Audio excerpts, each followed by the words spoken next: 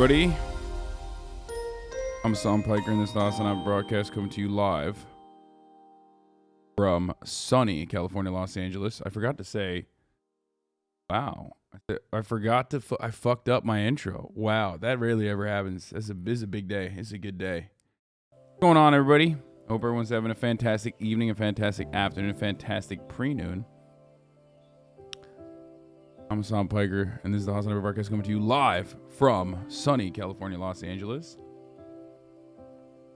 Are live and alive, and I hope all the boys, girls, and MBs are having a fantastic one, because today's a wonderful day. Please don't have KYRIE on. Also, 3 people said I'm a fake Jew, and 2 called me a Zionist today. Hope you're having a good day.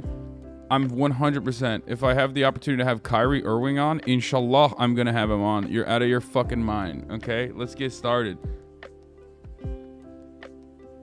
Like, let's...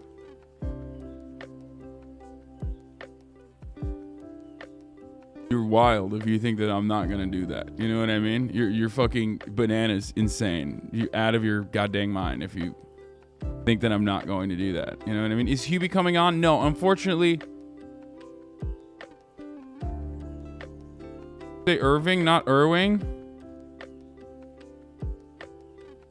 Listen, I'm Turkish.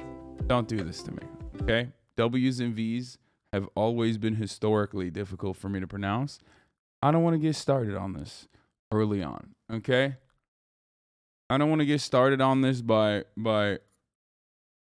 motherfuckers being like, oh, it's not Irving, it's not Irving, it's Irving. Okay, it's Irving with a V. I'm right? Am I saying it right or am I saying it wrong? It's Irving with a V. Fuck. It's Irving with a V. It's Irving with a V. Dude, stop, okay? I'm literally fucking fluent in 2 languages. Shut the fuck up. This is the most... I hate that. I hate that. It is literally a gigantic insecurity of mine. Okay.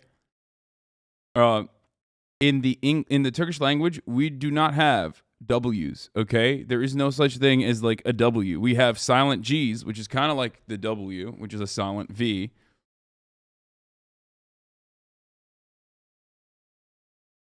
And it's very frustrating when we have when I fuck it up sometimes. Anyway, KYRIE literally lost Braun a ring. Yeah, I know. Well, who cares? Okay. Like I said, it's Kyrie Irving. When we went walking, we were watching window washers wash windows with warm washing water. No, you don't understand. W's, if it's all W's, is easy as fuck to say. If it's W to switch off to a V, then it's hard.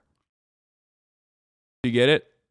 Like if it's all W's, then I can fucking crush it, right? But if there's a V in there, like volleyball or Volkswagen is like really hard for me to say. Like I have no idea how to say.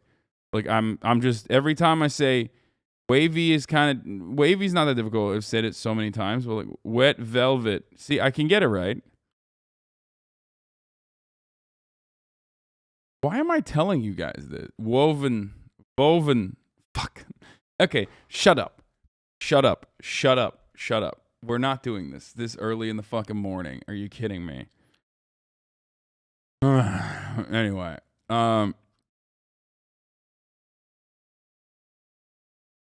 okay, so there's literally nothing going on in my life as far as personal news goes, so I should just like fucking jump directly into it. I was supposed to have Hubie on, okay?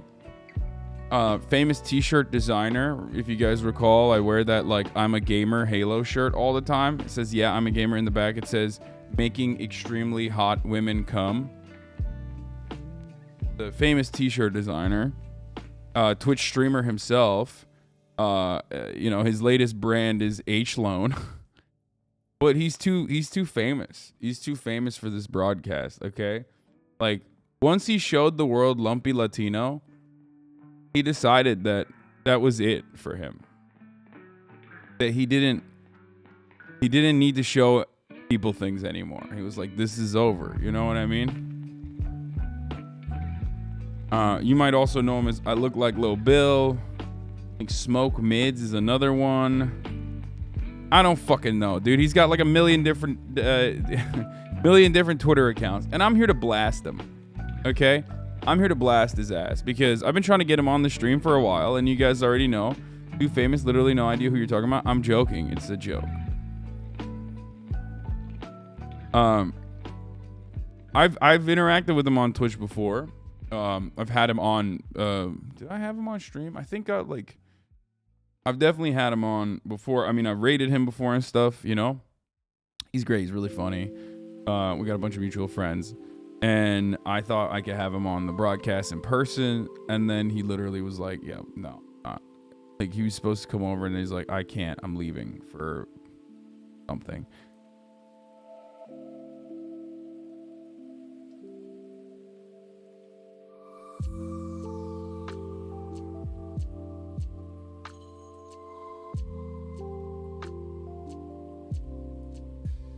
Wait, when the fuck did I write this? Did I actually write this? Just bought a Toblerone because of that anime on Netflix I keep seeing everywhere. Wow, marketing schemes truly are a bitch. Ladies finna hit my DMs. I got a big Toblerone dishing it out indiscriminately. When the fuck? When did I even write this, dude? I don't remember. It's one of those like fucking insane tweets where you're just like, did I write this or did I get hacked? Like what? I don't remember this at all. That's so funny. You were such a fuckboy. I mean, this is literally a joke. This is called ironically posting.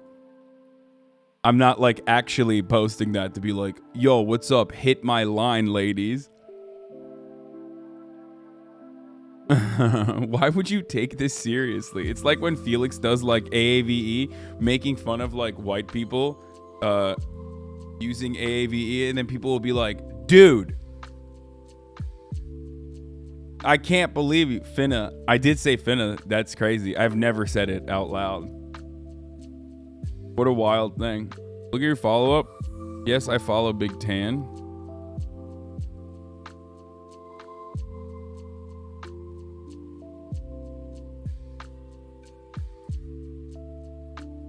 That's a fuckboy joke, though. Delete it now before the freaks find it. My favorite tweet from that account. Oh, they gay for finding the peculiar group of sea creatures found in the deep Australian abyss. They gay for finding these. Lol. Imagine you're in the fucking woods and then you find that like mushroom that just looks straight up like a hard erect cock. That's gay.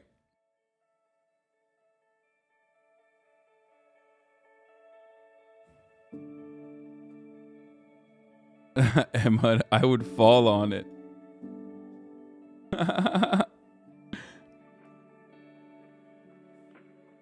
Anyway,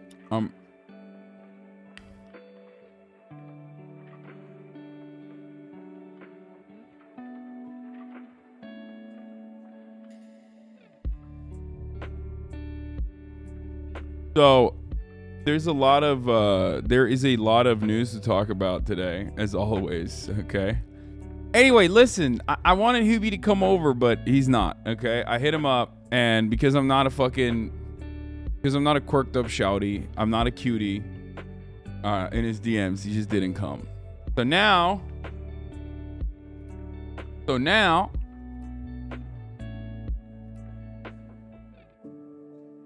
We're waiting on another guest, an esteemed guest, like a multiple-time award winner.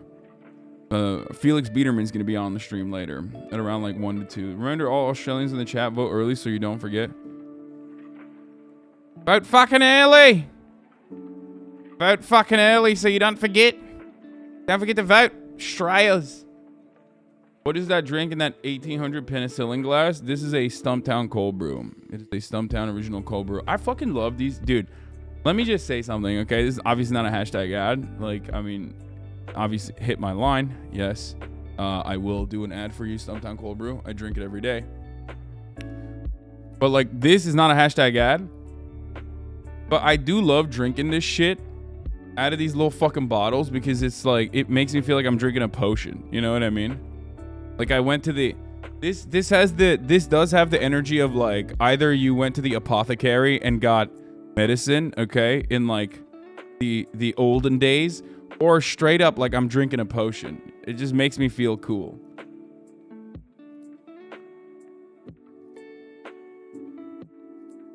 Anyway, how are they not paying you? I have 3 friends who drink this because of you. I mean, they don't fucking know I exist, probably.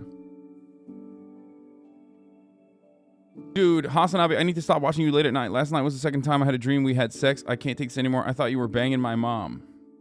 Okay. That's interesting stuff. Very weird. Oh, dude, what the fuck? This is good. This is good. This is fucking destroyed me. Okay, anyway. I have nothing going on in my life, so I'm gonna blast off, and we're gonna get started, because there's a lot of fun shit happening, okay?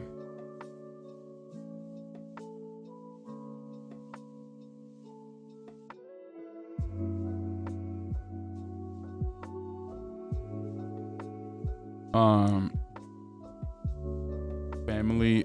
Today we might watch that family YouTuber.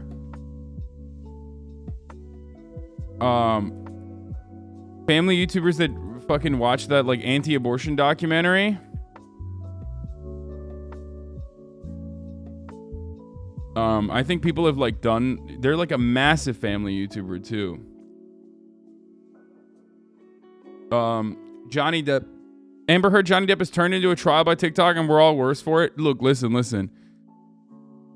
I think like a lot of people are just. How do I describe it? We'll talk about that too. We'll talk about the Amber Heard shit, because like I've kind of covered this, but I've been talking about it nonstop. But like, I think that yes, people are fucking insane. I think people like on either side of the equation are just like going fucking buck wild, but especially Johnny Depp fans are like going extra buck wild because they see this as like a redemption to right the wrongs of not just like Johnny Depp potentially being abused by Amber Heard, a side that was left unheard by the mainstream media for the most part, but also like literally this is like their opportunity to be like, yeah, see, women lie all the time. Like all women are Amber Heard and they're always lying, and they are the abusive ones actually. Look up Shireen Abu Akleh, please. I already talked about it last night when it first happened, and I'm tweeted about it, and I'm gonna obviously talk about that today as well. Family YouTubers drop fat anti-abortion documentary unprompted.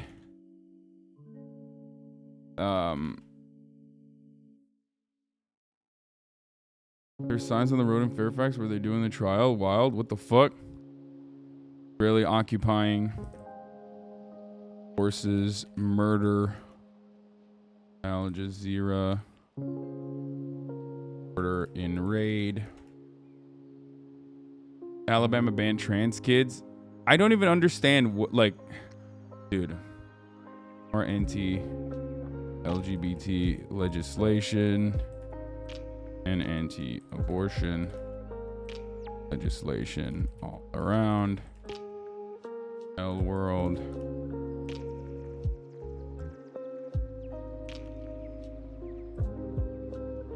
Also, let's see, buyer logic. On at 1 p.m.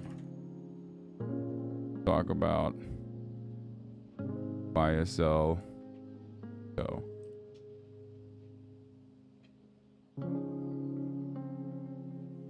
I'm not writing this in.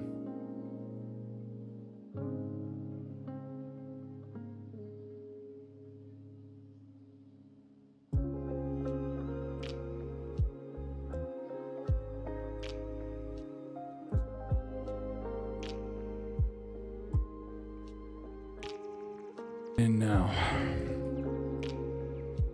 it's like a weird thing to fucking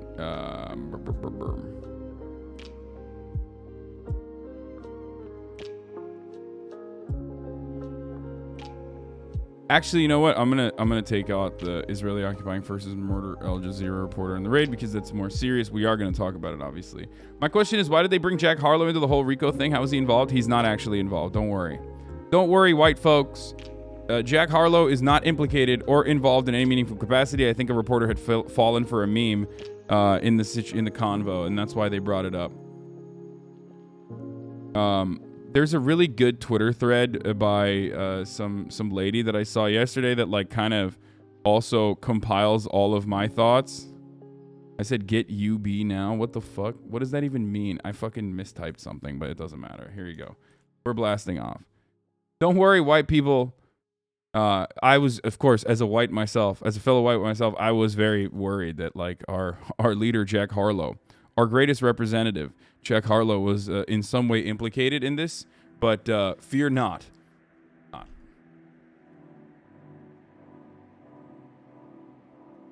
Fulton County DA talks about the YSL RICO indictments. We talked about it yesterday. Like, we watched it. Oh, shit. She got a separate interview? Good Jesus Christ, dude. Oh, before we get started on anything else, I just I want to wait for the RICO stuff to talk about the RICO stuff with Felix, who is obviously my rap correspondent. Okay, I mean Felix Biederman of Chapo Trap House is the most knowledgeable on issues that pertain to both drill music, Chicago,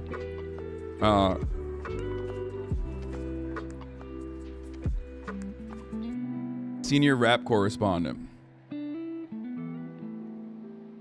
But yeah, trap lore, step aside, trap lore Ross. It's time for a new down ass white boy, trap lore Felix. An AAVE expert, yes.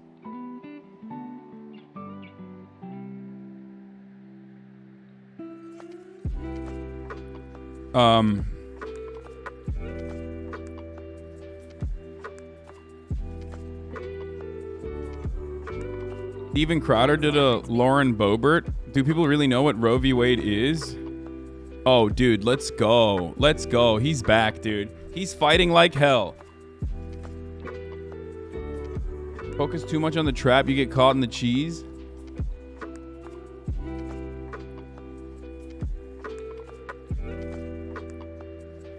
Are you gonna see Dave One and his bro performing at LA Friday night? Thinking of getting tickets? Okay, Megaphonics, don't think about getting tickets because maybe I'm gonna be there, okay? Get tickets if you want to go see them. Don't be weird, Megaphonics.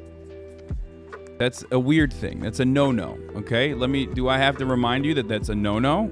That's not a good thing to write in the chat? That's not what I meant. I was just curious. I was already going to get tickets. Okay, cool. Well, don't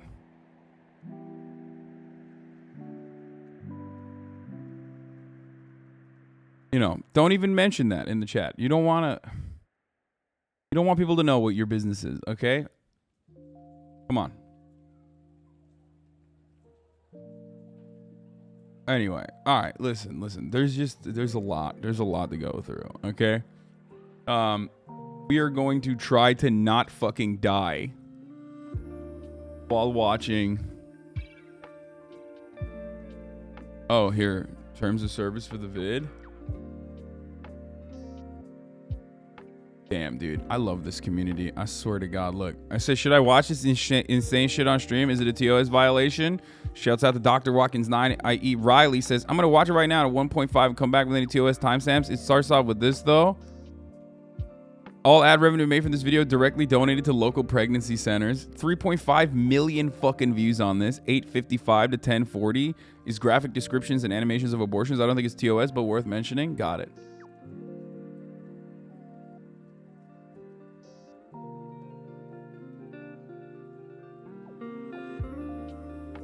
Yeah, trigger warning, Steven Crowder. This video is going to be cringe as fuck.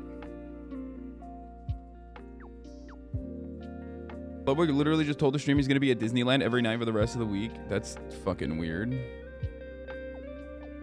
Oh my God, new Jubilee about who's the most conservative out of the five. Five conservatives rank themselves on this political spectrum. So like one's a Nazi, I guess, right? Oh my God. Dude, what is happening? Did I wake up this morning and make dua so that you know, Allah would grant me content, unlimited content? Is that what's going on? Because that's what it feels like. I'm gonna be honest with you. It feels like I have been gifted. I've been gifted a content mine. Cryptocurrencies are fucking blowing up, by the way. We already watched the five men rank themselves by deadlift strength. But anyway, cryptocurrencies are popping the fuck off, and by that I mean the bubble is blowing up. You yesterday, shit's kind of stale. The content gods bet. Yeah, that's exactly what happened. A $350,000 Bored Ape NFT was just sold for only $115. That's fun stuff. That's cool.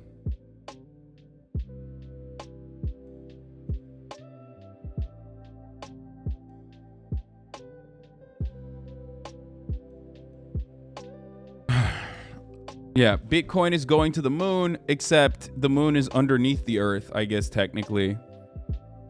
Cody just dropped a fire vid about inflation as well. Cody, dude, as much as I love Cody, I feel like his videos are not exactly great for watching on stream. On a scale of corporate Democrat to Nazi, how conservative are you? Yeah. This was from March, dude. I mean, shit's gotten worse. This is probably worth nothing now. They gay for finding these. Anyway, here it is. Here's the blast off tweet. Let the people know. Let the people know. Do not let the haters know, but let the lovers know that we're live and alive. Okay.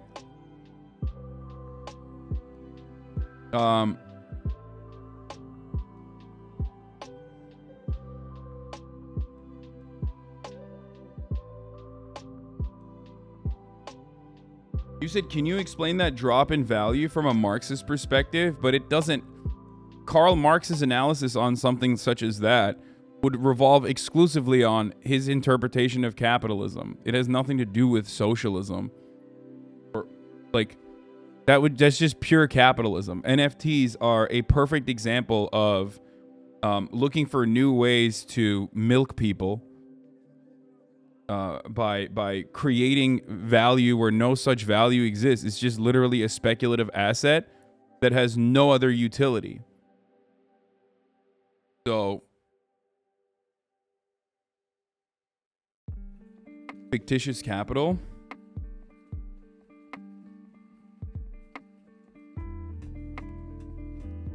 The Dutch flower thing, no. I mean, even with the tulip bulb, there's like another... No, I think it's worse, okay? I think it's worse than that.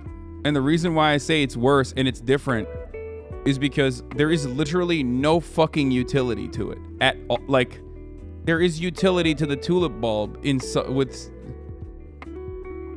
there is utility to a tulip that an NFT does not even have.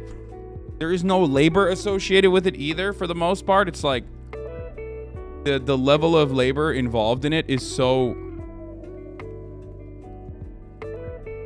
I don't know. I don't even know how to describe it. Somebody listened to the new Chapo? No, I have not actually listened to the new Chapo. Part of the reason why I didn't listen to the new Chapo is because they were talking about NFTs and I find it like incredibly boring. Is that why? Is that what they talked about?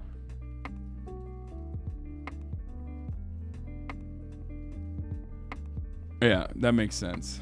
I have not listened to the new...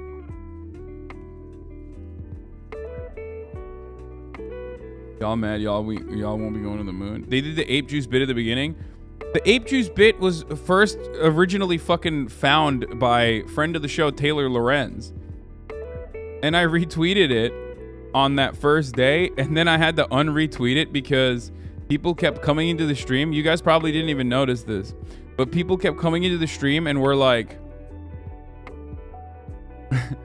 people kept coming into the fucking stream and being like, Hasan, I think you got caught in a scam.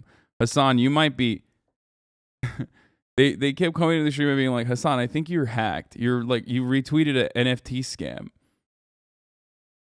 So I had to unretweet it back then, but it's lived in my mind. It's lived in my mind since it came out. Y'all still don't get it. Ape holders can use multiple slurp juices on a single ape. So, if you have one Astro ape and 3 slurp juices, you can create 3 new apes. Tonight's Slurp Juice Mint event is essentially a minting event for both lab monks and special forces. So put that in your crazy helmet and... Slurp Juice was a neo-fash meme to troll people? Yeah, I heard it was like some fucking... it had like associations with fascists or something. I don't care. We can still make fun of people, okay? Can we do that? Did you see this Pokey clip already?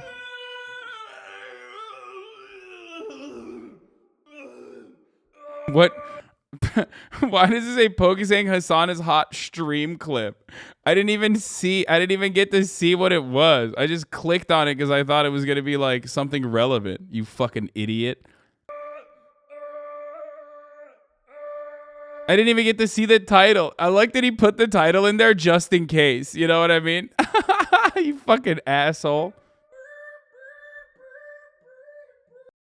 Okay, at least this is like unique and creative, all right? Instead of like the classic. Hating on blockchain / NFTs is like hating on TCP / IP because scams and bad things exist on the internet. No, totally, dude. No, you're right. NFTs have so much practical utility that's like different and that's different than like already existing technologies. You're absolutely correct on that. We do need a hyperlink that's like we do need a hyperlink that is powered by an insane fucking farm somewhere overseas.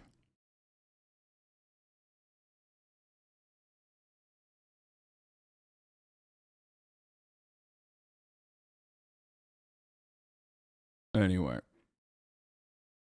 At least like, what's my take always? What's my fucking take always? At least if you're gonna be like, at least if you're gonna like hype NFTs and stuff, like be in on the scam.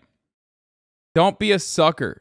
Be in on the fucking scam. Do you understand? Like, don't be the person holding the bag.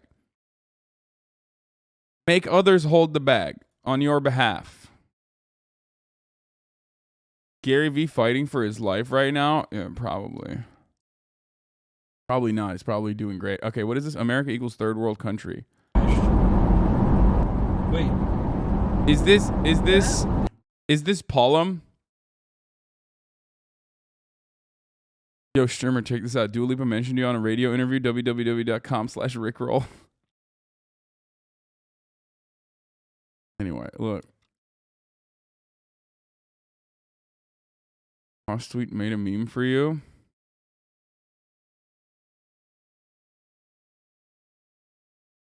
True. How is he streaming in a tunnel? Hello, America. Hello. If you are in the United States of America, this is called living in a civilized nation. Okay? This is called living in a civilized nation where, you know, your ISPs are not working to fuck you in the ass all the time. And instead actually offering, you know, good service. A practical utility that you need for, at least in this day and age, survival. You get it. It's called living in a country the size of a state. Well, you know, America notoriously does not have states the size of a state. It's really interesting that you bring that up, my friend. It's not America's size that makes it virtually impossible to have decent coverage everywhere. It's the lack of willingness. How can you be in a community like this one for at least 6 months and not recognize this fundamental reality that if the government is not going to force ISPs, okay, internet service providers, to actually follow through on all of their obligations that the government offered billions of dollars in tax breaks to, like reorienting and basically reinforcing their infrastructure and building better bandwidth mechanisms, fiber optic lines everywhere. If they're not going to do that, and then the government's not going to punish them for it at all, then obviously they don't need to. There's a great example of this, actually, as a matter of fact. Fun fact. Let's talk about Chattanooga, Tennessee. Hasan, why are you talking about Chattanooga, Tennessee? What the fuck? That's so weird. It's Tennessee's 4th largest city. I mean, that's not even the number 1 city in Tennessee. Why am I talking about Chattanooga, Tennessee? Well, that's because it has one of the fastest internet speeds in the United States of America. That's right. The best broadband in the United States isn't in New York or San Francisco. It's in Chattanooga. Now, you might be wondering, how did that happen? That's fucking crazy. I mean, Chattanooga, Tennessee, what? That's like Tennessee. Isn't that like, all my exes live in Texas? That's why I swing my hat down Tennessee. Like, what's up with that? What's going on there? Well, guess what? How did that happen? Well, it happened because the people of Chattanooga were like, okay, fuck this. We're going to take matters into our own hands. As a part of his American Jobs plan, by the way, Biden wants to spend $100 billion on bringing affordable high-speed broadband for everyone. This was back in 2021. Oh, how laughable that is. That obviously is not happening. Anyway, but Chattanooga was able to get this. It has the fastest broadband connection, runs to 10 gigabytes per second, fast enough to download a 2-hour HD movie in 3 seconds, and the starter pack offers 300 megabits per second for less than $60 a month. And their prices haven't ever risen. Wow. The broadband is so attractive that it has drawn companies and professionals to the city, and in a post-pandemic future where remote jobs will be a more stable way of life, Chattanooga's broadband prompted PC Mag this past January to rate it the best work-from-home city in the country.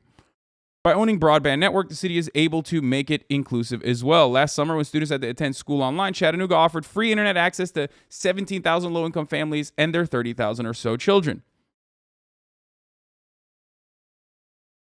How did that happen? Because Chattanooga began laying down fiber optic cable in 2009, and its electric power board had been planning a revamp of the grid, and to build out the cable network in tandem was not difficult. Comcast and AT&T, which were operating in the city then and still do today, tried to block the move by suing the city. The city itself was like, fuck you guys. We are going to do this ourselves. You are not doing it for us. So we're going to do it ourselves. We're going to do it with our taxpayer fucking funded dollar reduce, okay? Because we're already paying for it. You, the American taxpayer, and myself, we already pay for this broadband, okay? We already paid for this infrastructure. We already paid for it 10 times over, as a matter of fact. ISPs just simply land on top of that, okay? So Chattanooga decided to do public infrastructure. That's fucking wild.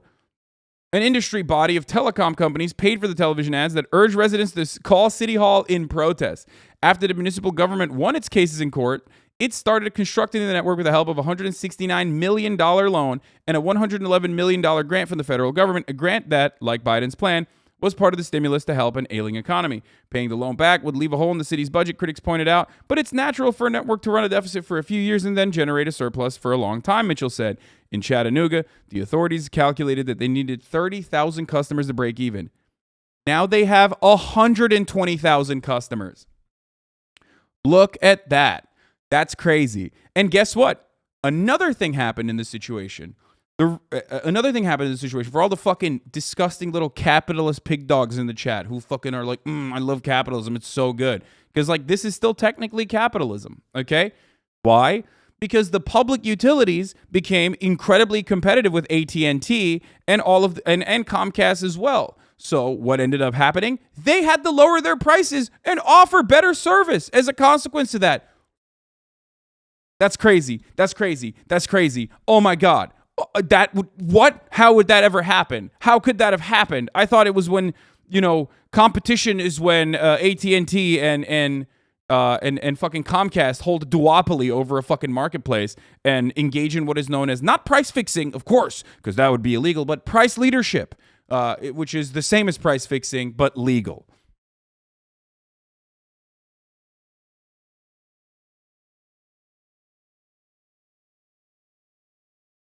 The benefits of broadband. Beyond its own profit and loss statements, the EPB's broadband services brought huge benefits to the city. A recent analysis showed that Chattanooga recorded a community benefit worth $2.69 billion in the past decade. Now, obviously, other countries are able to achieve these results or similar results. I don't know exactly what Norway's system looks like for their infrastructure and their broadband. Okay, I don't know how that works. But my point is this. A better future is possible, and we can do it. And there are sometimes, in a sea of horrifyingly awful fucking news, a little bit of good news, okay? Chattanooga recorded a community benefit worth $2.69 billion in the past decade. The exercise and quantification included a value of 9,516 jobs created in the city and its surrounding areas over the past decade, by the way, for the record. Can you explain the difference between price leadership and the other? Oh my God, I'm literally doing Econ 101 shit. Okay. Price fixing is illegal. It's when you get, it's when you have oligopolies, you know, a marketplace dominated by like a couple fucking companies that basically own damn near the entirety of the marketplace, and they get together in a shadowy dark room and they're smoking cigars and going, ha, how do we fuck everybody over? A cartel, if you will. It's called price fixing. Now that would be illegal technically, even though many people do it. Someone said OPEC. That's kind of a good example of this as well. Obviously, that's why they say it's a cartel. They control the prices completely by changing, by adjusting supply and demand, or adjusting supply without considering demand, and that's part of the reason why you will have really high oil prices, for example, time to time. So that is what is known as price fixing. Okay. Price leadership, on the other hand, is the legal way that you can do this, which is when one company, and airliners are a great example of this, another industry that is completely fucking eviscerated by oligopolies, where there's a reason why there's only one or two airlines that go to specific airports. You're like, what the fuck's going on, right? What? Why? Why is it only like one or two airlines that fly to this place? Why is it that like we used to have hundreds of airlines and now we only have 5? Across the board? Well, that's because they keep buying one another. The big airliner buys the small airliner. Okay. Anyway, so price leadership in that situation is what airliners do. For example, they will turn around and go, you know what we've decided? Actually, we calculated that we'll take out the olive from a meal plan. We'll take out one olive, and that way we will make. We will have reduced like $1 billion worth of additional costs, right? And then another airline will go, wow, that's really good. We are going to do that as well, actually. But except the olive example is real, but it was an example from like the fucking 60s, whereas the current example is basically all of the additional fees, the hidden fees that you see that completely have nothing to do with providing like better service or whatever, but additional fees that artificially lock you out of certain things that you would normally be able to get away with, like bringing on a fucking checked bag, for example, having one checked bag, or bringing on your hand carrier. These are, processing fees, things like that. These are all things that airliners used to afford, airlines used to basically pay for, but they're not doing that anymore, and overbooking fees as well. I mean, or just overbooking in general. That's another way. Like all of these, all of these ways to improve their profit margins is someone that basically does. Someone will basically do it. Like one industry airliner will do it, and then others will follow through immediately because it is an oligopoly regardless. But you can't prove that they did it in a shadowy, smoky room where they're smoking cigars. Okay.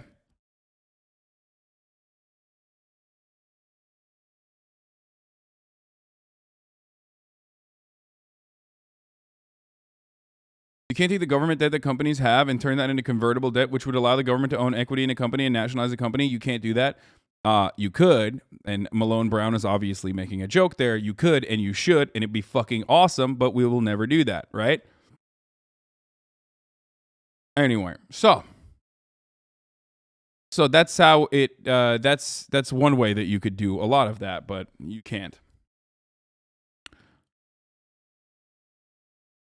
So this is a great example. How the fuck do we get here? Because Nick Pollum able to drive his electric vehicle through a tunnel in Norway and have better coverage on his fucking IRL stream bag than I do when I'm streaming from home. It's still on. No, it's not. Yes, it has 2,000 bitrate in here. We're going so fast. I'm watching it. This is not just a tunnel. This is a tunnel under a mountain. How is there more service in a tunnel under a mountain than at a fucking plant farm in Texas? Hey, we're not just under a mountain. We're underground. Like we went down. Melina, the bitrate is going up. It's going up. It's going up. How is there more service underground than there is in Texas at a farmer's market? God, I hate America, dude. It's the worst. It is the worst. We are literally, once again, third world country with a Gucci belt. Jesus Christ. Straight up. America just sucks, man. Straight up. Straight the fuck up. North America infrastructure, yes, it's a laughing stock. It is a joke. It is the fucking absolute worst. They use signal relays underground so EM wave penetrates a fucking mountain. I mean, the idea that, like, you have enough. The idea that you have enough fucking bandwidth, even down there, that's crazy. What is this? Video I tried to send you yesterday, but you yelled at me because it didn't have enough likes? No, it's not that I fucking yelled at you because it didn't have enough likes. It already had a lot of likes yesterday. I just thought it was irrelevant to the conversation. But there's a more relevant version of this conversation, which is that we now know officially that Ben Shabibo quite literally fucking is aware of the Aquaman H-bomber guy memes. This kind of hurts my soul a little bit, but he made a joke about it. An unoccupied house on the stilts of Verdante, North Carolina, as it collapsed into the ocean this afternoon, was worth $381,000, according to Zillow. Ben goes, Aquaman about to get a sweet real estate deal.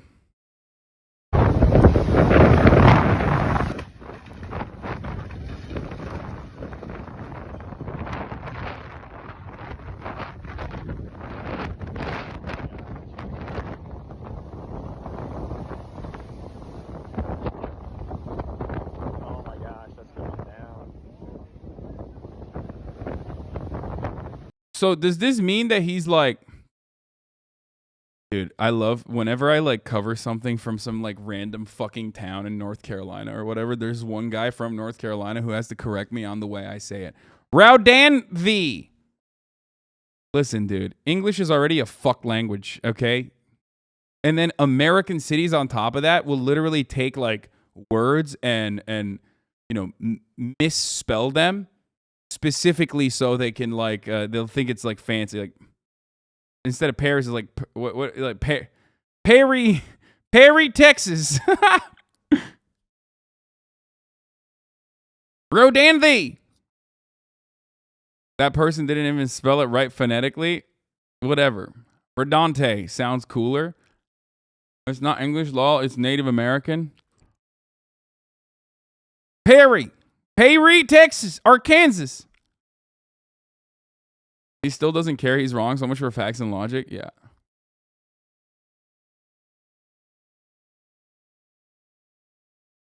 Booster shot in the UK is spelled Berkshire shot.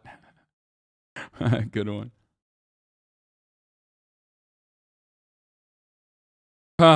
Too local of a news story. I still think it's too local of a news story, but value went up because collapsing houses are more rare. Yeah.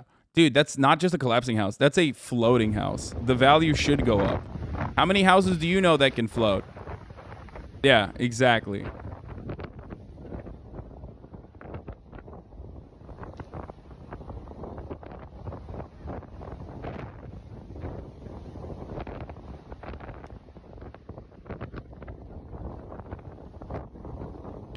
When Joe Manchin has a houseboat, it's cool. But when this guy wants to make his house into a houseboat, it's not cool. I see it. Double standard.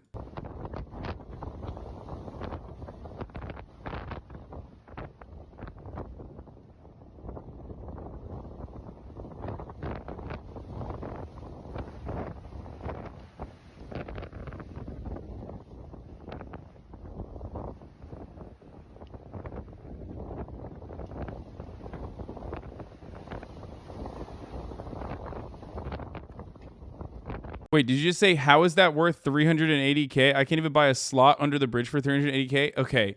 I think it's less, it's worth less than that significantly. And not only that, but I also think that that's the reason why it's only worth 380K, which even that is too high in my opinion. Like, that's crazy. Imagine being still in there. You can tell your grandkids you once surfed in a house. Pretty neat. I agree.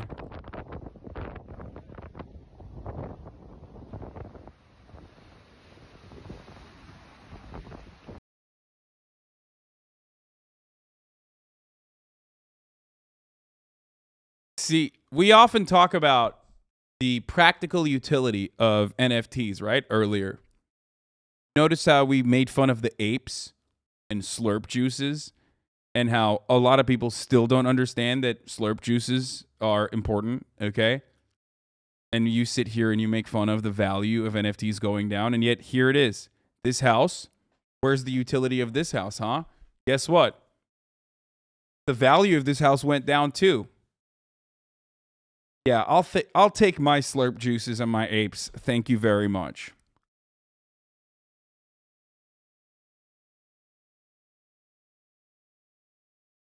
This is the house that Slurp Juice built.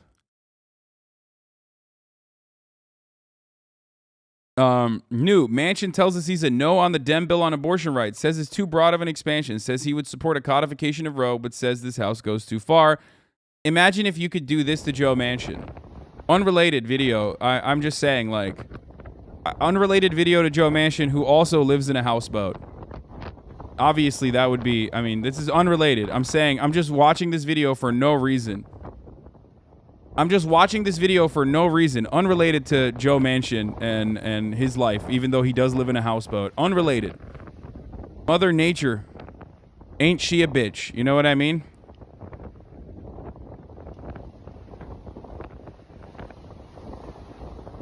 Yeah, you know what else goes too far, Joe Manchin? A houseboat. But it can't go far enough if it's got holes in the bottom of it.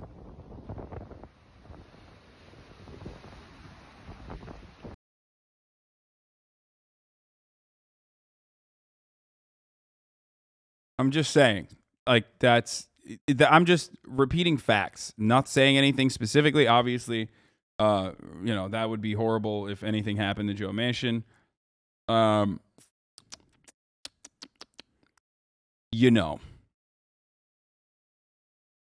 But also,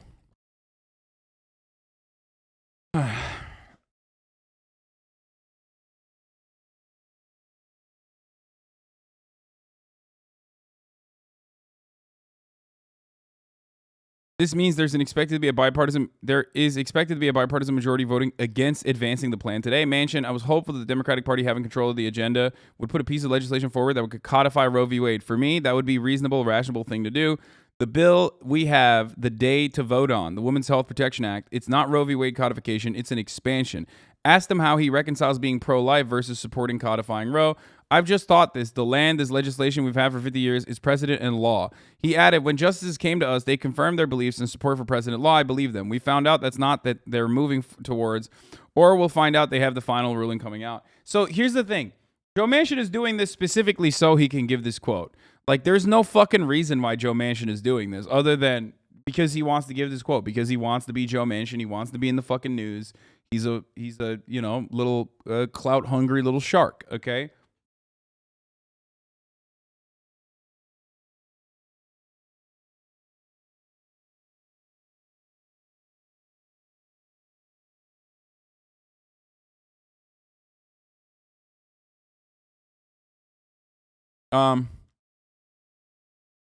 So, that's the reason why he's doing this. And this wouldn't work if he was a Republican, for the record. That's why he will never be a Republican. It's fucking bullshit. Or he'll only turn when it's too late regardless.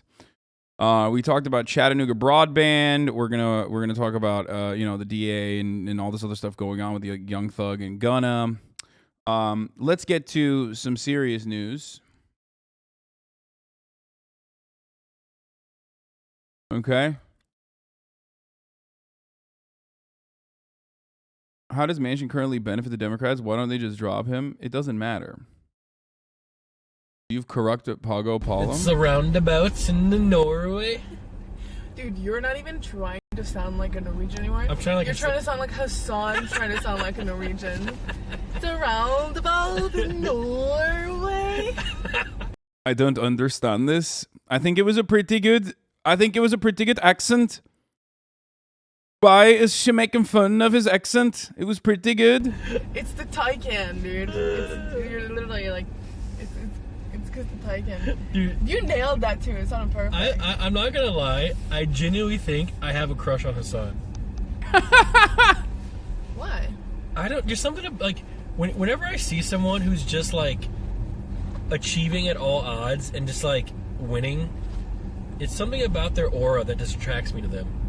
That's Aw, nice. You know, it's very nice. What a nice thing to say. And he's of course talking about my accent. He's like he's achieving with his accent. Very wholesome.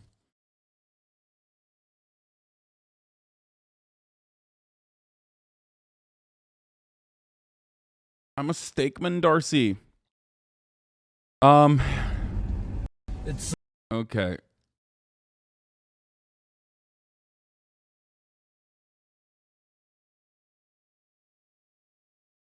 All right.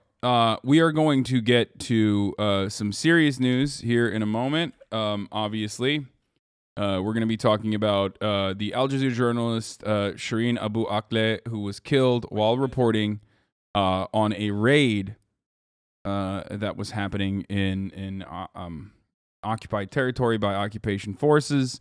Obviously, I'm not going to like make a joking ad break thing right now. I'm just going to run the ad at the top of the hour. It's the first of the day. And then we're going to talk about this, and we're going to talk about like Israel executing journalists and other atrocities. And also America's coverage on the matter, and like American and Western media coverage on the matter, and what kind of defense mechanisms there are in place every time something like this happens. But yeah, here's the 1 minute ad break now. You can avoid if you subscribe for $5 or for free. Something like 55 journos since 2005, even more than that since 2000.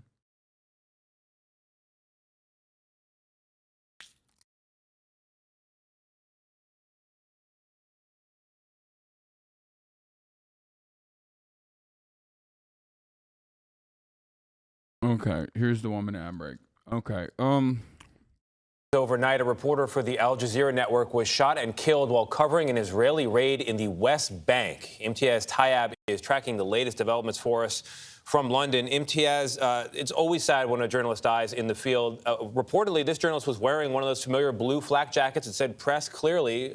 Good morning. What else? wearing a blue flak jacket and a helmet, for the record. And the reason why the helmet is important in this situation is because she was shot by a sniper in the head, is what the first-hand accounts are stating. Now, of course, as we've talked about time and time again, as we have talked about time and time again, if you just listen to the first 19 seconds of this, you're like, well, by who? They make it seem as though like a stray bullet was just flying on its own. Who knows? Who knows? Who knows where that bullet came from? You know, bullets that are just bullets that are basically naturally flying around in that region. That's just how it is. That's where the natural territory of bullets are. Well, according to the first-hand accounts and according to the on-the-ground coverage from humanitarian aid groups, this was the Israeli occupying forces that actually shot her and killed her. What else do we know? Tony, good morning. Well, what we do know is Shireen Abu Akleh set out early this morning to cover an Israeli raid in the town of Jenin. Now, a warning here, some of the images are distressing, but she can be seen wearing a helmet and body armor that was clearly marked as press when she was shot. The journalist next to her here said they were targeted by Israeli forces. Now, Abu Akleh's employer, Al Jazeera, said the veteran reporter was, and I'm quoting here, assassinated in cold blood by Israeli forces. Israel's prime minister called the death unfortunate and blamed it on Palestinians, claiming they were, quote, firing indiscriminately. Yeah. The claim is that, so the claim basically is that the immediate claim from Israeli authorities was that this was actually the Palestinians that were shooting at them. They also came out with a video that isn't even near the actual site where this incident was well documented. Like, this is literally filmed. They have it on camera, right? And in that situation, they for any Americans who don't know her, it's basically like killing Anderson Cooper. She was such an important journalist in the Arab world. Yes, this is a person that has been covering the plight of Palestinians for Al Jazeera in the Arab world for a very, very long time. And yeah, B'Tselem, which is a humanitarian organization on the ground, immediately went in and actually fucking the Israeli Information Center for Human Rights in the Occupied Territories, am I saying it right? B'Tselem? Anyway, they went in and basically fucking showed that the Israeli government was lying. And they used Palestinian accusing Israel and Israel accusing Palestine. What's next? It doesn't fucking matter who's accusing what. You have to literally look to the facts of the matter.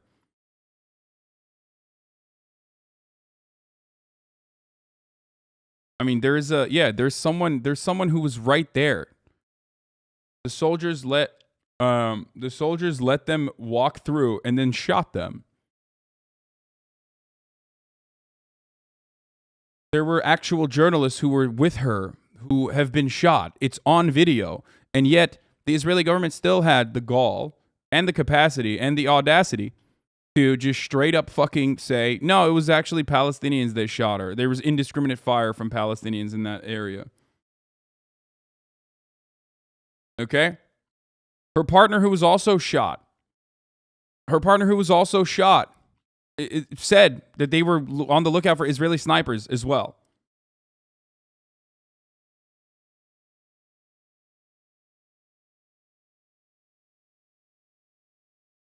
According to a reporter accompanying Shireen when she was shot, she was not only wearing a press vest, but also a helmet. The reporters were facing the Israeli snipers. There's no way they mistook her. They hit Shireen where her head was exposed in order to kill her. Okay?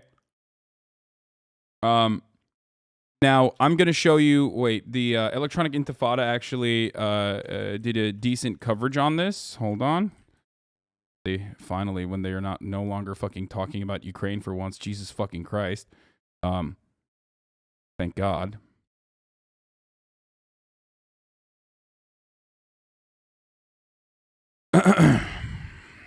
They are a little, I mean, as much as I like the Electronic Intifada, their coverage on the Ukraine stuff has been a little fucking a bit much. A bit, like, you know, a lot of people say I'm, pro Russia or whatever, but like anyway, it's unrelated to this circumstance. Let's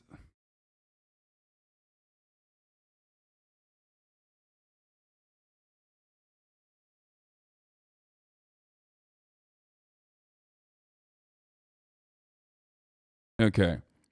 So the Al Jazeera correspondent Shireen Abu Akleh was fatally shot during the Israeli raid in the occupied West Bank early Wednesday morning, causing shock and anger across Palestine and the wider region. In a tragic and deliberate crime that violates all international laws and norms, Israeli occupation forces assassinated our correspondent Shireen Abu Akleh, the Qatar-based network said. Israel initially blamed the Palestinians for Abu Akleh's death, but later walked back those claims. Her death was announced by the Palestinian Health Ministry shortly after video circulated online showing her limp body being carried into a car and evacuated. The veteran correspondent was hit by a live bullet on Wednesday while covering the Israeli raids in the city of Jenin and was rushed to the hospital in critical condition, according to the ministry and Al Jazeera journalists, the network's English language website reported. Abu Akleh is a Palestinian with U.S. citizenship. Remember, she also has a U.S. citizenship. As well, was wearing a press vest and a helmet when she was killed, and she was 51 years old. Shireen Abu Akleh's colleague and eyewitness who was standing right by her described how an Israeli sniper directly targeted her. They were both like I said, I'm going to repeat this one more time. They were both wearing press jackets and helmets, as you saw in that video. Shireen was shot near her ear where the helmet didn't cover. It was a shot of extreme precision. A second journalist, Ali Samoudi, was shot in the back during the same incident and was reported to be in stable condition. In interviews from his hospital bed, Samoudi insisted that the journalist had been deliberately targeted by the Israeli forces and there was no fire from Palestinians at the time towards the Israeli soldiers. Samoudi said the journalists were in an open area and would have been clearly visible to the soldiers. He said he could not see any Palestinian fighters or even civilians in the area, only Israeli soldiers. We were going to film the Israeli army operation, and suddenly they shot us without asking us to leave or stop filming, Samoudi said. The first bullet hit me, and the second bullet hit Shireen. There was no Palestinian military resistance at all at the scene. Shatia Hanaisa, another journalist who was right next to Abu Akleh, also said there had been no confrontations between Palestinian fighters and the Israeli army and said that the journalist had been targeted. Now, the reason why I'm covering this, obviously, because I cover stuff like this all the time. You know, I covered when a American journalist was executed in Ukraine. But the reason why I'm covering this with this level of thorough eyewitness testimony is because, like I mentioned, the immediate fucking reaction was from Western media to declare that, like, use passive language. The immediate reaction from the occupying forces and their defenders was to say it's actually the fucking Palestinians that shot them. So I want to make sure that you understand, like, there is no like, oh, I don't know, in the fog of battle, like what happened. Like, these are journalists, and this was better documented than even the American journalist that was killed in Ukraine. Like, there is enough information coming that it is very difficult to muddy the waters here, in the same way that, once again, the Israeli occupational forces tried to. Okay? Now, Israel immediately acknowledged that its soldiers were in the Jenin refugee camp and looking for what it calls terror suspects. Near daily raids by the Israeli occupation forces across the West Bank regularly result in injuries and deaths among Palestinians. This has been ongoing for some time now. But Tel Aviv immediately went on the offensive, denying responsibility for Abu Akleh's death. Prime Minister Naftali Bennett issued a statement that I'm going to show you now. Okay? Issued a statement that, according to the information Israel has gathered, it appears likely that armed Palestinians who were indiscriminately firing at the time were responsible for the unfortunate death of the journalist. Now, they put a video out there as well. Bennett based his claim on this video that was shot by Palestinians and shared on social media. In the video, Palestinian gunmen say, "We hit a soldier. He's lying on the ground." Except this area this is such a shit job that, one, it was mistranslated, and two, the area that they're showing here, there's no body. There's no body whatsoever in this video.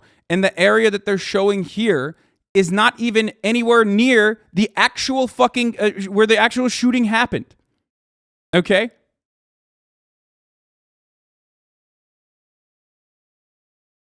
Bennett said no Israeli soldier was injured in the clashes and claimed this increased the possibility that Palestinians were the ones who shot the journalist. Bennett added that Israel called on the Palestinians to conduct a joint pathological analysis and investigation, which would be based on all the existing documentation and findings in order to get to the truth. So far, the Palestinians have refused this offer. Now, you might be wondering why Palestinians would refuse this offer.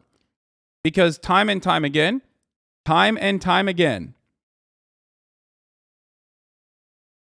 Israel has done things like this and then turned around and fucking used it as an opportunity to just straight up lie. Time and time again, when Israeli occupying forces have killed nurses, journalists, children playing, soccer, children throwing fucking rocks or whatever the fuck, they regularly will use this and every opportunity to, like, still vilify the person, straight up call them a terrorist. And then when it comes out that they're not, they're like literally a fucking nurse and it's like very clearly and well documented, they'll turn around and go, well, they were just using them as a body shield. As a body shield. This is a body shield that, the Hamas organization was using, a nurse or a journalist as a body shield. Remember, this is the same occupying force, the bloodthirsty occupying force that has also bombed the Associated Press building in the Gaza Strip. So, it's not the first time that they've done stuff like this. The most moral army, my fucking ass. Okay?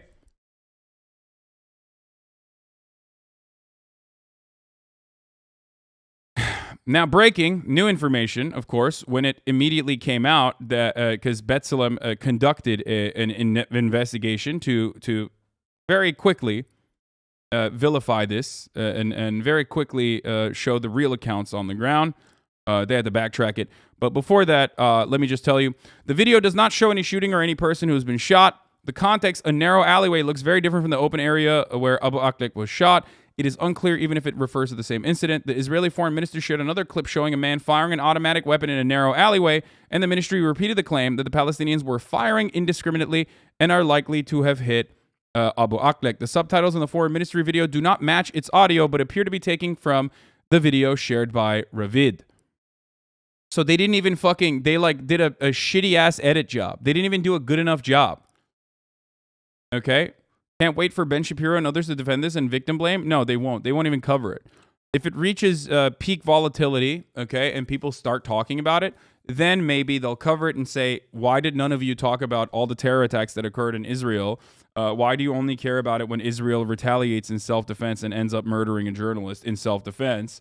And that you're anti-Semitic, and also acts of anti-Semitism are increasing in America because you keep covering Israel's war crimes. Okay?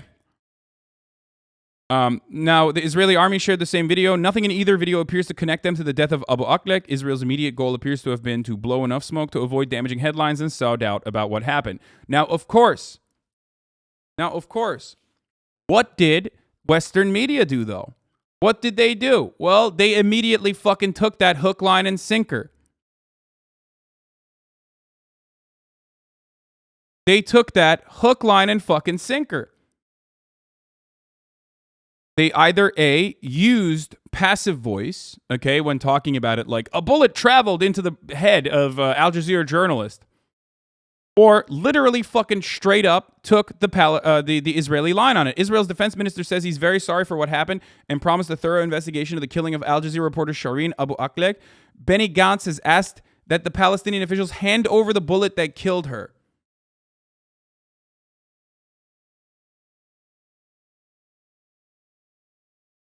And for the record, it's happening, yes, on a fucking raid on UN-recognized Palestinian territory. Like, that's where the assassination happened. That was one thing that they said. Another incredible fucking line was when when it originally happened.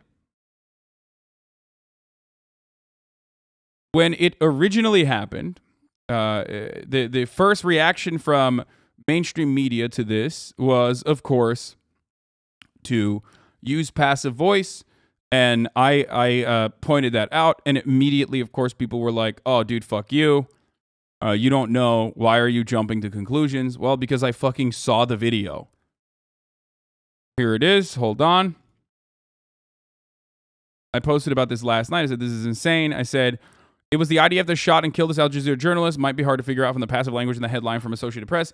This was the first headline that came out. Shireen Abu Akleh, a journalist for the Al Jazeera network, was killed by gunfire in the occupied West Bank, the Palestinian Health Ministry says. The shooting happened during an Israeli army raid in Jenin.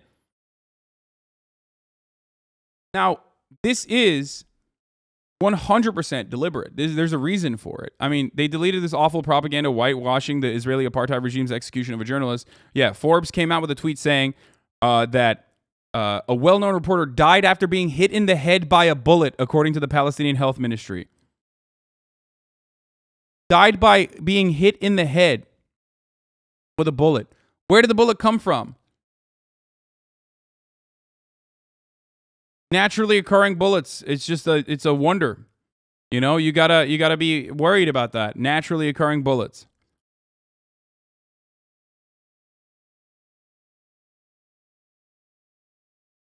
Just a bullet that, it's like hail, you know what I mean? You hate to be in a bullet storm. You hate to be caught in a bullet storm. Israeli human rights group, now we're going to talk about that, Bet Selem, said its field worker in Jenin documented the exact locations at which the Palestinian gunmen depicted in a video distributed by the Israeli army fired, as well as the exact location which journalist Shireen Abu Akleh was killed. Based on its investigation, the group concluded that the video of Palestinian gunfire distributed by Israeli military cannot be the gunfire that killed the journalist Shireen Abu Akleh. So we're going to watch that now, okay? So let's take a look at that. Hopefully there's no TOS in this because, there's usually some. There can be a little bit of terms of service violations in here. But here, here it is. Location of the Palestinian firing in the video distributed by the Israeli army. This is where that video was. This is the hallway. Like, this is the alleyway.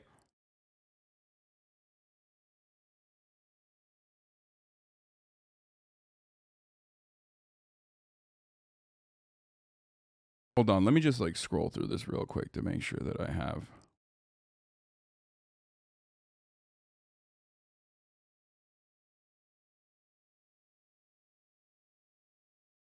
No, this one is safe for work. Okay. So this is the alleyway that the Israeli... This is the alleyway that the Israeli occupying forces said or showed the video from. That's the alleyway where the shooting, the video where they the video that they distributed saying like, oh yeah, they're shooting here, and this is where they like shot and killed her. And then this is the actual area where she was shot and killed. Coming up now. Several hundreds of meters away from the video footage and the shooting that they're referencing. And not even in the same time frame. Down there. Location where journalist Shireen Abu Akleh was killed several hundred meters further down the road. What do they gain by taking this risk, killing her like this, though? What did the American government gain by shooting at a bunch of journalists, 2 Reuters journalists, and killing them from a gunship?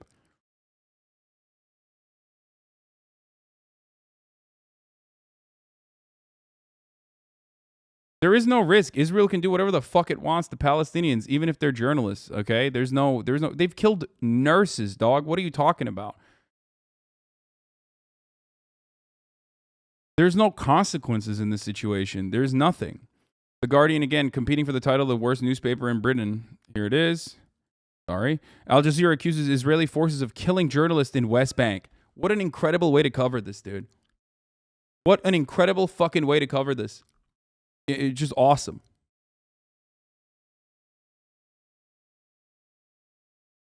The IDF has directly killed 52 Palestinians in the West Bank this year, triple the number of this time last year.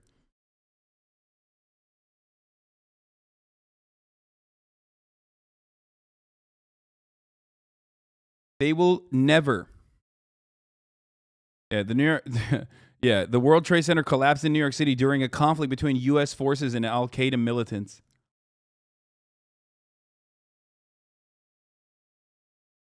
Only 2 countries that get away with this type of shit are U.S. and Israel because of the U.S.? Exactly.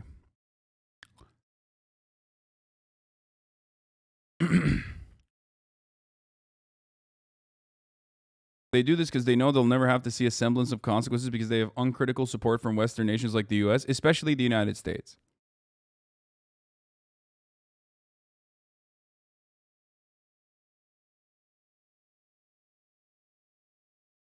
Bro, watching her, there isn't a single Palestinian that doesn't know her. She was an icon of press covering Palestine ever since I can remember. May she rest in power.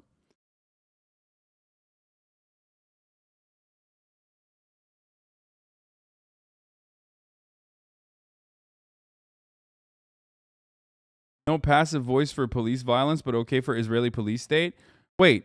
Avoid the vague officer involved for shootings and other cases involving police. Be specific about what happened. If police use the term, ask, how was the officer or officers involved? Who did the shooting? This is a change that they made last year during the George Floyd protests. But of course, the passive voice is still being used when it comes to Israeli cops, which are operating under the lack of accountability created for them by, again, the American military state. So...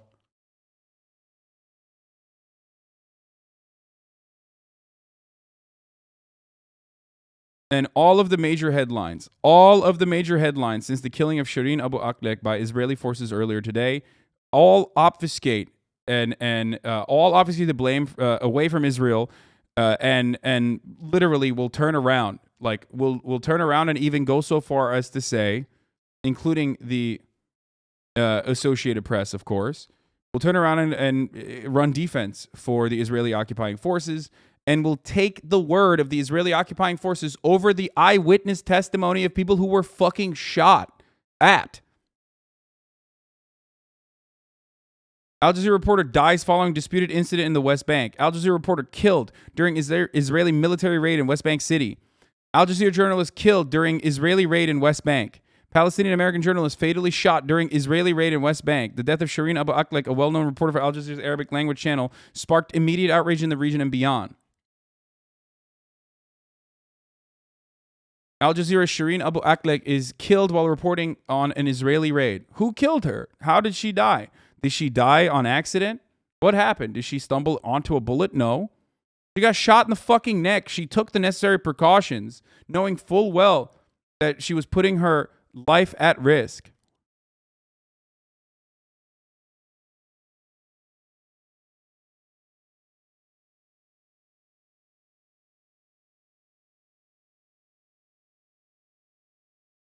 If she was in Ukraine, the headline would be very different. Yeah, of course the headline would be very different because Russia is America's enemy, okay? So when a foreign adversary of America engages in horrific, bloodthirsty actions, as Russia has, then it gets not only adequate coverage, but sometimes even more than adequate coverage. Like, they'll literally be like, we need to fucking, we need to kill 10 Russian babies for as many fucking shots fired towards, U.S. journalists in Russia. Like, they get whipped up into a frenzy. And by the way, that does not fucking absolve Russia of the sin of invading Ukraine, okay? They are completely in the wrong for that. I'm not even making any sort of defense. I'm not running defense for that at all. Contrary to popular opinion. I know that people get like super fucking triggered and immediately go, oh, wow, like this must mean that you're defending Russia. It's like, no, you only would feel that way if you think I'm defending Israel or defending America in any meaningful capacity in any of these situations. When I compare a country's actions to America or Israel, okay, that is the worst thing I can do to the country, okay? Because these are bloodthirsty nations, okay? These are nations that get away with so much bloodshed. Understand that. But when I make a comparison to Russia, or when I look at Russia's actions and say, wow, this really reminds me of things that the IDF does, or this really reminds me of the things that the United States does, understand that that's the worst comparison I can make for Russia. And of course, it's always a clash. It's always a clash. It's a two-sided situation. It's incredible how quickly the media turn murders and massacres into mere clashes when it suits their agenda. At least one dead white nationalists ignite Virginia clashes. Chilean protesters decrying inequality clash with police. Death toll rose to 11 as authorities try to restore order. Bolivia's crisis turns deadly again as 5 killed in clash. Al Jazeera journalists are killed during clashes in the West Bank.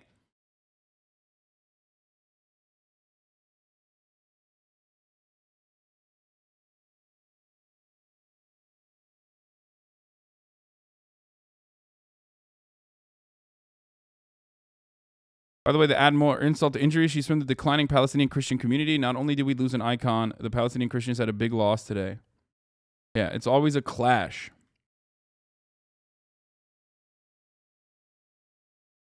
Now, let's hear what Jen Psaki had to say about this. Let's hear the Psaki bomb on this issue. This is an American journalist, okay? This is a Palestinian American journalist that was violently and brutally and mercilessly executed. Okay? So let's hear what, Jen Psaki had to say about it, the Psaki bomb. We are heartbroken to learn of the killing of the Palestinian-American journalist Shireen Abu Akleh and injuries to producer Ali Samoudi today in the West Bank. We send our deepest condolences to her family, friends, and strongly condemn her killing. Shireen was a reporting legend followed closely by those who care about the region and is mourned by all who know her. Just last week, like, who did it? Where did it happen? Like, how did it happen? Thoughts and prayers.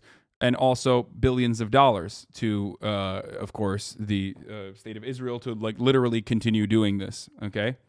And also always will run defense at the UN Security Council to ensure that, like, no such consequences ever come to Israel for these actions, okay? Just last week, World Press Freedom Day marked the role journalists play in its free flow of information, ideas, opinions, including dissenting ones, as essential as being essential to inclusive and tolerant societies. It's heart-wrenching to see the killing of a journalist 1 week later. For the record, I just want to mention something else here, okay? I want to mention something else here as well. This is the press secretary still, before she goes to fucking MSNBC, of course, to get a nice little job. This is the press secretary of a government that is still very actively hunting down and unjustifiably holding Julian Assange in contempt of some court for a crime that he did not commit, for being, for being responsible for the website that published hacked and sometimes, declassified data. So remember that. Like, it's bullshit. Bullshit that she's saying this. Just last week, World Press Freedom Day marked the role journalists play on the free flow of information. We call for an immediate and thorough investigation and full accountability. Investigating attacks on independent media and prosecuting those responsible are paramount importance. We will continue to promote media freedom and protect journalists' ability to do their jobs without fear of violence, threats to their lives or safety, or unjust detention. Unjust detention, Julian Assange. Her death is a tragic loss and an affront to media freedom everywhere. No mention of who is responsible. But you don't want to hear them actually say who is responsible, because mark my words, there is a likelihood that when they do come out with who is responsible, it will probably be somewhere along the lines of the Palestinians were lying, and also it's actually the Palestinians themselves that were responsible.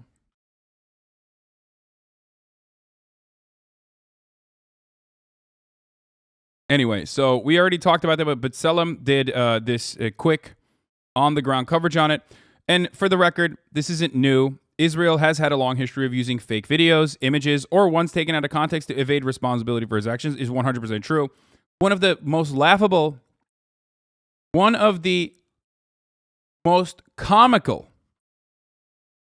comical approaches in this matter has even been so far as to, what was it, Bella Hadid, who was at a fucking protest. It was Bella Hadid, right? She was at a fucking protest. It was just like a pro-Palestinian protest. And people were saying, from the river to the sea, Palestine will be free. And they literally made it seem like, in the subtitles, they made it seem like that they were saying, like, throw the Jew in the sea or something. No one was saying that. It was very clearly them saying, from the river to the sea, Palestine will be free. And they subtitled it as, like, throw the Jew in the sea. Look at Bella Hadid, claiming that Bella Hadid was saying, throw the Jew in the sea. That was cool. That was a fun little thing. They do shit like that all the time. And they're not bad at propaganda, okay? They're not. Israel is not bad at propaganda. Israel's very good at propaganda. And they're kind of a victim of their own success in this situation. For so long, Israel's been so good at basically controlling the flow of information in the Western world with respect to its crimes against humanity and its mistreatment of Palestinians, that it's on autopilot at this point. So there's never been, there has never ever been an instance where the public opinion on this matter started turning in favor of, like, the recognition of Palestinians as human beings. This is like a very new thing. Okay? It's a very new thing. Only in the past couple of years have Palestinians been seen as, like, human beings. And even then, regardless of our recognition of the humanity of Palestinians, the human status of Palestinians, oftentimes we are still very quick to overlook the crimes that they are subjected to by the Israeli occupying forces. Anyway, let's continue. Israel later, after this video came out from B'Tselem, Israel later walked back its accusations against Palestinians with its army chief Aviv Kohavi asserting that at the moment it is not possible to determine from which fire Abu Akleh was killed.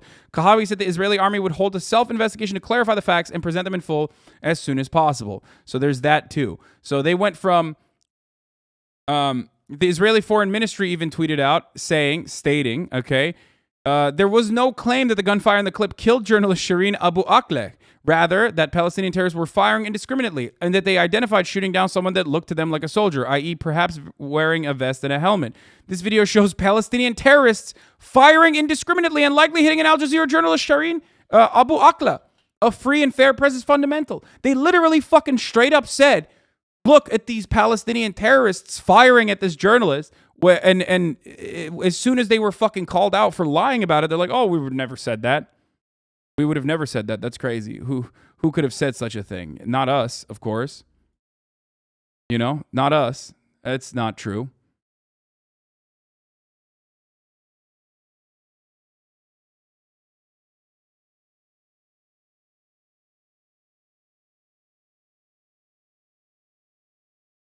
Sounds a lot like Ukraine shot themselves. Yes. And this is why it is fucking my coverage on Ukraine on this matter has literally always made these comparisons, because Russia, this is why I always say Russia is doing IDF shit. Russia is doing America shit. They do it all the fucking time. This is just like this is what the superpower in the fucking conflict does. Exactly what I'm saying. Their entire iOS play is to muddy the water and release the truth once people no longer care. Exactly. Okay?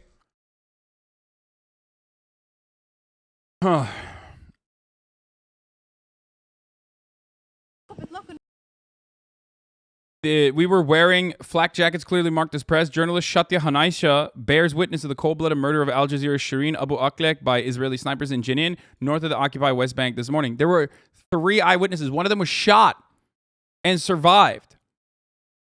Okay? And the immediate reaction from all of the Israeli propaganda outlets was to say, oh, it's fucking bullshit. The Palestinians did it. Or they deserved it. Do y'all understand how scary it is that the media brainwash people into believing that villagers with stones are oppressing a nuclear superpower? Exactly. I mean, but you know, when you can get people to believe that, then it's over. It's a wrap. Yeah, we investigated ourselves type beat is always famously very successful when the cops do that as well, when they investigate themselves.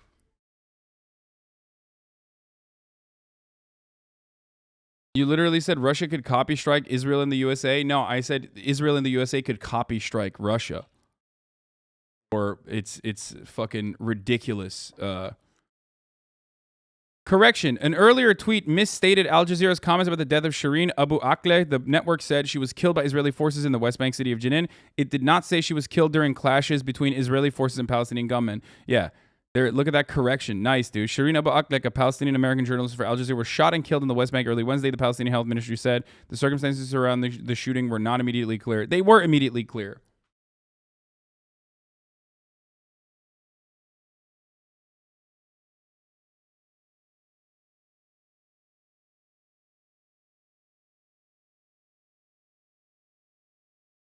What is this? Do you think it's more of a, I don't believe the American government, but there's nothing I can do? What do you mean?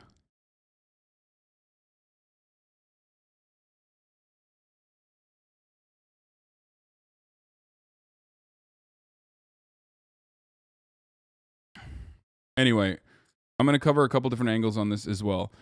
Meanwhile, Itamar Ben-Gvir, by the way, a far-right Israeli lawmaker notorious for praising violence against Palestinians, justified the killing and said this: when terrorists fire on our soldiers in Jenin, they must return fire with full force, even if there are journalists in the area from Al Jazeera who often deliberately stand in the middle of the battle and disturb the soldiers. To get a better understanding of like how fucking reactionary Israel is and how reactionary some of the Israeli politicians are, there you go. It's like, dude, it's little America. You know what I mean? She was reportedly injured in the fire by the terrorist, Ben-Gvir also claimed, but in any case, full backing to the heroic Israeli army soldiers. U.S. Ambassador to Israel Thomas Nides said he was very sad to learn the death of the American and Palestinian journalist Abu Akleh. That's what Tom Nides said. I encourage a thorough investigation into the circumstances of her death and the injury of at least another journalist today in Jenin. This gentle tone contrasts with how U.S. officials reacted in March when American filmmaker Brett Renaud was killed in Ukraine. I mean, it's wild that they're even fucking mentioning it. So that's at least that's like somewhat positive. Although the circumstances of Renaud killing were unclear, State Department spokesperson Ned Price immediately denounced when he called it a gruesome example of Kremlin's indiscriminate actions. In February, the State Department called on Israel to conduct a thorough criminal investigation after Israeli soldiers were the previous month attacked Omar Assad, an elderly Palestinian American man, leaving him dead. The U.S. demand to investigate Assad's killing followed a quick Israeli internal investigation that gave 3 soldiers involved a light slap on the wrist. Washington, which provides Israel with billions of dollars of weapons each year, has no history of following up with its demands and measures to hold Israel accountable. Here's the whitewash mechanism. I don't think we killed her, Rankachav, a spokesperson for the Israeli army, told the public broadcaster. We proposed the Palestinians to open a swift joint probe. If we indeed killed her, we'll take responsibility, but it doesn't seem to be the case. So the reason why this investigation is dog shit is because historically it's always been dog shit. They immediately start off by saying Palestinians actually killed her. And as a man in the sun is correctly pointing out here, that the shooting was actually, then an investigation is concluded and the shooting was in accordance to the rules of engagement. And also then if they go buck wild enough, they'll go so far as to say she was actually a body shield. She put herself in danger on purpose to make Israel look bad, / she was being used as a body shield. And then they'll... And this, obviously, by this stage, though, it's like already gone. It's long gone. People don't give a fuck about it at that point. You know what I mean? Like, the Western world does not give a fuck about it at that point. And there's a reason why the Israeli humanitarian mission B'Tselem announced it would stop cooperating with the Israeli military investigations because Israeli military investigations... They termed it a whitewash mechanism. The renowned Israeli human rights group added that 25 years of fruitless filing complaints on behalf of Palestinians brought us to the realization that there is no longer any point in pursuing justice and defending human rights by working with a system whose real function is measured by its ability to continue to successfully cover up unlawful acts and protect perpetrators. Okay?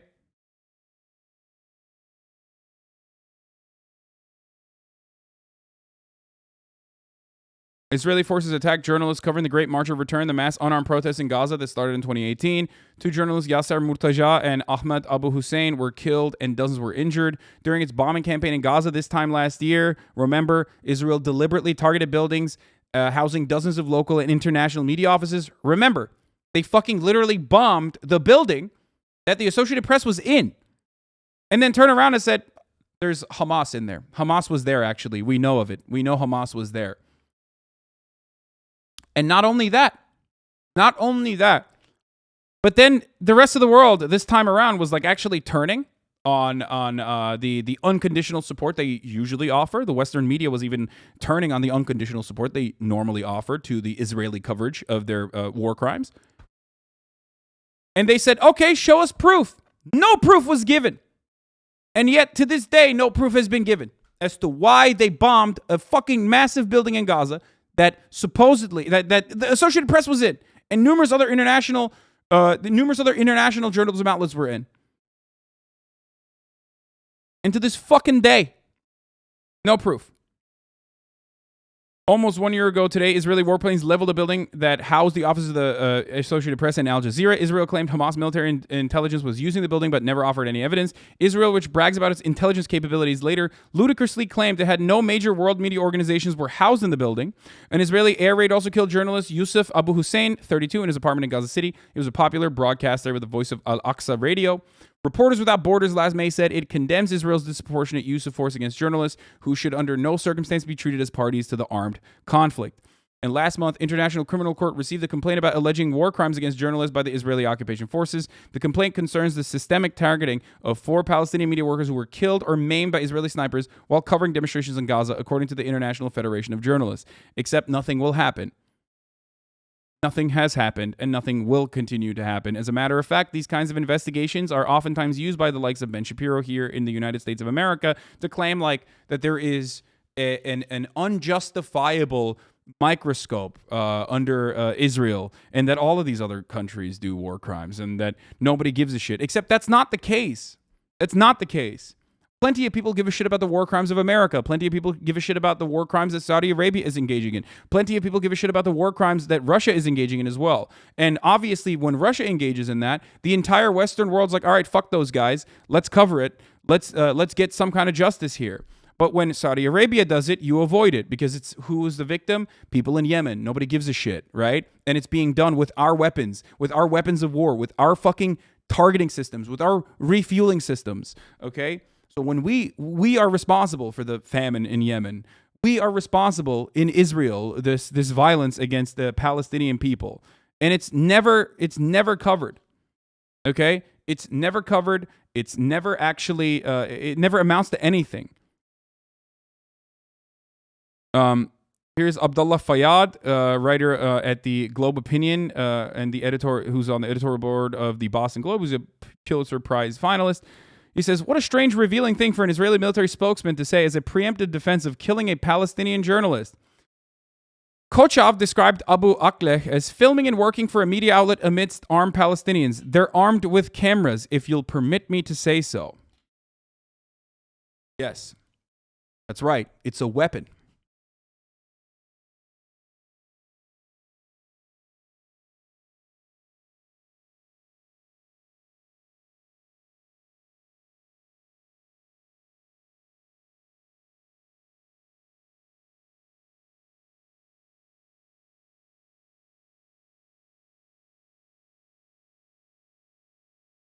And it will never amount to anything? Of course not.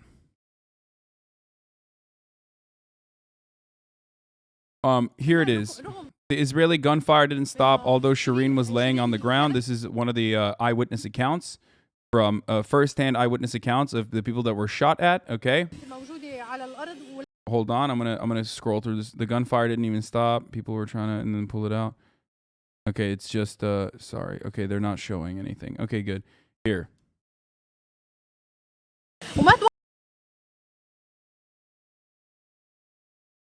The Israeli gunfire didn't stop, although Shireen was lying on the ground.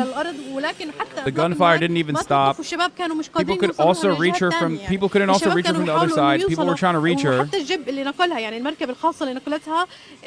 Even the private vehicle that took her to the hospital was hardly able to reach her due to the continued gunfire. One young man jumped off a wall and pulled me out. He then pulled Shireen out.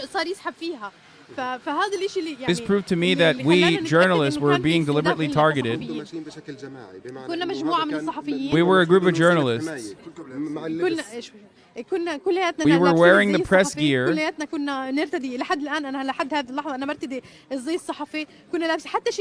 Shireen was even wearing a press-marked helmet. She was wearing a helmet. This means he who fired at her was intending to shoot her in an area of her body that's uncovered. I consider what happened an assassination of all of us, journalists, and my colleague Mujahid, and I tried to reach her. We would have directly been targeted by the gunfire. People were warning us that the Israeli snipers were not far away from us. We were opposite to the building where the Israeli snipers were positioned. This man was present there, and he told us that the snipers were there. He was seeing them. The Israeli soldiers were opposite to us and were seeing us. We were standing in an area where the soldiers could identify us as journalists. I told one of my colleagues, let's go out of this area, but he insisted that we remained He insisted that we remain in the same area so the soldiers could identify us as journalists, and then we would advance. We stood in an area opposite to the Israeli soldiers. We stood up as a group, and then we advanced. The gunfire started after we reached an area where we could not pull back.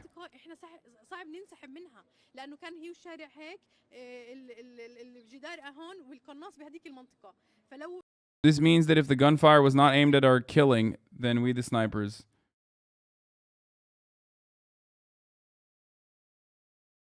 Why am I reading the subtitles? Because not everyone is fucking able to watch. Some people are just listening. You ask this all the time.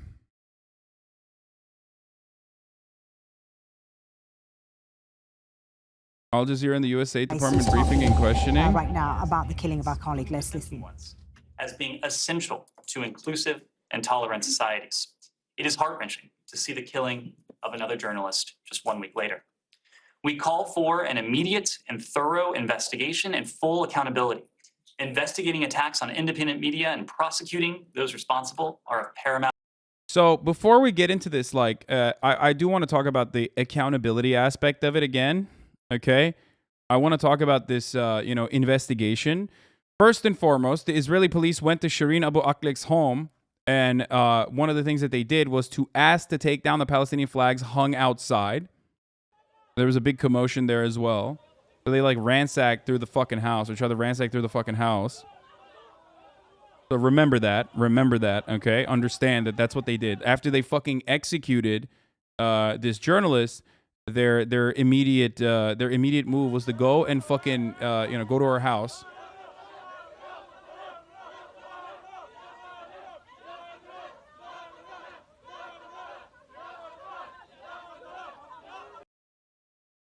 Okay. So there's that.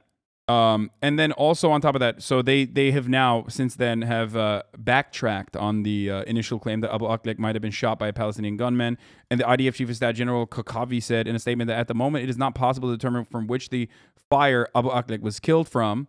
And here it is, okay? This is one of the reasons why the Israeli investigation conducted on like Israel's own occupying force is oftentimes just fucking bullshit. Here is Adala obtained video footage of police investigating the murder of a Palestinian citizen, Musa Hasuna, in Lod during the violent May 2021 events. The footage indicates that the Israeli politicians pressured police to close the files against the 5 Jewish Israeli suspects. This is like the suspects that aren't even these are like random citizens that are fucking engaging in acts of violence, not the fucking IDF, okay? Adala appealed the prosecutor's closure on the cases on behalf of Hasuna's family. The police conducted a negligent, flawed investigation with the ultimate aim of closing the cases and clearing the suspects. Palestinian citizens were met with police brutality and armed Israeli Jewish vigilante groups. This is the other part of it, okay? This is the other part of the fucking the awfulness, the bloodshed is that it's not always just the IDF, the occupying forces, that engage in this kind of brutality. They also allow citizens to engage in this kind of brutality, and they defend them. This, of course, happens in the West Bank, right? The West Bank is where there is state-sanctioned violence. There's direct state violence, but then there's also state-sanctioned violence, where they let, some of the Israeli people go and blow off some steam by beating the living shit out of Palestinian kids in street clashes. And this doesn't just happen in the West Bank. This happens internally within Israel as well, okay? In the full-blown occupied territories of Israel, not just West Bank, but this happens in territories inside of Israel where there are Palestinian Arabs that have Israeli citizenship, the lucky few that are treated, again, as second-class citizens. Like, Lod is a city inside of Israel.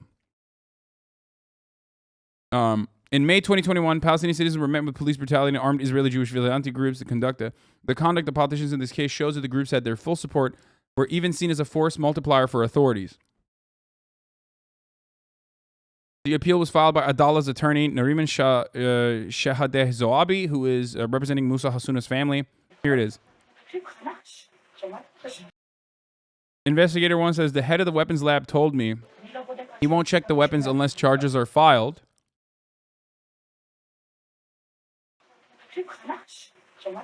Listen, he's crazy. I told him, don't you understand that in order to decide whether or not to file charges, we need to know who fired the lethal shot? He said, you have the suspect's testimonies. Investigator 2 says, is he serious? Investigator 1 says, I just had a huge argument with him. Investigator 2 says, I must be dreaming. People have gone completely insane. Investigator 1 says, listen, it's crazy. I told him, okay, understand. We're together on it. And he says, we pay a lot of money for these tests. The tests in this case are my last priority. Investigator 2 says, oh, really? He should tell that to the minister who is calling every 10 minutes asking for updates on the case. And Investigator 1 says, I told him that some of the detained suspects claimed that they fired their weapon into the air. We need to check their testimonies, and we need to finally know. The bullet removed from the body from which weapon it was fired.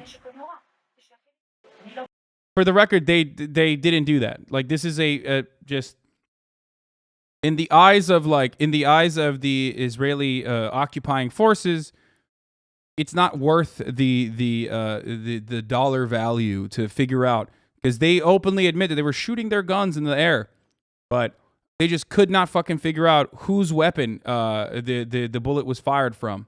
Oops.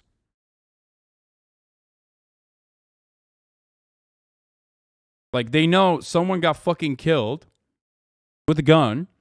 They know who was there with their guns. The people that were there with their guns openly admit that they fired their guns, but they just simply cannot conduct an investigation into who was actually the one responsible for firing the gun.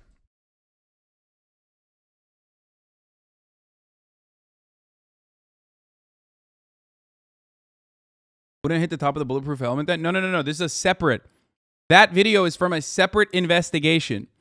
That video is from a separate investigation that was basically folded, okay, and shelved. That video, the reason why I showed that is because I want to show you that, like, the Israeli investigation into crimes committed by even Israeli citizens against Palestinian or Arab Israeli citizens is rarely ever getting, like, the actual full-blown, investigative tools of the authorities. But then also on top of that, the IDF investigations are even less conclusive. Like, they just don't care.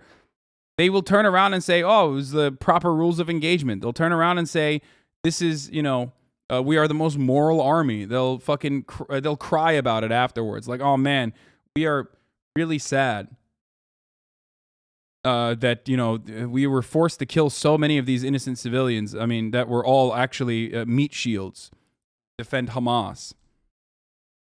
I joined countless others in mourning the death of Al Jazeera journalist Shireen Abu Akleh, who was killed by the Israeli military while on assignment. This is what Congressman Andre Carson in the Indiana 7th District said. The U.S. must hold the Israeli government accountable for its and all other acts of unjust violence it commits. This is crazy to hear, by the way. And then, of course, look at that. Pro-Israel and proud. Zero tolerance for anti-Semitism. Julie Lenar says, Fact 1. It remains unclear who killed Shireen Abu Akleh. Fact 2. Israel called for a joint and transparent investigation. The Palestinians rejected to offer. Fact 3. Blaming Israel prematurely for her death has nothing to do with responsible journalism. It's propaganda. So why the fuck are you blaming fucking Palestinians then? Why the fuck did the Israeli government blame Palestinians? Did she write a fucking article about that? I think not. She probably didn't go so far as to say, hey, that's really fucked up. I can't believe that Naftali Bennett would like show a completely unrelated video from a different area. And go so far as to fucking lay the blame of Palestinian journalists at the hands of Palestinians and then have to backtrack immediately after.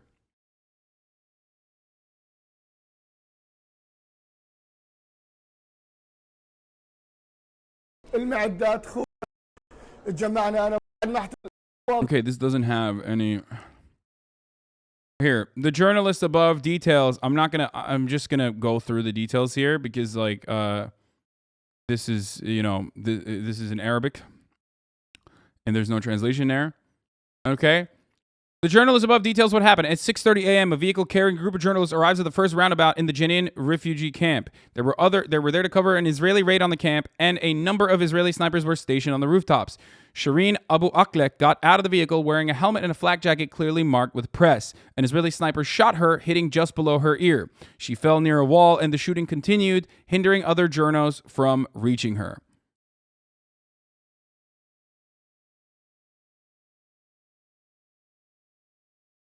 Okay? Barbaric, brutal, savagery. Okay?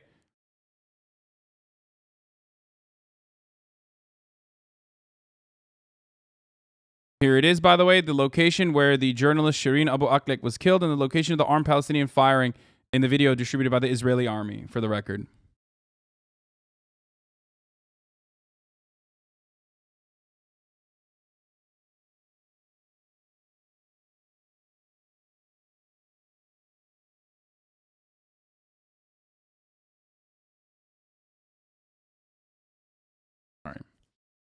I've gotten flack from college professors and friends comparing the situation to the Holocaust because it's supposedly anti-Semitic. They use that reference to Israel. I'm sorry, that what was never again supposed to mean then.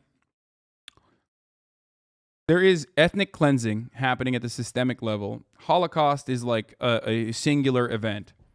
But calling this ethnic cleansing is appropriate. And anyone who runs defense against that is just simply trying to shift the attention away from the horrific crimes against humanity. Israel is an apartheid state. They mention that they are an apartheid state. They openly state that they are an apartheid state. So I don't know why the fuck we have to, whitewash that shit.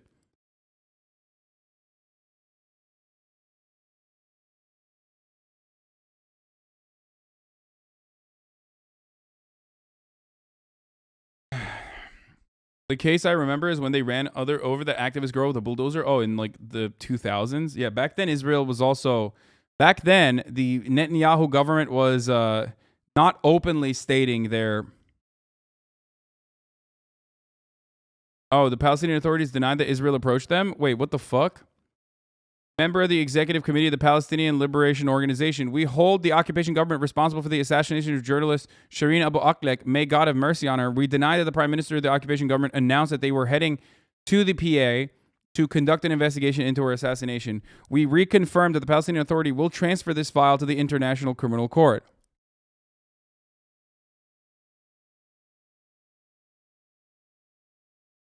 Shane Bibi missed that plane ride?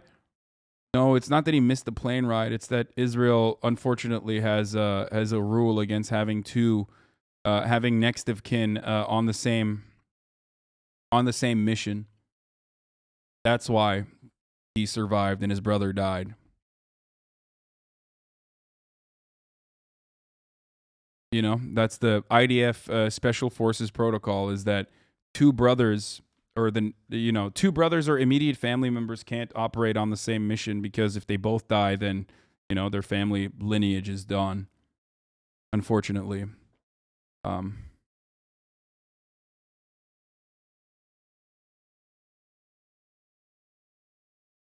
Okay. No. We're talking about a mission that where Bibi Netanyahu's brother died in what was it? It was in Africa, where they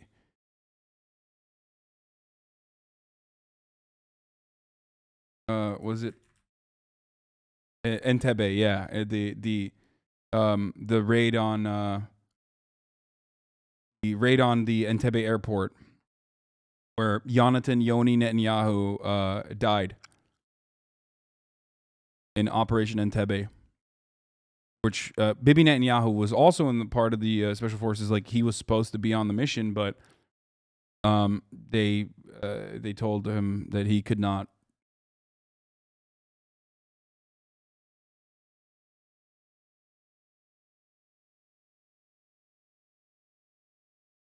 Anyway.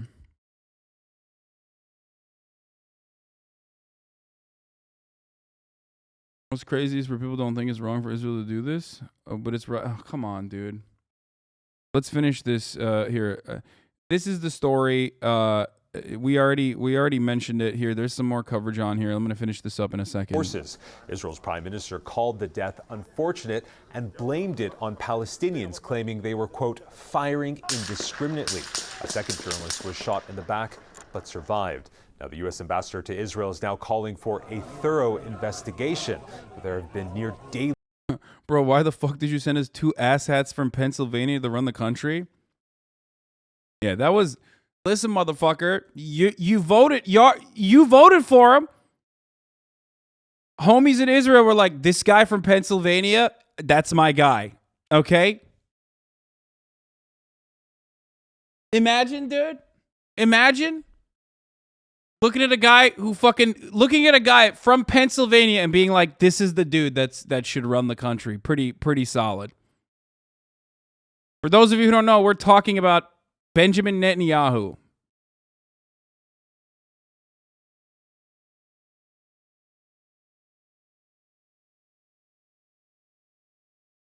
I wonder how many people know that. Like, I wonder how many people know that Benjamin Netanyahu is from Pennsylvania.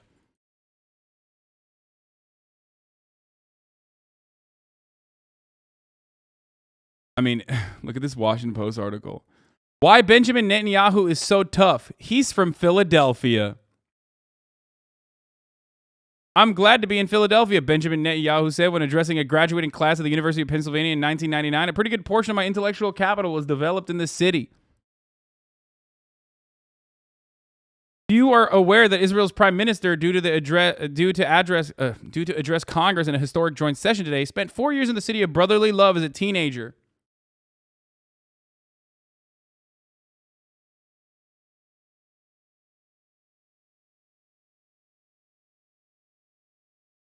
I mean, to be fair, a lot of Israelis aren't actually from Israel for reasons Lamau. Yeah, I mean, yes.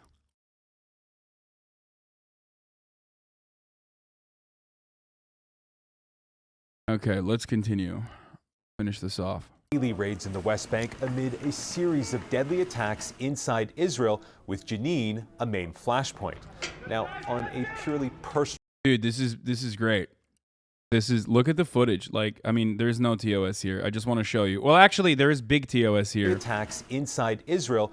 Notice the terms of service violations I'm showing you currently. I don't even know why Twitch is allowing me to show this. What you are seeing is a bunch of violent Palestinians with incredibly deadly weapons that are hidden inside of rocks. Those are actually not rocks. They are small thermonuclear grade explosive devices. But it looks like a stone because of the incredible technology that the Palestinians have. Yes. With Jenin. Notice this. Notice this. Now. Wow. Wow. They are straight up throwing nuclear grade ballistic weapons at these vehicles, these heavily armed, these heavily armored vehicles. You see that? Personal note, I knew Shireen. We used to work together in Jerusalem, and she was a kind and generous colleague, always looking to give voice to those who were so rarely heard from. But more than anything, she was a pioneer, a household name across the Arab world. Shireen started her career in the 1990s when there were few Arab women reporting on issues that affected their communities. She truly inspired a generation of other Arab women to do the same, and will be greatly missed. Gail. Yeah.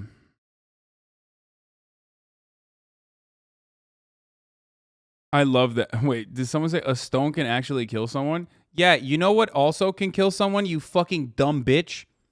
5.56 rounds and like all of the guns and all of the fucking actual artillery and shelling that the Israeli occupying forces use on a regular basis on unsuspecting Palestinians for the crime of living inside of the world's largest open-air prison in Gaza, or the crime of living in the occupied territory of West Bank. So that's what's more likely? Why doesn't the American military invade Iraq with fucking rocks then, huh? If rocks are so fucking solid as a tool, if rocks are so good and so valid, why is the American military using depleted uranium shells? They could have just used rocks. Like the fucking Beast Titan, dude. What's up? Why is America not using the Beast Titan? He killed so many with rocks by throwing them. He had a really good throwing arm. Why isn't the American military doing that, huh? You ever think about that?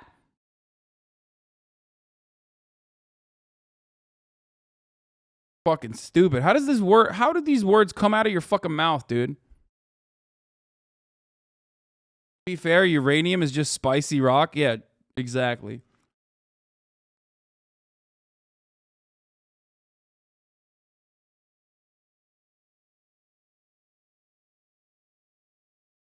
Did you cover that the head of ADL deemed that all criticism of Israel is anti-Semitism? Dude, whatever. ADL's position has been that for a very long time. They say anti-Zionism is anti-Semitism, okay? Who cares? It's the fucking bullshit. It's bullshit. I don't give a shit. Big news. Anyway. Holocaust survivors are heavily discriminated against by the already established Zionist settlers too, yet they turn around and use them as propaganda. 1/3 of Holocaust survivors live in poverty in Israel.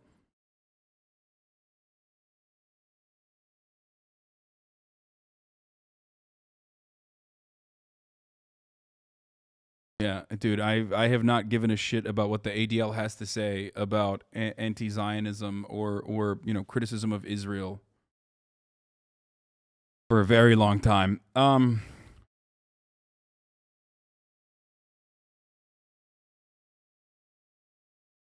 Palestinian kid 16 my age died today next to my school in Albira, West Bank for no reason. I would love to hear you debate the Israeli activist Rudy Rockman. You can look him up on YouTube. I really think it could be an interesting conversation. I would kill myself in a video game instead of doing that. I would rather fucking, absolutely fuck no. Do you understand? Let me make it clear for you, you fucking debate pervert.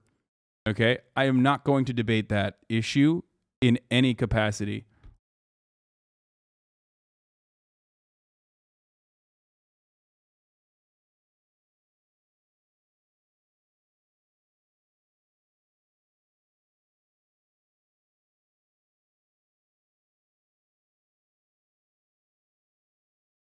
Okay. Did you ever watch the Jubilee videos? Secular Jews talking about Orthodox Jews. They talk about Israel, and it's pretty interesting. Yes, we have. It made me. Dude, I'm also not trying to get fucking banned, okay? And I feel like there are certain topics and certain videos that will frustrate me to such a degree that I will fucking say some terms of service violation shit, and you know, it will get me in trouble. I will get banned, and I don't want to do that. I don't want to get banned, okay? Felix should take about it, though. Yeah, Felix is going to be here soon. And when he gets here, I'm going to try to stop him from saying terms of service violation things, which will be very difficult, in my opinion, especially if we talk about this issue. Can't time people out right now. Sorry, I put it in emo-only mode. Yeah, it's fine. All right. It's okay. We can get off of emote-only mode. It's all good. So we are going to move on to anti-Semites again. Oh, my Lord. When will the world and those who stand by the apartheid Israel that continues to murder, torture, and commit war crimes finally say enough? Shireen Abu Akleh was murdered by a government that receives unconditional funding by our country with zero accountability. It's true. Dude, this is awesome, by the way. Ben Shapiro, who routinely will like run defense for like actual racists and actual anti-Semites, immediately hits that fucking SJW line of being like, I do not have any arguments, so I'm just going to say anti-Semitism.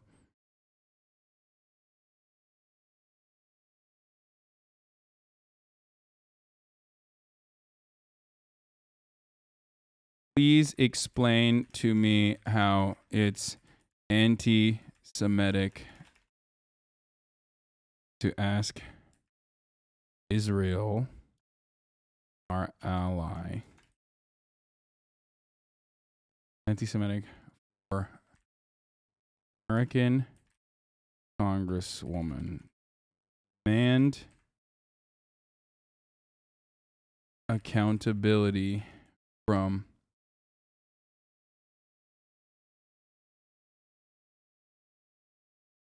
as we offer them billions of dollars of support.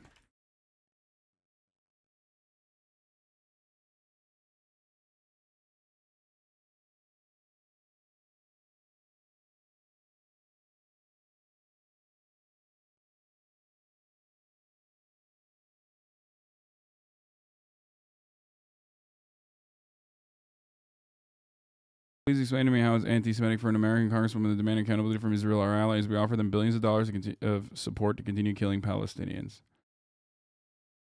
This is hypocritical since we don't even hold our own military accountable. Why do you not look at the keyboard when you type? So you don't type slow?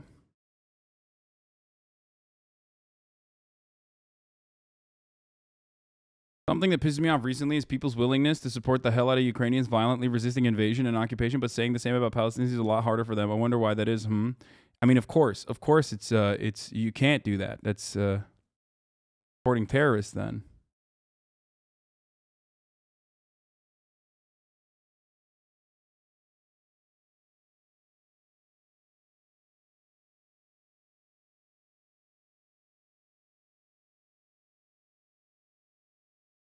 Anyway. Here's the video of Thugger in Zoom court yesterday. Okay, we'll talk about that in a little bit. All right, we're done with this. Steven Crowder, I kind of want to watch. New inflation figures for April have been released, but the real inflation does not come at the top of the hour. That's still a 1-minute ad break that I'm going to serve you at the top of the hour every hour. And if you no longer want to see those ads, of course, all you need to do is subscribe for $5 or for free with a Twitch Prime. By connecting your Amazon Prime account to your Twitch account, you get 1 free Prime subscription a month.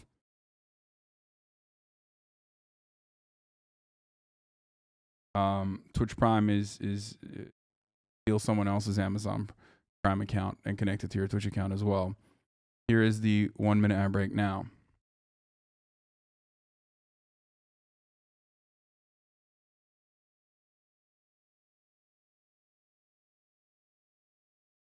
News expected today on the cost of living in this country. Gas prices hit another record high overnight, and that's part of why lots of other essentials like groceries are also more expensive. Vitch of Meyer, is there for any the 5 relief get the in subs. sight? That is the question. New numbers out today are expected to show. Yes, they are currently in the Senate holding a vote on Roe v. Wade, but it's going to be a more like no v. Wade, okay? Because even Joe Manchin, even fucking Joe Manchin is not in support of it, as he said already. Progressives marching to the Senate to demand passage of abortion protection. Yeah, we'll talk about that in a second. Okay, let's just continue. Joe, Let's we talk about may be inflation, turning the corner, and then we'll talk about abortions. But not fast enough for most Americans. Nancy Cortez is at the White House, where President Biden says tackling inflation is his top domestic priority. Nancy, good morning. Good morning, Nate. And President Biden is going to be heading to Illinois later this morning to talk with farmers about the very real impact that inflation and supply chain shortages are having on their ability to grow food. And the farmers we spoke to warned that we could see more empty store shelves in the coming months. I know the families all across America are hurting because of inflation. President Biden Tuesday called inflation the country's top economic challenge and pointed the finger at two causes. The first cause of inflation is a once-in-a-century pandemic. A second cause, Mr. Putin's war in Ukraine. Mr. Putin. And U.S. farmers are bearing the brunt, facing higher prices for fertilizer, seeds, and diesel fuel. So you're looking over $550 plus or $60 just to fill up one time in my tractor. John Boyd is a fourth-generation soybean and cattle farmer in Virginia. He says his upfront costs have roughly doubled in 1 year. We weren't able to pay for seeds, so the struggle is real. I gotta pee. And the struggle is going to be real for the American people in the coming months as it relates to food. Krista Swanson, who grows corn and soybeans in Illinois, worries what will happen to those who can't cover the new costs. Farming is, a passion and it's a way of life, but it also is a livelihood. And so, you have to be able to make some money to stay in it. On Capitol Hill, Republicans argued the White House hasn't done enough to help struggling Americans. President Biden's mismanagement of the economy All right, I got my guest is here. Has really ahead of trapped schedule. Americans in an inflation nightmare. Mr. Biden I was about to pee myself, but my guest is peeing, so I can't pee yet. But, yeah. Dude, by the way, my legs are so fucked. Every time I stand, it's been 2 days since I did leg day 2 days in a fucking row. First I did the hamstrings, and then I did the quads and isolated exercises. And my legs are so fucked right now that every time I get up, my legs hurt. Spent $2 million, only got one bathroom, one in the world. I have multiple bathrooms. I just don't want to fucking use the bathroom with no one here. Why did you look so thick when you got up? Because I'm thick as fuck, dude. I'm thicker than oatmeal, baby. What do you mean? I got a whole lot of ass, dude. Is this your first time on the fucking broadcast? You're unaware? You're oblivious about how much ass I'm packing, dude? What are you, fucking crazy? I'm thick as a motherfucker, dude. I don't even want to sit down because, like, getting up is going to be painful. All right, you know what? Fuck it. Shit. Do not lower body 2 days in a row for real. Well, I mean, it's the worst part is I did it right after COVID, so I'm, like, fucking dying. I just hit a PR squat of 250 today, putting up the numbers. I need an ass like yours. Good luck. An ass like mine is also partially genetic, if we're being real. Okay? On. Go. I need to get these mic stands. All right. Here it is. There it is. The man, the myth, the legend, ladies and gentlemen, Felix Biederman in the building. I'm here. Yeah. I'm here. I'm like, I'm not going to say permanently in LA. I'm in LA at least 3 months unless... if things don't completely go my way in those 3 months, I will give up. I will go back. But for now, why did you say it like that? To negotiate from a strong position between me and Hollywood studios. You made it make things go my way. Yeah, you made it seem like you're gonna bring a gun to the next meeting. I'm not completely give not up. The first meeting. You don't do it during the first meeting. That's Okay. like rule number 1 of show business. Yeah. That's like if you're in development hell, you have to take everyone to hell with you. This is not a threat, or this is parody. Yeah, he's just kidding. He's just kidding. He's just it's just a joke. I am kidding. But I am a California resident. Your hairline has gotten better. It's like moved up 2 inches, or I see moved forward 2 inches since I moved here, and my skin's getting more leathery in a way that I really like. Yeah, you're starting to look a little bit more. You're looking like a German retiree. Well, yeah. I mean, I think that like the leathering influence of the sun is better for you than the poisoning influence of like. I agree. Just blue light, which was all I was getting in New York. I agree. You accidentally get a lot of sun out here. It's awesome. Yeah, it's good. I don't like tan anymore. I have sunburn and I don't tan. So how do you? I don't know why. How do you like LA so far? What's your like assessment so far of Los Angeles? I really like it. I mean, to be honest, my lifestyle is not really that different from New York. You know, most of the time I'm only going like 3 places. But I mean, I guess I lived like pretty far from everyone when I was in New York. Now I can tell people I lived on the Upper West Side, like the last year I lived there. And I was the only person under like 85 in my zip code. And can I call you Trap Lore Felix, by the way? Yeah. You know what? Yeah. That's in my podcast name, and I love lore. People do know that about me. All types of lore I love. Do you know what I'm talking about, right? Trap Lore Ross. Yeah. Trap Lore Ross. I think he's a down-ass white boy. He does very good videos, in my opinion. I think so, too. He's very, very detailed. Yeah. Yeah. I understand the criticism some people have of him, but I thought, like, his more recent videos, like the Jacksonville one, he comes across, he approaches it in a good way. I think a lot of people agree with that. Like that thing he says at the end where he's like, it would be trite if I said, oh, the Fulio and ATK should just like get along and make money together because it's never going to happen after everything that's happened. This is a digression. Yeah. How much I like LA. I don't know. It certainly seems like there's like I'm doing more than in New York. Though that could just be like you have the thing of like you spend all this time and money moving, and you're like, oh, I mean, I should like do shit.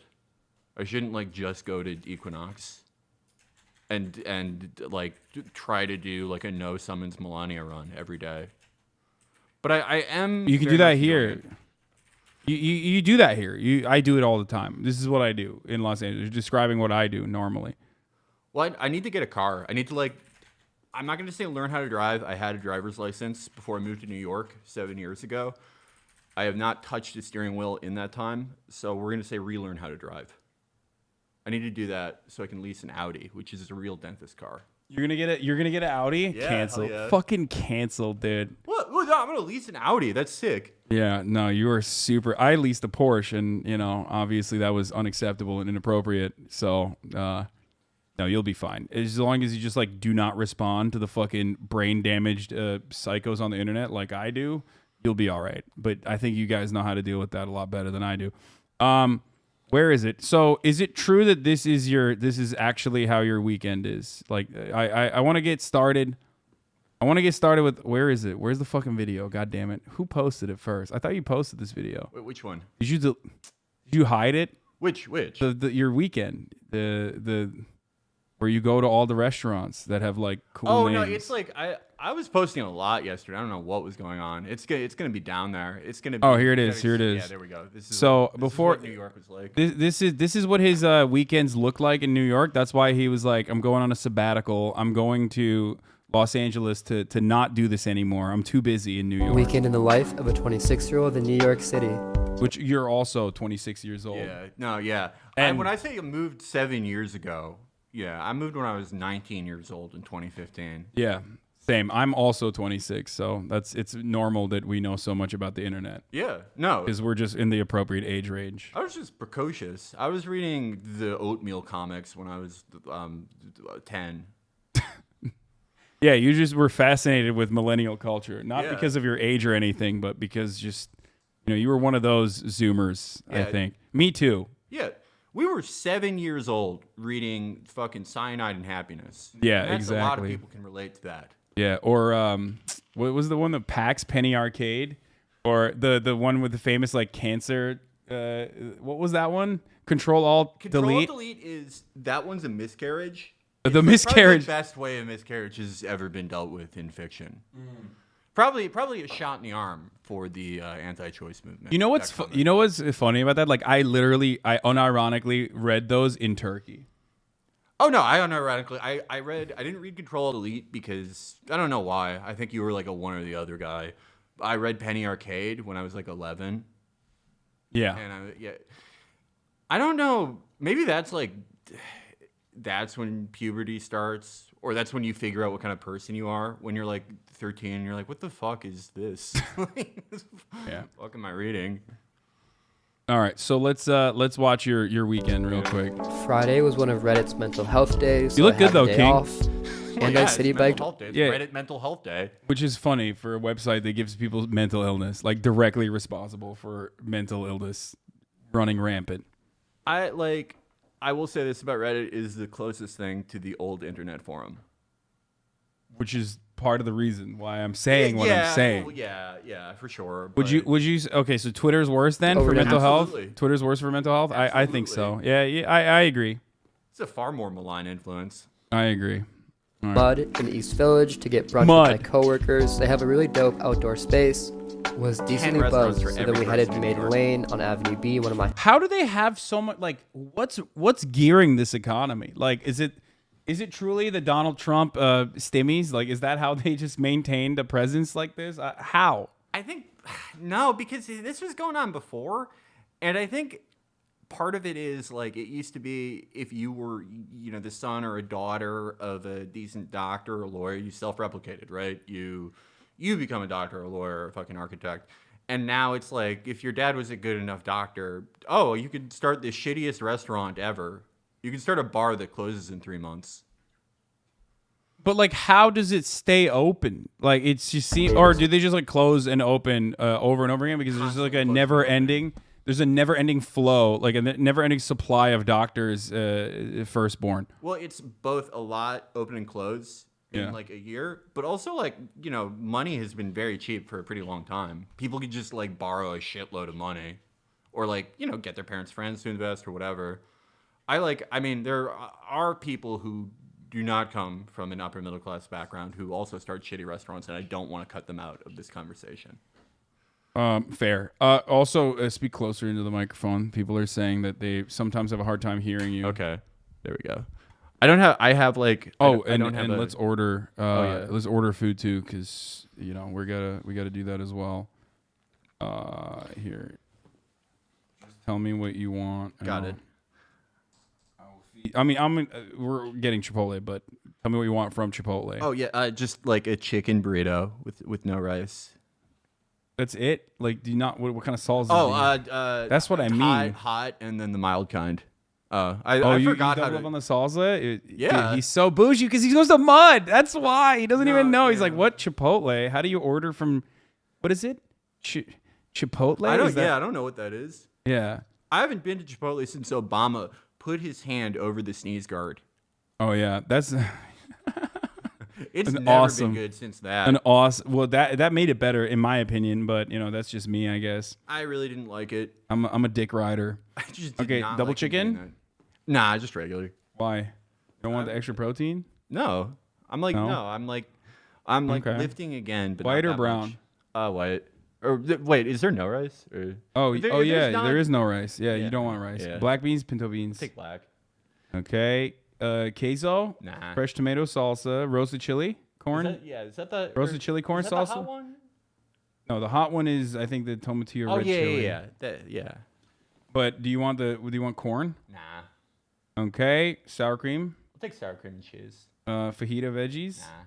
Nah. No. Cheese. Romaine lettuce. No, we're good to go. You want the double wrapped tortilla? Nah. No. Okay. Thank you. No problem. Okay. That's the most anxious I've ever been performing in public. What? Just ordering my Chipotle burrito? Order, because it's just, like any food thing, that is actually the thing you'll get yelled at the most on the internet, because it's the thing that everyone thinks is funny to have like a vociferous opinion about. Yeah. Well, or fucking DC Marvel shit, I think. Yeah, I've decided I like support the comic book shit now. Yeah. What made you change your opinion? Well, no, I mean, it's not. Don't get me wrong. Those movies are shit. And they I go into it. Well, you deserve to be executed, according to some on the internet. Sure. I mean, I don't care when people say. My goal is for people to say that to me. But me too. Yeah. No, that means I've done something right. But they're bad movies. Don't get me wrong. I don't know. I'm sick of seeing the same post. Oh, Martin Scorsese's good and Marvel's bad. I fucking know. Okay. Do you want me to start saying Doctor Strange is cool? Because I'm going to if I keep seeing the same posts. Doctor Strange is cool. So he's like a surgeon who went to hell? Dude, I have no fucking idea, dude. What do you mean? I used to read comic books, and I still every now and then pay attention to that stuff, but I don't know. Moon Knight was bad. Moon Knight had some pretty bad propaganda in there. That's what I heard. What the fuck? That's not what I was saying. Did you see? No, that's not. I know. Did you see that? Did you see the Grey Wolf guy? The actual Grey Wolf guy, not Chapo fan Grey Wolf, but the actual guy with Grey Wolf shit in his Twitter profile was like, "This is the worst shit ever." Martin Scorsese was right. Marvel's bullshit. That's when when they acknowledged the Armenian genocide, and it's I saw that. I watched the first episode, and it was hilarious because it's such a random aside. It's not in any way meaningfully contributing to the plot line at all. So to be pissed off at that, you have to actively search it. Yeah. You could have totally just not even heard that part. You could have not even paid attention to it and accidentally didn't even hear the part where they even briefly mentioned the Armenian genocide. And yet, a lot of people on the internet were up in arms about it, I guess. It was, that was, I really like when that happens. I don't think you should deny the Armenian genocide, but just when someone was a Marvel fan and they're like, all right, well, I'm done with this now. Yeah, because just throw it out. Because they brought up the Armenian genocide. Yeah, it's over. It's done. What was the context it even came up in? I don't remember. I think they were talking about I think the bad guy is talking about, I don't know, a bunch of atrocities that have happened in the world or something, and literally briefly mentions Armenian genocide along with a bunch of other things. Going to reply to every stupid discourse about superhero movies with this video from Ethan Hawke. Oh God, is this what we're... Okay. No offense to Ethan Hawke. This is the first time anyone has ever downloaded a video of Ethan Hawke to send to people. That's not from a movie. This guy is trying to tell people what to do, and he's like, let me just go to my Ethan Hawke folder on my desktop. Yeah, I mean, I won't speak too soon. I want to see what he has to say. I love superhero movies. I like every kind of movie. I don't think there's a difference between high art and low art. There are movies that people put their heart into, and there are movies that people try to cash in on. And the ones that I like are the ones that people put their heart into. And you can feel it in a superhero movie, or you can feel it in a horror movie, or you can feel it in some art house movie. I was making the joke that if Logan and Dark Knight and Doctor Strange are great art films, what is Fanny and Alexander? Nothing is the problem. There's no. Would that be in the theater it wouldn't be, and that's my point. And those are my favorite superhero movies: Doctor Strange, Logan, Dark Knight. Those are great films, but they're not the only thing there is. And young people grow up today thinking that's all there is. Yeah. There's a green screen and not involved, then it's not. Then it's not. And our country turns everything into a competition. They want to. I literally don't care about. I don't care. I don't know why. The only reason why this is a matter of discourse, and I think you and I agree on this at least, the only reason why this is literally a matter of discourse is because we have nothing else to, we have nothing. No one has anything. So it's all our commodity consumption that is turned into a cultural signifier that we have to engage in these little battles around, because there's no other way that we can ever be there's no other way that we can ever be productive or have meaningful systemic change. It comes from a place of powerlessness for the most part, I think. Well, I mean, I want to start off by saying I'm even more baffled by this man's choice to screen record this and to keep it on his computer and send it to anyone. Great. Because I don't think it's a stupid thought. It's just one of the least interesting things I've ever heard. I'm sorry to say, but yeah, he's not going to be oh, these movies suck, and I mean, I guess he's right. Like you're gonna have like action movies, and then you're gonna have art movies. My point has always been that these are bad action movies. They're bad, like lifeless action movies. I think action movies and stupid movies are great. These are just bad examples of that. They're a degeneration of that. But I think the Marvel versus Scorsese shit, it sucks, and I'm so sick of seeing it. But I think it's kind of interesting in the abstract because it's the last the last culture war thing where it's not inherently political.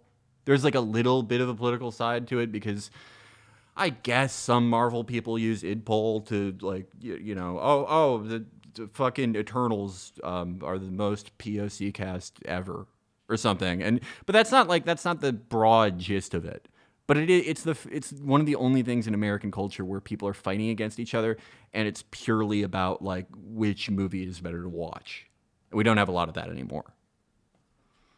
I just don't care. Just make good movies. That's it. And if this brings joy to people, then great. I don't give a fuck. I don't know. It's probably the inverse of or kind of what he's saying. I'm on team. You know what? Fuck it. I'm on team Ethan Hawke. Okay. I think he's right. Who cares? I'm fine to table this issue. Okay. I'm not sure you know what good movies are. See, this is what I mean. This is like so stupid. You're a stupid person for like trying to debate me on like what you think is a good movie. It's like all the people that when I said like the Batman movie is like too long, people were just like, fucking dude, I'm so powerful and strong because I'm capable of watching a 3-hour movie. Did you watch Irishman? I did, yeah. Did you watch it in like one sitting or like two? I watched it in multiple sittings. I could not same. go through it in one sitting. I thought that was too long too, but it was a great. I mean, I liked it. I enjoyed it. Well, yeah, I don't think we, not anymore. I don't think we have like an honest appraisal of what's too long.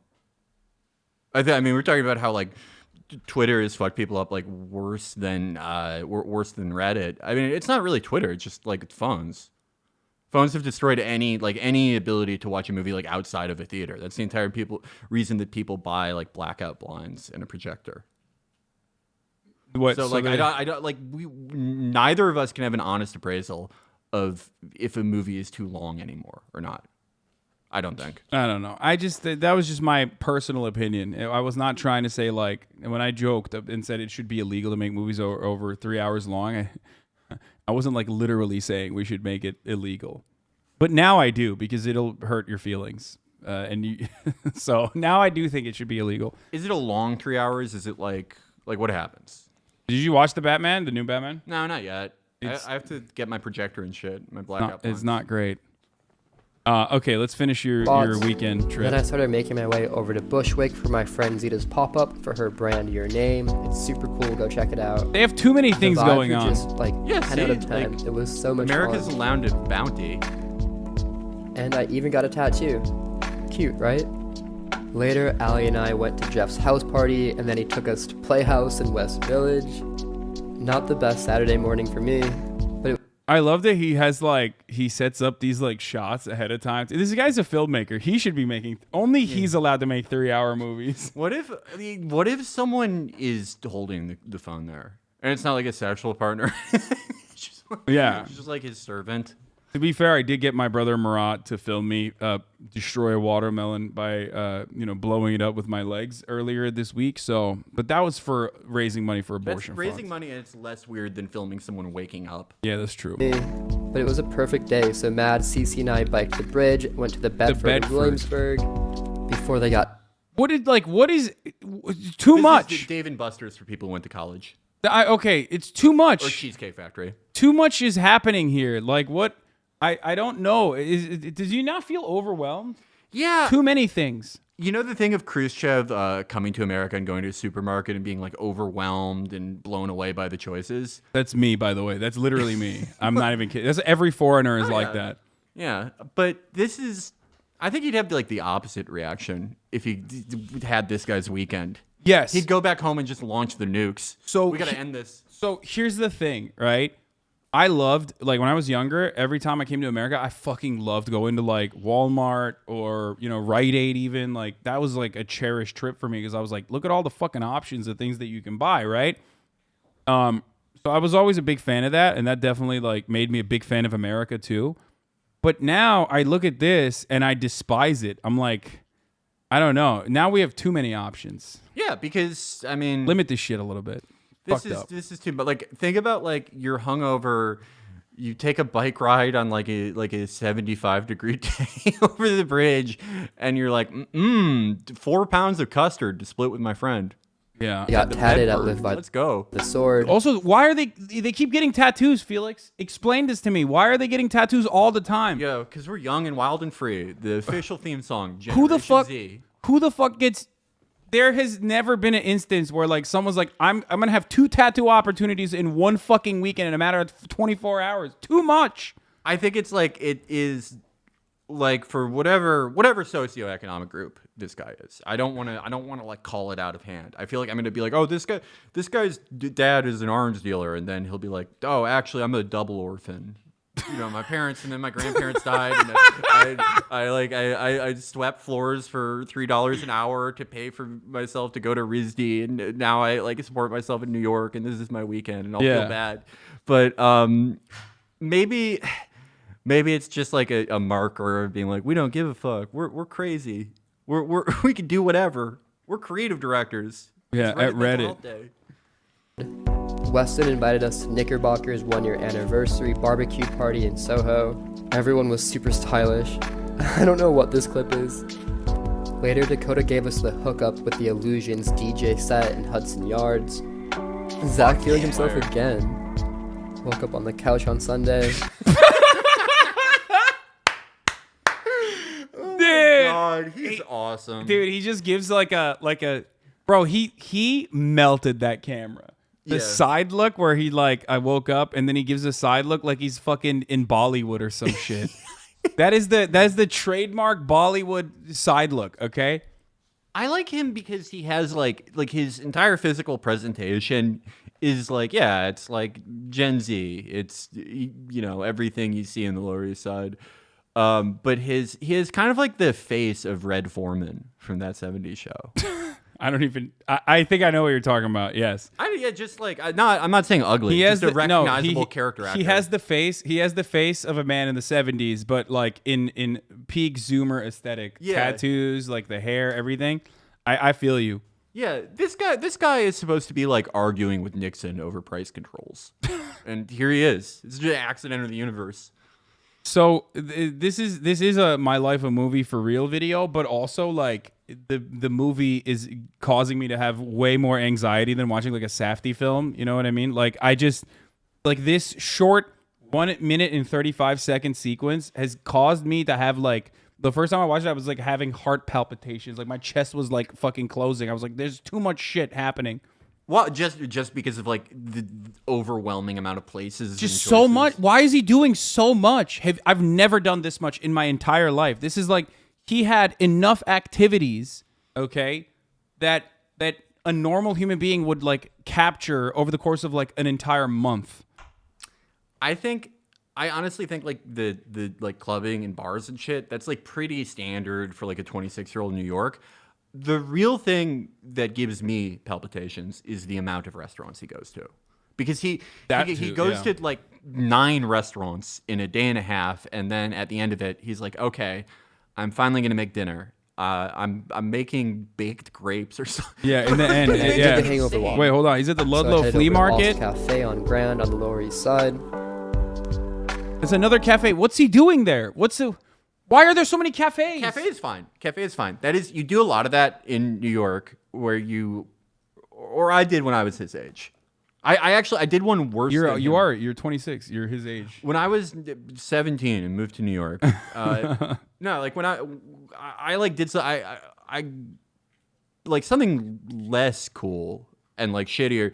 Me and Mullen would like sometimes we would just like run out of places to go or like be, and you know, just have nothing to do because you know you're like an underemployed freelancer and like dog walker and shit when you're there, and we would just like go to Dunkin' Donuts for like 4 hours.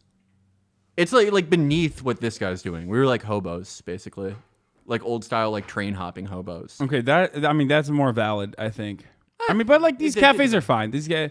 The Okay. cafes are fine. It's the restaurant. Like, it's so many fucking restaurants. It's way too many. And I will be honest, I have a bias against that. I don't like going to them. I don't enjoy it. This guy has, on his deathbed, and he's probably going to live to 150. He's probably after the cutoff point. I don't understand how much money like someone that works at Reddit makes, by the way. It's too much. I think that I'm becoming, when I watch this, I turn into like a conservative, I turn into a Republican. I'm like, yeah, we need to cut these bi-coastal elitists' salaries. Maybe they give you like a Reddit discount at these restaurants. At Mudwater? Yeah, it's like it's New York doesn't have veterans discounts. You just get spit on and called a baby killer. But if you work at Reddit, they're like, oh, here you go. Like 2/3 off. Yeah. Yeah, it's like if you're doing abortions and that's another place where you get discounts at too. Yeah. They love that. Yeah, I don't know. I mean, salaries in tech are pretty good, right? It's more the fact that this guy will spend a third of his life waiting for the bill. That is what's upsetting to me. But I'm sure, everyone has things that they are wasting their life with. Fair. I mean, we do. You play a lot of. How many times? I'm primarily wasting my life. How many times have you beat? What are you on New Game Plus on Elden Ring?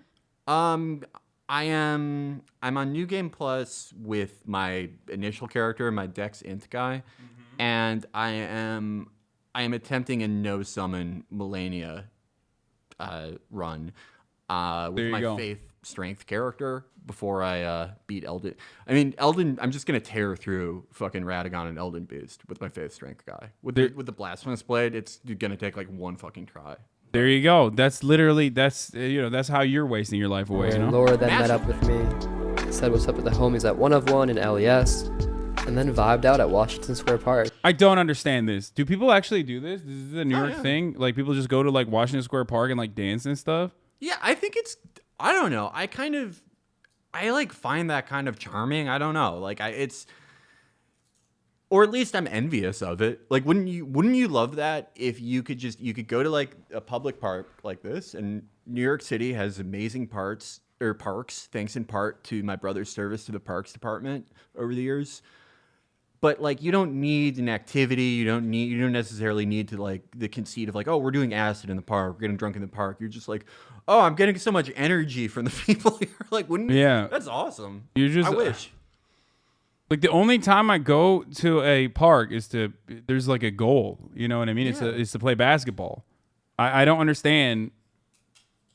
I don't know. I just don't understand how you just go to vibe out at a park. I don't understand it. It's just like quick pit stop at 7. Maybe Reddit Mental Health Day works. Maybe his brain isn't so like we're maxed out. We're like we have redlined so much of our brain just through like notifications and our phones. I think, I don't want to say irreparably, I don't want to be a pessimist, but they fuck up your brain chemistry. I think that's undeniable. And for us, maybe we can no longer do this. Maybe we can no longer like go to a Washington Square Park and be like, oh, the energy here. Or maybe we could never do it, but maybe this guy, through his adherence to Reddit Mental Health Day, is like, oh, I'm going to, take fucking notifications off my phone. And he's still able to access some part of himself that does not need 12 points of stimuli to avoid his own thoughts. Yeah. Quick pit stop at 7B Horseshoe Bar on Avenue B.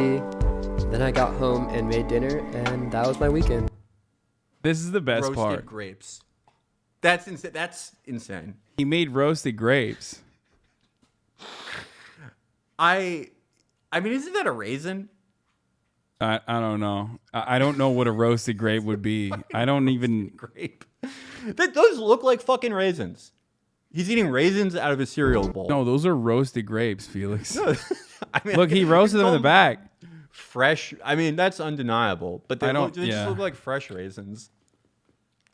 7 tattoos, 12 dinners, and a roasted grape. How is he not fat? Dude, I don't even know. Look how much he's moving around. He moves too much. No, it's super hard to get fat in New York. I've done it multiple times, obviously. But if you like are constantly going to shit, you're walking all the time, you're fucking taking the subway, you're just in constant motion. It is like I was like underweight the first few months I lived in New York. No, I see that. That is definitely one positive to living in a city like that, is like you have to walk all the time. I think it's like definitely preferable to the default in America.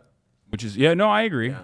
You're not gonna catch me shitting on walkability, okay? In like one of the only places where there's like, it's like I guess the closest we have to a walkable city. It's sick. Like yeah. I'm anti-car, I'm anti-bike, I'm pro-walking and pro-horse. Everyone should just walk. Like your job's 20 miles away. Don't care. Start walking. Like leave the night before. I don't care. Here's the LA version. Ever wonder why LA stays so litty? Yes. Because you can have the most perfect solo glow up. It's crazy that you're in both of these videos. Well, this guy has the same taste in music as me. He's spot got him beatbox. Cam is friends with Jack, right? Oh, is this? Yeah, it's Cam Tang. This guy's joking? Yeah, no. He's definitely joking. Okay. He's Jack's. He's Jack's friend. Ever wonder why LA stays so litty? It's because you can have the most perfect solo glow up. I started by jumping out the jet in this icy little fit before pulling up to Erewhon. The hot definitely feels different. These buff collies go so flippin' hard. Okay, to be fair, okay, those are good. Erewhon is disgusting. It is an affront to God, and that in a just world it would not exist. Okay. But those buff collies do be hitting though. Okay, Yeah. I'm just gonna say that the buffalo cauliflower there is actually pretty good. Everything they make is good. Like they're also $1 million. If Erewhon existed in Russia, there would be like 20 articles. It's like the Red Tsar Putin's insane oligarch grocery store, where all brownies are Or $28. China. Or Yeah. China. Yeah, the Red Emperor's communist oligarch grocery store, where they Chinese-listically make $35 single serving desserts. Do you remember that article about a museum? Where they describe the concept of, the New York Times described the concept of what a museum is and what it does, but because it was like a Chinese museum, they were like, look at them whitewashing their atrocities throughout history, and I was like, that's a museum. Yeah, You're describing that. Literally, yeah, the exact same as like any state museum in America. Yeah, literally. But look, Erewhon's awesome. It's evil, it sucks, but like I actually haven't been since I got here. I despise Erewhon. I'll say that, and obviously, like I make a lot of commodity purchases that are flamed by the internet on a regular basis. But this is one where I'm like, it's nasty.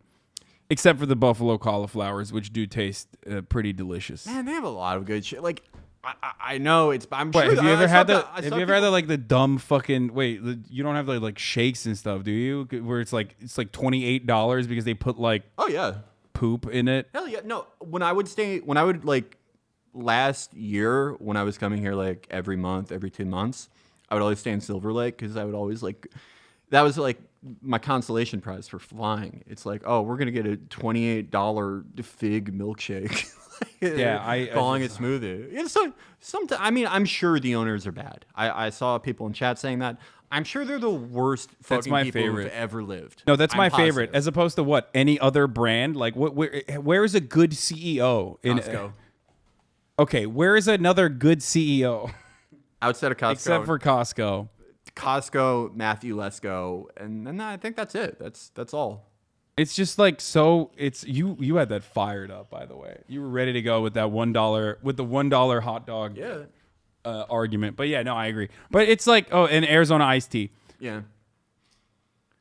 That is like the main reason I want to get a car is to go to Costco.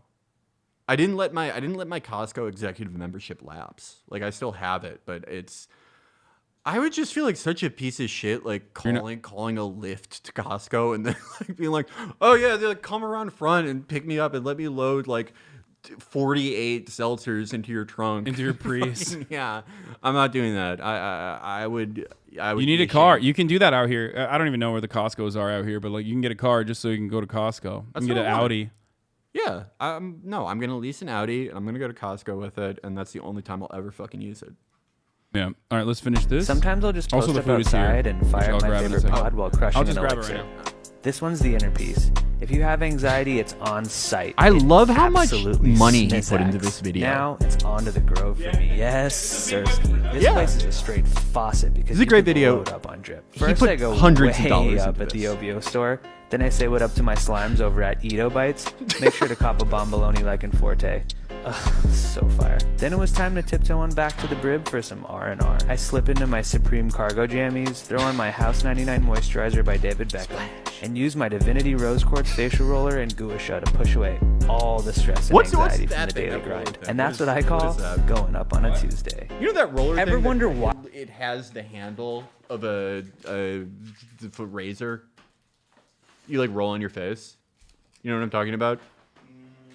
Oh, is it like a face roller? Yeah. Oh, I think it's ice. It's for makeup. It's for people who like put a lot of makeup or like beat their face up a lot. I think that's what it is, right? It's okay. A derma roller, a jade roller. It might be either of those. There was some girls that I was staying with at Coachella that were using it on their face, and they just like would put it in the freezer, and then it was just there's like ice in it, and they would roll their face up with it. I don't know. I think it was one thing. Help removes the puffiness. Yeah, hold on. I gotta pee. I could use it. I don't know. My sleeve's been like sort of weird lately, and that's like, I mean, that's the only thing I really care about when my sleeve is fucked up is just my face becomes huge. I become the moon face knight, and I like if you're tired, you can just take Adderall or I have an espresso. But puffiness of the face, if there's a device for that, I would love it. I'll probably get one of It those. is the ice thing for sure. I think that's what it's for, right? You can also just use moisturizer. Put moisturizer and use your hands though. I don't know.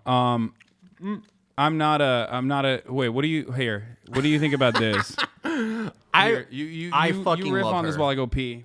So She sold 300 copies of this book. okay, 300. I would need to, for equal time, we're gonna get her side of the story for this. According to her, Bad Republican was #2 on the Audible charts. Yeah, look, that is pretty good. I do not know. I don't think the Chapo book ever did that good on Audible. I would have to check. And we were New York Times bestsellers. That's undeniable. We sold tens of thousands of copies. I'm assuming, she sold a lot of audiobooks, and she said, oh, the reason this is 244 copies was that everyone had already gotten it, and they wanted this hardcover re-release. Look, who knows? I out of professional courtesy, how one soldier respects another soldier, I, as a member of the media, will give her the benefit of the doubt. Because it's like, well, why didn't we hear the book scan numbers earlier?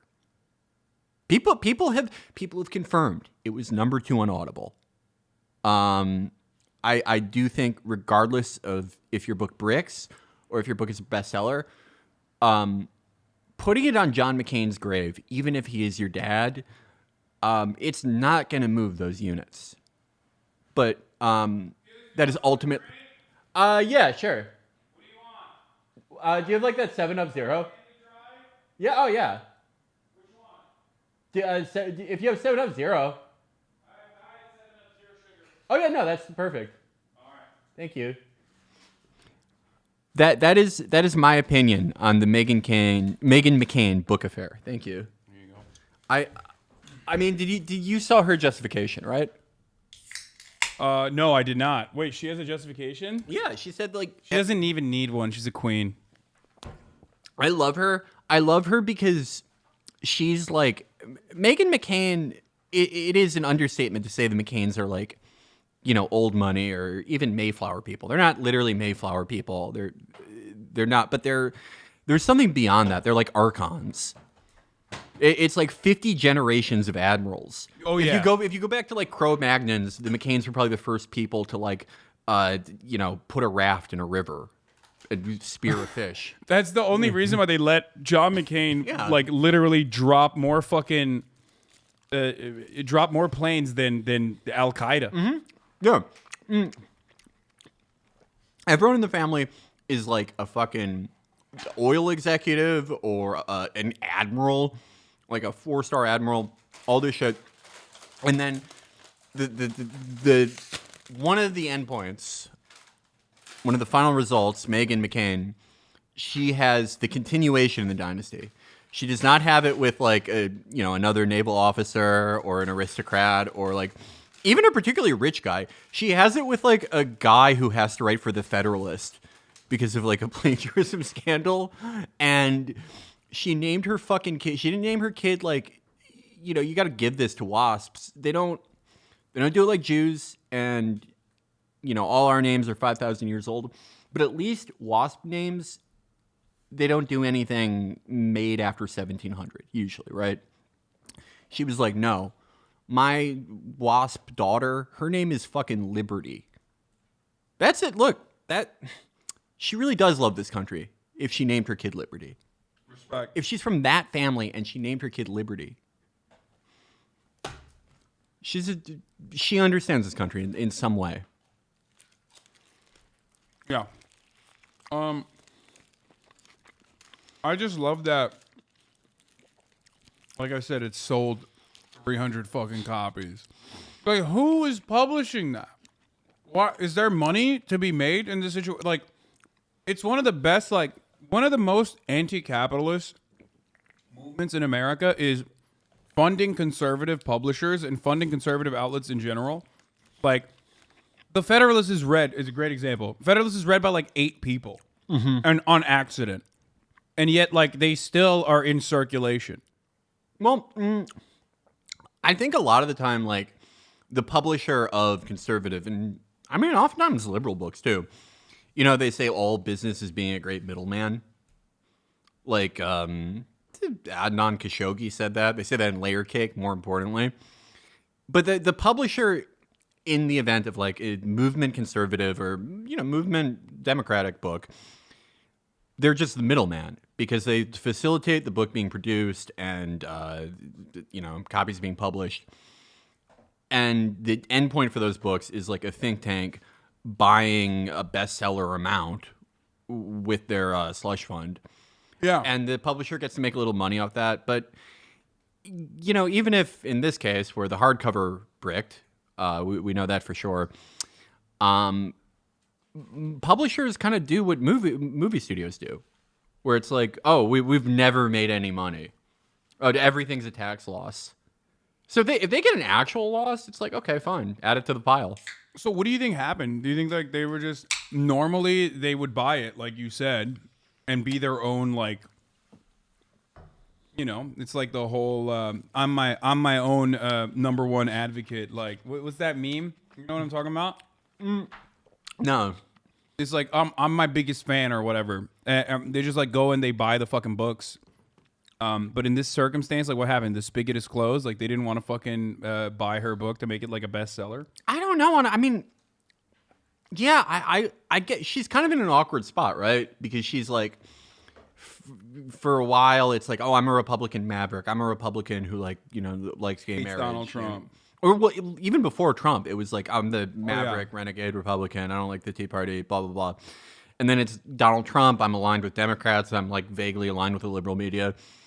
But then like since Ilhan Omar, since like all this shit, since like the Ellie Valley cartoon, calling it the most anti-Semitic thing she's ever seen. She's like, I'm a Jewish person now. Yeah, which like, I won't be too mean. I won't say that. But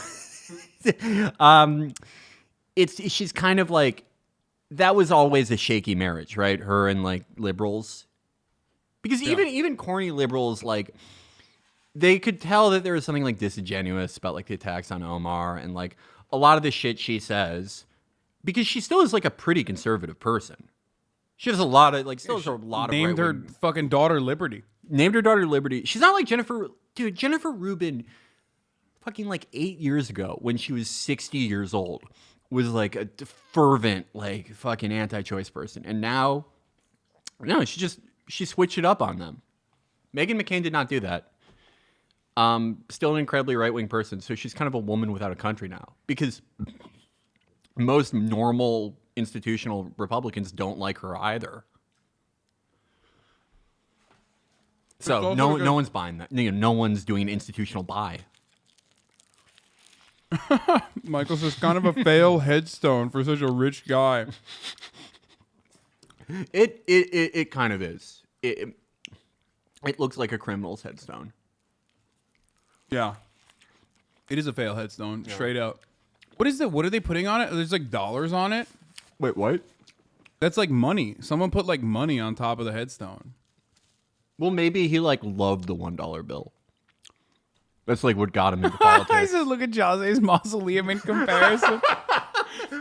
Well, Yeah. this is Jazeera's mausoleum for Gen Xers and Boomers, Michael. True. Which is why you would expect it to be an actual mausoleum. Yeah, there's still fucking boomers out there that are like, man, I think Drake also facilitated a hit on John McCain. If I die, it was Drake. Yeah, John McCain taken too early. John McCain was in Arizona trying to buy a Ducati. Yeah. Yeah. If I go, Drake stole my whole fucking flow. Yeah, they're like making YouTube essays. Boomers are making YouTube essays about the conspiracy of Drake with his hitters. I love the idea of like boomers treating it like the Jazeera mausoleum and going there and just smoking like the shittiest dirt weed ever. Yo, I'm vibing Taking out. photos, posted up, yeah, at the John McCain mausoleum. I mean, that's kind of what she's doing. Yeah, I mean, it is. I mean, if you can do it with anyone, you can do it with your dad or your mom or something, right? But yeah, did you see that? Did you see the Steve Schmidt thread about her? I thought it was pretty interesting. I normally don't care about that stuff. Didn't he like? Wait, does anyone in the chat have that? I think they he like kicked her out of the fucking plane or something because she was being so fucking annoying. Well, there was a lot of interesting stuff in that thread. I thought it was interesting because the Meghan McCain stuff is like pretty predictable. Like, oh, she's an awful brat who treats people like shit. Who would have guessed? You know? Yeah. But the stuff he said, where it's like, okay, well, John McCain like didn't give a shit that we were working with Paul Manafort's guy, and he was like, John McCain was like kind of a fuck up and a pussy and like ruined his legacy. I thought it was very interesting he said that. Yeah. Maybe he said that because his like chips are cashed on that side, but I did not expect him to say that. I can explain this. When I kicked Meghan McCain off the 2008 McCain plane because of her outrageous behavior, I talked to her mom and explained what was happening and why. Cindy got weepy and said, I just want to say I raised 2 good sons. And I said, everyone knows you did. How fucking brutal, dude. He fucked her up in this thread. She literally is like, I mean, she is a lolcow for boomers. Mm-hmm. Like, that's what she is. She's just like, she gets farmed on so regularly. She became Chris Chan for 60-year-olds. Yeah, no, literally. That's exactly what she is, 100%. Fuck, that's a good life. Yeah. My daughter was 3 at the time, and I made a promise to myself that I would make sure my #1 priority in life would be raising a child that never acted like Meghan McCain, a spoiled, rotten, entitled bully. She's graduating high school next week. Mission achieved. Everyone who's ever worked with McCain from ABC, this is not the thread, right? This is a different one. The thread you're looking for, the thread I'm looking for. This like kicked everything off, but there's a later one where we start talking about Rick Davis and Sarah Palin. Yeah. I think this might be it. Hold on.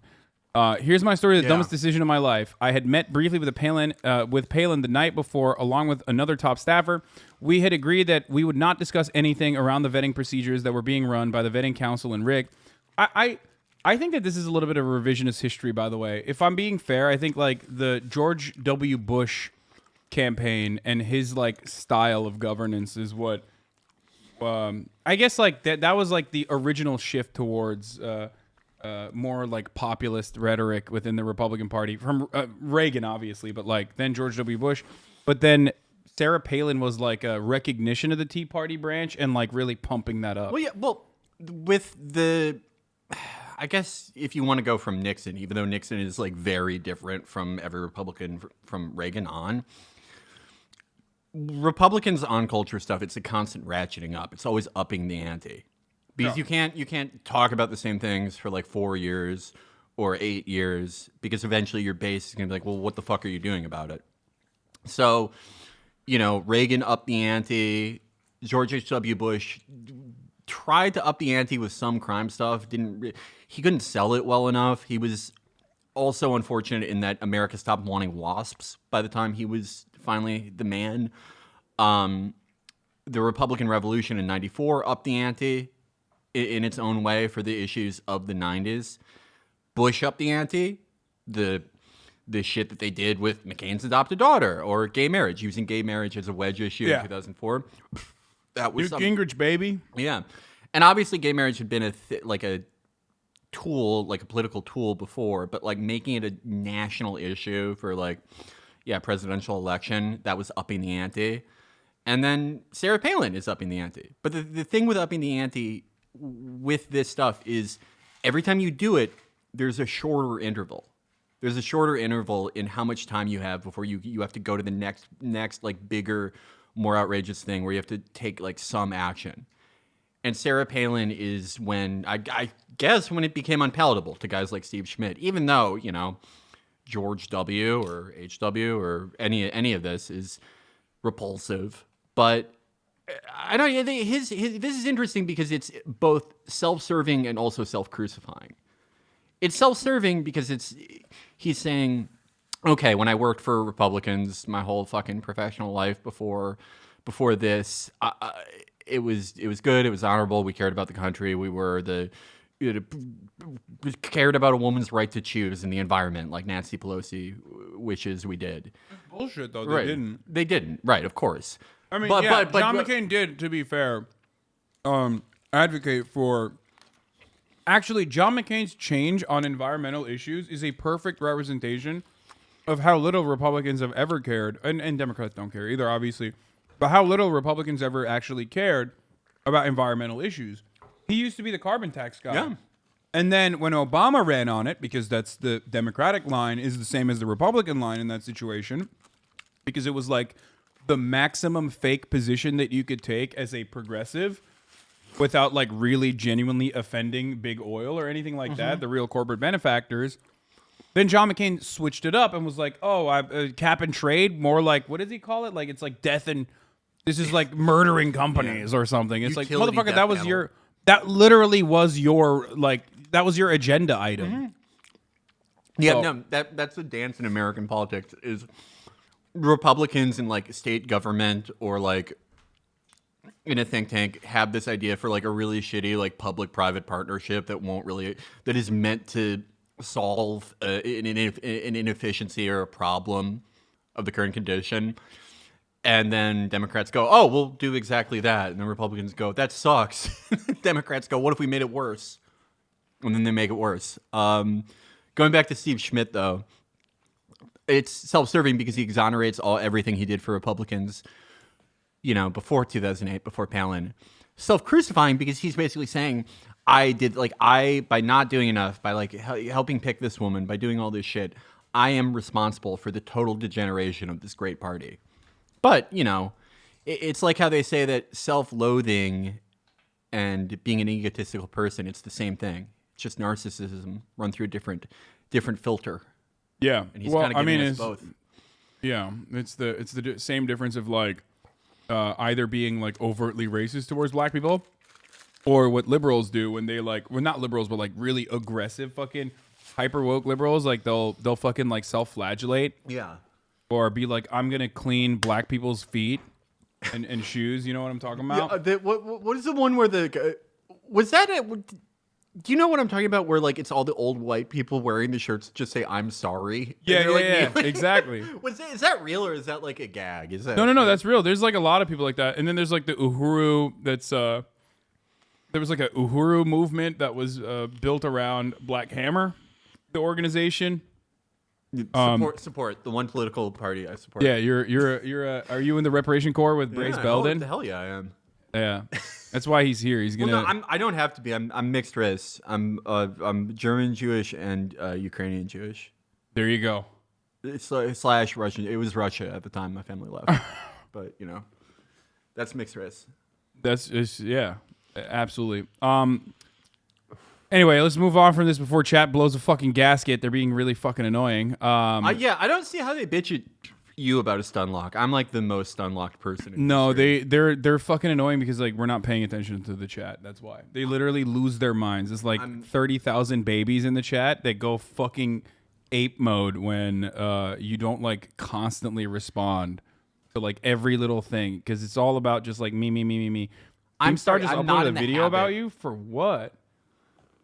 Wait, what is this? Fuck! Why did Keemstar fucking upload a video about me? Okay.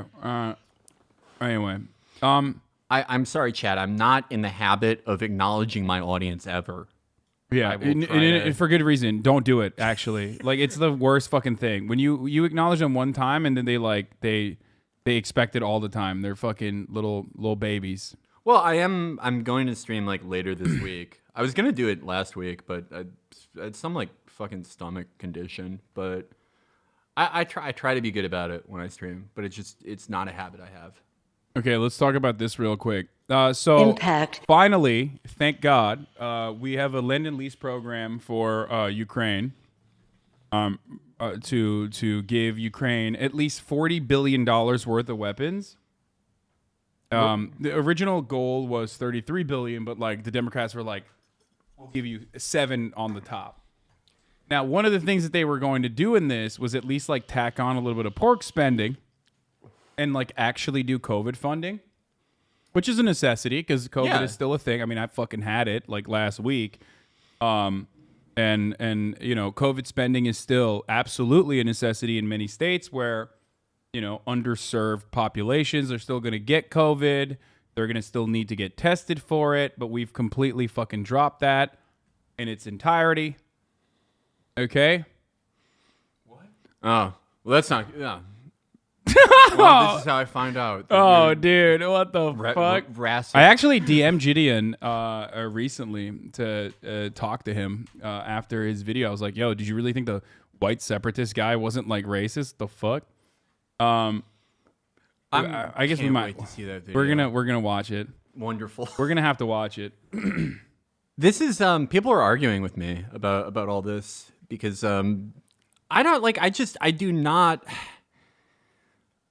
see how you can make the case that American weapon shipments don't start off as or end up as the bad thing that happened to a bunch of people. Always, like historically. Yeah, what the fuck? I mean, who are you gonna believe, me or your lying eyes? I don't.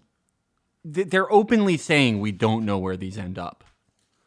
Like Jesus fucking Christ! I feel like, you know, it's been months of talking in circles because before February, you know, I remember saying the idea of a war being fought over this is horrible. I am disgusted at the idea of 19-year-old kids and fucking mothers and anyone dying either for fucking Ukraine or Russia, either of those governments.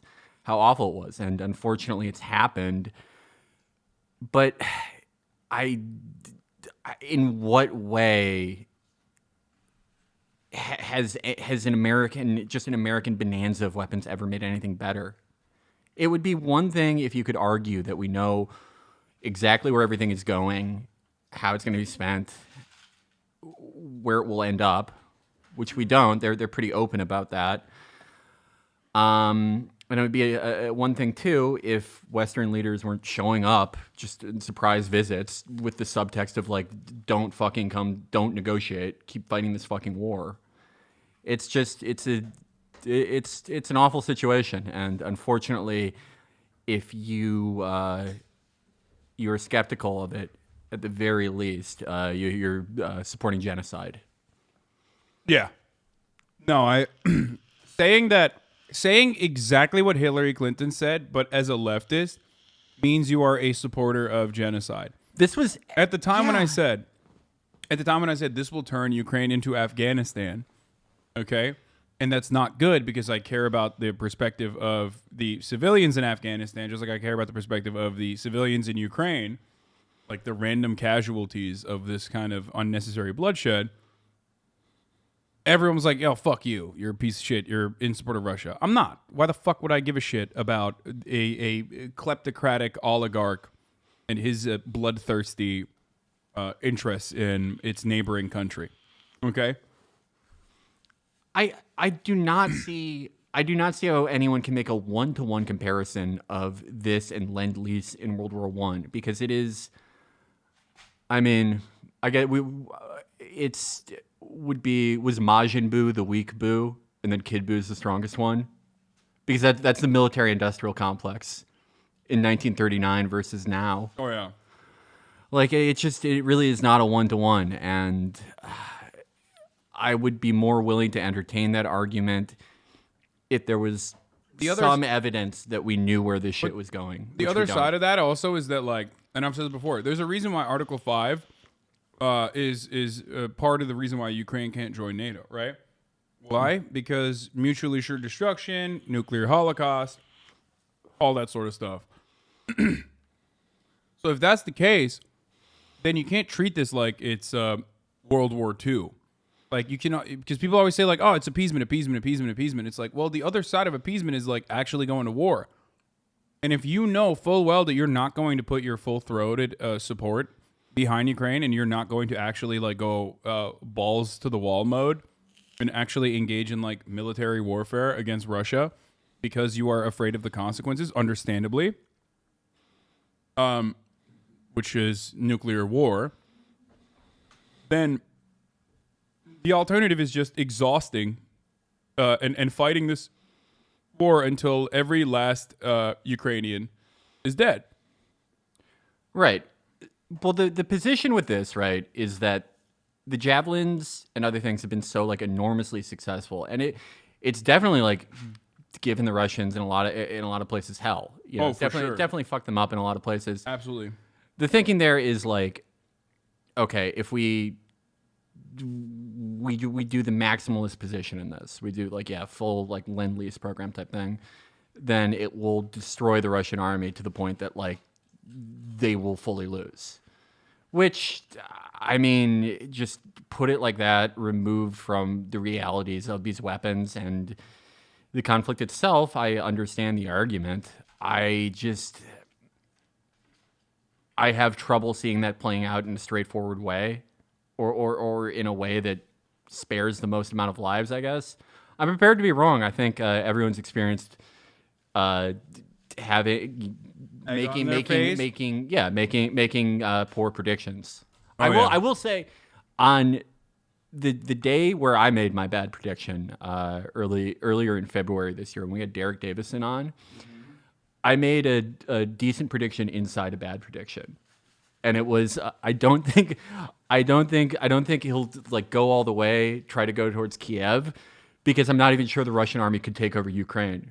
So I was right even when I was wrong. And even when I was right. Yeah, that's what I said as well. But people still hyper focus on the fact that I said Russia will not make a psychotic move to try to, like, occupy or full blown invade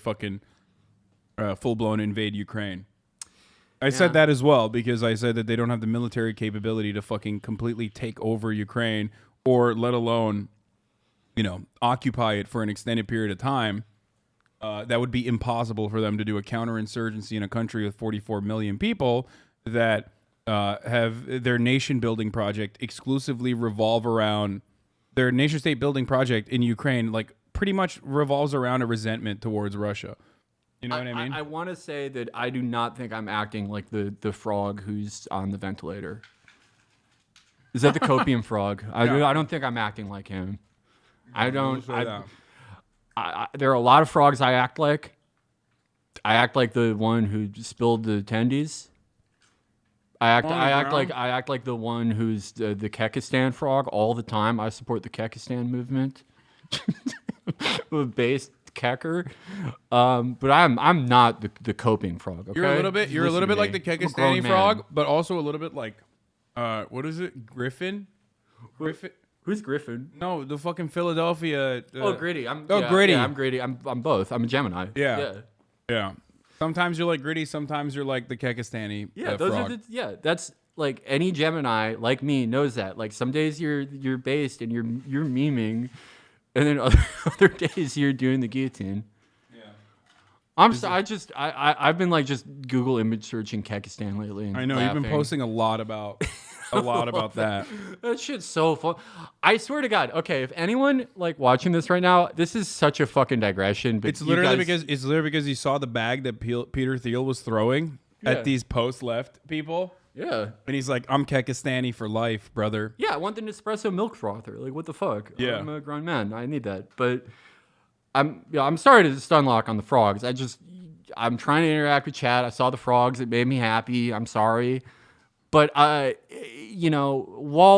I'm digressed, if you're out there, okay, if you're like a 23-year-old woman who lives in LA or New York or any like probably Baltimore, like big art scene in that city, you're like a hot art chick. You're cool. Guys are intimidated to talk to you. Maybe you got kind of a weird haircut. You should start wearing as much Kekistan shit as you can. That would look so fucking funny. That would be such a good joke. And it would honestly look it would be pretty cool. I would really think highly of that. I would do it if I were you. Don't do that. But okay. I'm done. I'm done talking about the frogs. I'm sorry. It's called a prison cut. Yeah, turf bangs. Okay, let's see what Nancy Pelosi had to say. The impact that it is having on food for the world. So when you're home thinking, what is this all about? Just think about when I was hungry, you fed me, in the Gospel of Matthew. It also is so pleased that Mr. Meeks, the chairman of the Foreign Affairs Committee. Bro, this is a $40 billion Lend-Lease package with, I think, almost like a laughable, like a comical percentage actually going to food. A comical percentage of this, I think it's like to the tune of $900 million, I believe, is actually going to like refugee resettlement and like refugees. So hilarious that she's like, yeah, it's like when you're hungry, I gave you food. It's like that. But except like we're talking about javelin missiles. Yeah, the like corn slop from America we give them. It's like the most dangerous thing we send out there. Yeah. Yeah, I mean, sometimes I feel like it's the fucking producers. Like to say this when like half of all the baby formula is like withheld from because of lockdown in Shanghai, like it's probably one of the worst things she could say. But who knows? What a grim fucking time. When I was hungry, you fed me weapons, which have the same level of microplastics as the food that you would feed me anyway. So we just started eating it because it has the same nutritional value. I wonder, I always want, like, how much food aid do we typically send to the European continent? And, like, how much of it, does it just get thrown out the second it comes there? Because it's like, oh, we can't even feed this to pigs. I remember there being, like, something, there is a shrine, I think, is it in Kosovo? Have you ever seen this? No. Hold on.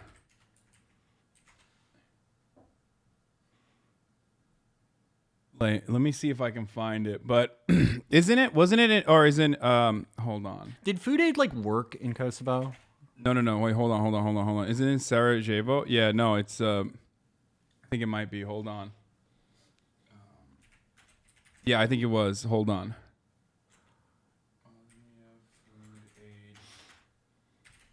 Here, I'll show you. Yeah, here it is. The ICAR Canned Beef Monument in Sarajevo. That's the ironic war. I really like that as a work of art. The honestly. ironic war memorial thumbs its nose at a campaign of inedible humanitarian aid food products. The ICAR Canned Beef Monument. Okay, they're saying if there is another siege, I would rather die than eat ICAR. That's what it says underneath it. Traces of the memorials of the 1992-95 siege of Sarajevo can still be seen throughout the city. The canned beef monument is, however, somewhat different than it with its ironic touch. The food that they had sent, the canned beef, was so bad and inedible because it was already mega expired. The Serbian siege of Sarajevo led to what would become the longest-running humanitarian airlift in history. Running between July 3rd, 1993 and January 9th, 1996, it even surpassed the 2 years of the 1948-1949 Berlin airlift. The I-cart canned beef soon became a symbol for the shortcomings of the humanitarian help. According to the eyewitness reports collected by writer David Charles, sometimes the food was leftovers from the Vietnam War that expired 20 years earlier. Oh my God, we suck so fucking bad. And then this other one is also funny. Sometimes it was pork, an egregious oversight when half the population receiving the aid were Muslims. Even when we're the good thing that's supposed to be happening to someone, we're the bad thing that's happening to someone. Man. Ooh, we fucking suck. Damn, dude. After the war, the grateful citizens of Sarajevo thanked the international community through this golden meter-tall can of ICAR beef. Something other than the food and medicine Sarajevo was in dire need of during the fighting was weapons, but because of the international weapons embargo put on the belligerents, they had to turn to Colombian drug cartels and smuggle the weapons into the city illegally because of this. Some people say that they did more to save Sarajevo than the UN and that they should get a monument of their own. Well, at least we don't have a problem with the fucking... you know, the weapons. You know, we're giving a lot of weapons now. Colombia is really Mr. Worldwide, aren't they? It doesn't matter if it's like on the other side of the world. They just, it's like no relation to the conflict. They're like, oh yeah, no, you can like have our mercenaries. We'll like help you get guns. Like Yemen. They're like fucking all they're over like the Cuba, place. but instead of doctors, they're sending mercs. Yeah. yeah. We have the best mercs. I don't. What is with? Are they just like always on LinkedIn? I don't know a lot about Colombia. Why are you guys? What do you so mean? They're on enterprising? they're rising grind set, dude. What do you mean? yeah, they they got are. Sigma grind set. They're like, well, this guy's in Colombian, but they're like Bukele, Salvadorian dude. Oh yeah, Bitcoin, Mr. Bitcoin. Oh yeah, dude. Oh my god. He's if he wasn't hot, he wouldn't be able to get away with all this. He honestly is like, I mean, he has that like, you know, the handsome Palestinian guy look. Where it's like he naturally looks like a little airbrushed. I cannot wait to see this image in history textbooks. Vote Union. I mean, that's great. I like no. Furries I'm cool deserve with furries. rights. Yeah, furries deserve rights as well. Yeah, it's not 2004. No, I'm rocking with this furry. Yeah. Well, I'm gonna go to the bathroom real quick. Do you want anything to drink while I'm up? No, I'm good. Should we watch the Keemstar video or should we get into to your trap lore? Oh, We'll do both. We'll do both. I haven't read the indictment. Okay. Lend-Lease already kicking in. Everyone gangster until NATO starts shipping Burger Kings onto the scene. Wait, what the fuck? This isn't real. This is from like probably, let me guess what this is, right? I assume this is from like the Iraq War or something. This seems like, right?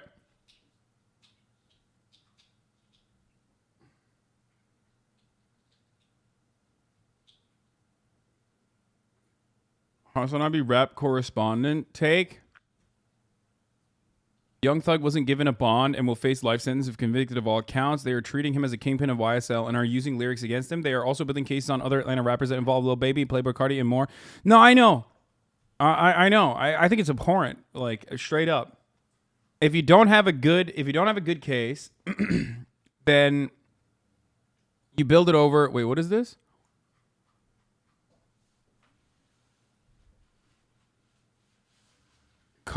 Common Commanders rookie QB Sam Howell says that he only eats chicken. Yeah, so do I. Is that why you're saying this is me?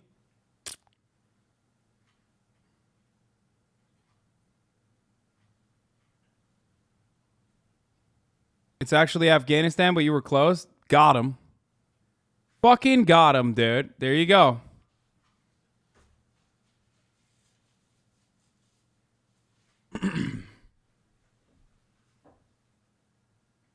You absolutely have to see this. Such thing as bad publicity. Uh-oh. Oh, what's going on here? I need 15 We got friend of the show, Chris Clemens, doing his man on the street interviews. more minutes. See, I'm looking for 15 minutes less, so this is going to work out real great. What do you do for a living? You don't want to know. I'm an LGB activist. Like, from Russia? No. What's the LGB? AGB. Oh, okay. Lesbian, gay, and bisexual. Oh my God, okay. No, I've heard of it. I've thought there were more letters. So what's the difference between the LGB and the LGBTQIA+? You tell me. Are all straight people. The woman was too stunned to speak. Anything to the right of the LGB is straight people. Didn't you? Trans people are automatically straight across the board. Yo, Chris found a turf, dude. Let's go. Hate crime is coming from inside the house. I love that. To have any other letters. All of a sudden, they decided it always had letters. No, it did not. Hey, you're really against the letters. Well, no. The same-sex attraction is one thing, and all those other letters are not about same-sex attraction. There are 3 sexual orientations: homosexual, heterosexual, and bisexual. LGB is about sexual. At least you said bi visibility. Some of these people don't even like bisexual people. They're like, oh, there's too much straightness going on there for me, you know, for my taste. So Orientation. The other letters have something the people could, in some backwards way or forwards. I didn't realize that like there were TERFs out there that were transphobic because like they think trans people are straight. Like, there's a like they have like an anti-trans lesbian thing. Yeah. No, That's, like, a I big know focal that. I point.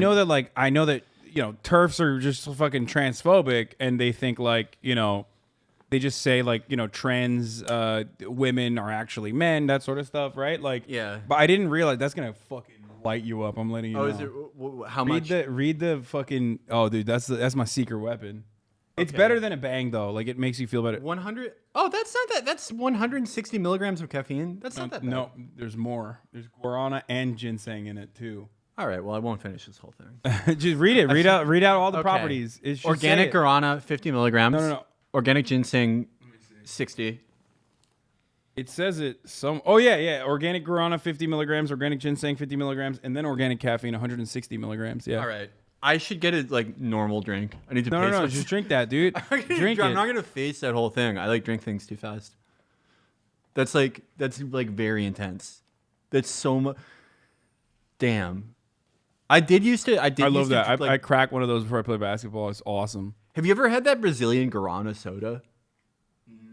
Maybe. I think someone might have sent it to me in my PO box. It's so fucking good. I used to, when I did Muay Thai, when I was doing study abroad in college in Spain, like they didn't have enough like American like pre-workout or energy drinks. Probably good that I could easily find.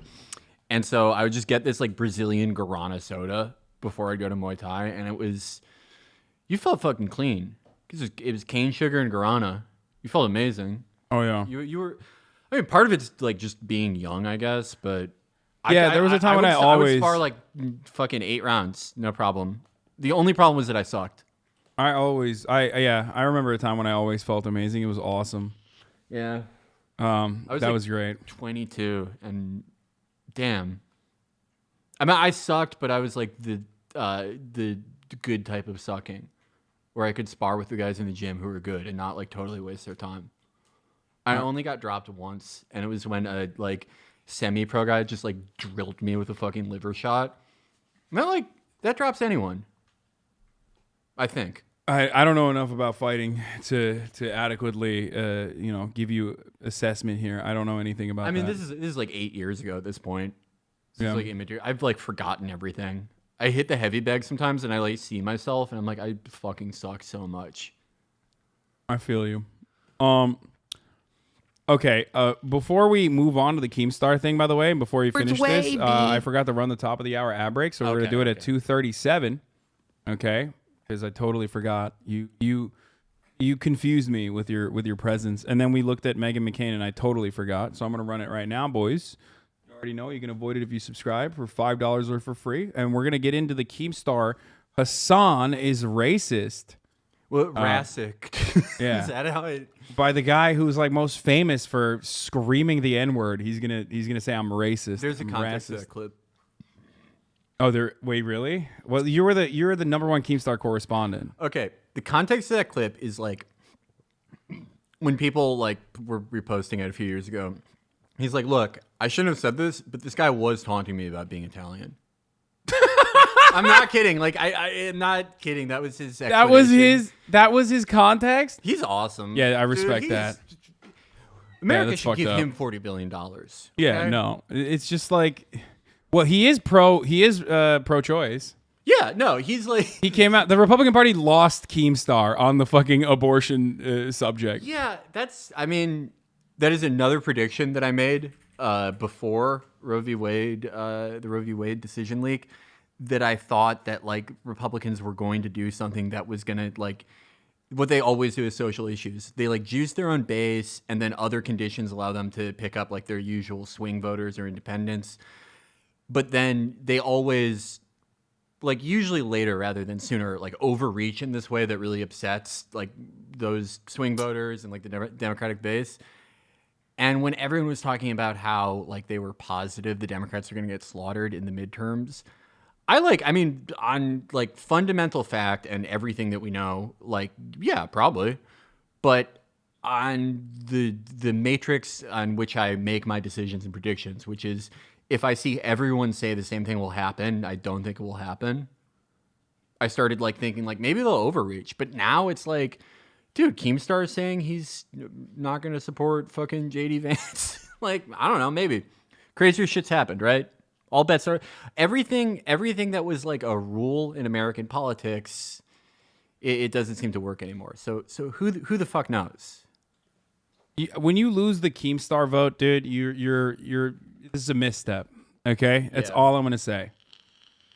Of course he's pro-abortion. Wouldn't have his 21-year-old baby mama sue him for child support? No, I mean, I think there's more to it than that. I think like even he legitimately, no matter how fucking dumb and idiotic and conservative he is, he's like a dumb conservative guy. He's the perfect dumb conservative guy. And even he's like, yeah, I don't really understand why people are. Same with the Barstool guy. Yeah. Same with fucking Dave Portnoy. Yeah, Dave Portnoy came out and was like, what the fuck are these people doing? Like, now obviously I think the tides might change maybe with like overwhelming Republican opposition, and they'll like pump it out through every fucking media outlet. Yeah. But I think reframing this as like a war against Christianity is not necessarily going to win over a broader base of support from like other Republicans, and people like Dave Portnoy or Keemstar who would otherwise vote Republican are not going to be like, oh yeah, I really love the Christians. Evangelical movement is not quite the same thing it once was. It still has a lot of power in a lot of ways, but it's not.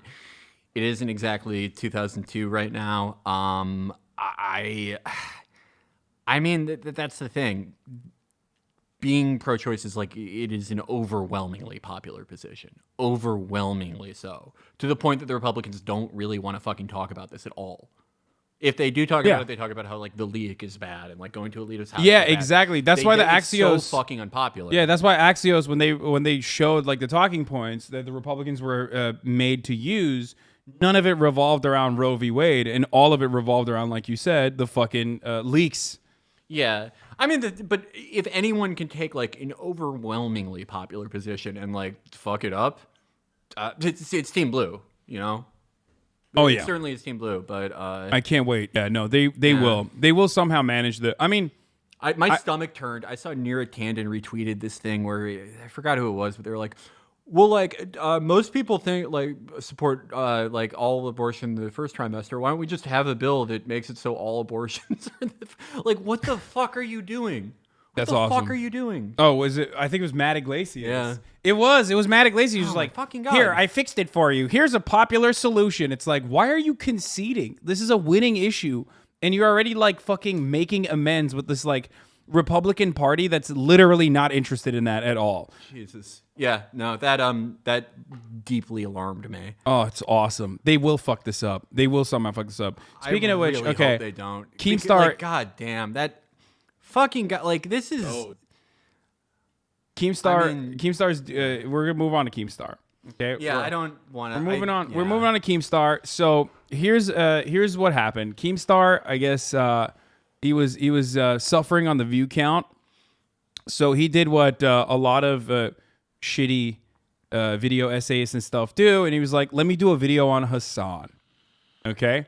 Which I'm sure this will trigger warning, citing of Keemstar. Well, I guess not really. This is just a clip from JiDion's reaction to me reacting to his video. Originally, do you know who JiDion is? I'm not familiar.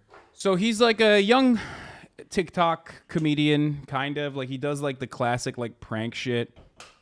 He has some pretty funny. Sometimes he has some pretty funny clips and whatnot, but then he like popped off on Twitter, or not Twitter, on Twitch when he first came onto Twitch, and basically was, like there was a whole thing with like him and Pokimane, which he apologized for and made amends with. Oh, I tried figuring out what that was about. Yeah, and it was like he was just like doing like a hate raid on her by being like, "Yo, he like changed his Avi to Pokimane and whatever." Just like, was it just one of those things where like just people see her and they're like, fuck you, you just like hate her for no reason? Yeah, exactly. There was no previous. Just thing? like regular. No previous thing. And then he tried to like say it was because like, I mean, this is squash beef already, and I think that they handled it well, so I don't really care about that. He's reached out to me before, and I've like corresponded with him before on Instagram DMs and stuff. I think he was like looking for someone to fight for like the new boxing shit that gets on. Well, I don't know if it was like specifically about Creator Clash, which iDubbbz is throwing, but like basically that. Something along those lines that I was like, no, I'm not going to fight you, but I hope you can find someone, whatever.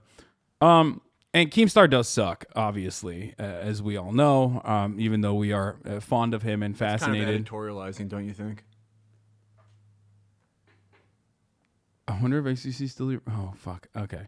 I'm not going to read that. That's stupid of me to read that. Okay, so anyway, Keemstar-JiDion exposes Hasan for be racist. He got so horny that like he like forgot how to type appropriately. 3,000 likes by the way. This is how people say Russian bots type. Yeah, personal. Like troll. He's typing like a troll farm. I guess it was 9 a.m. in Moscow. Yeah.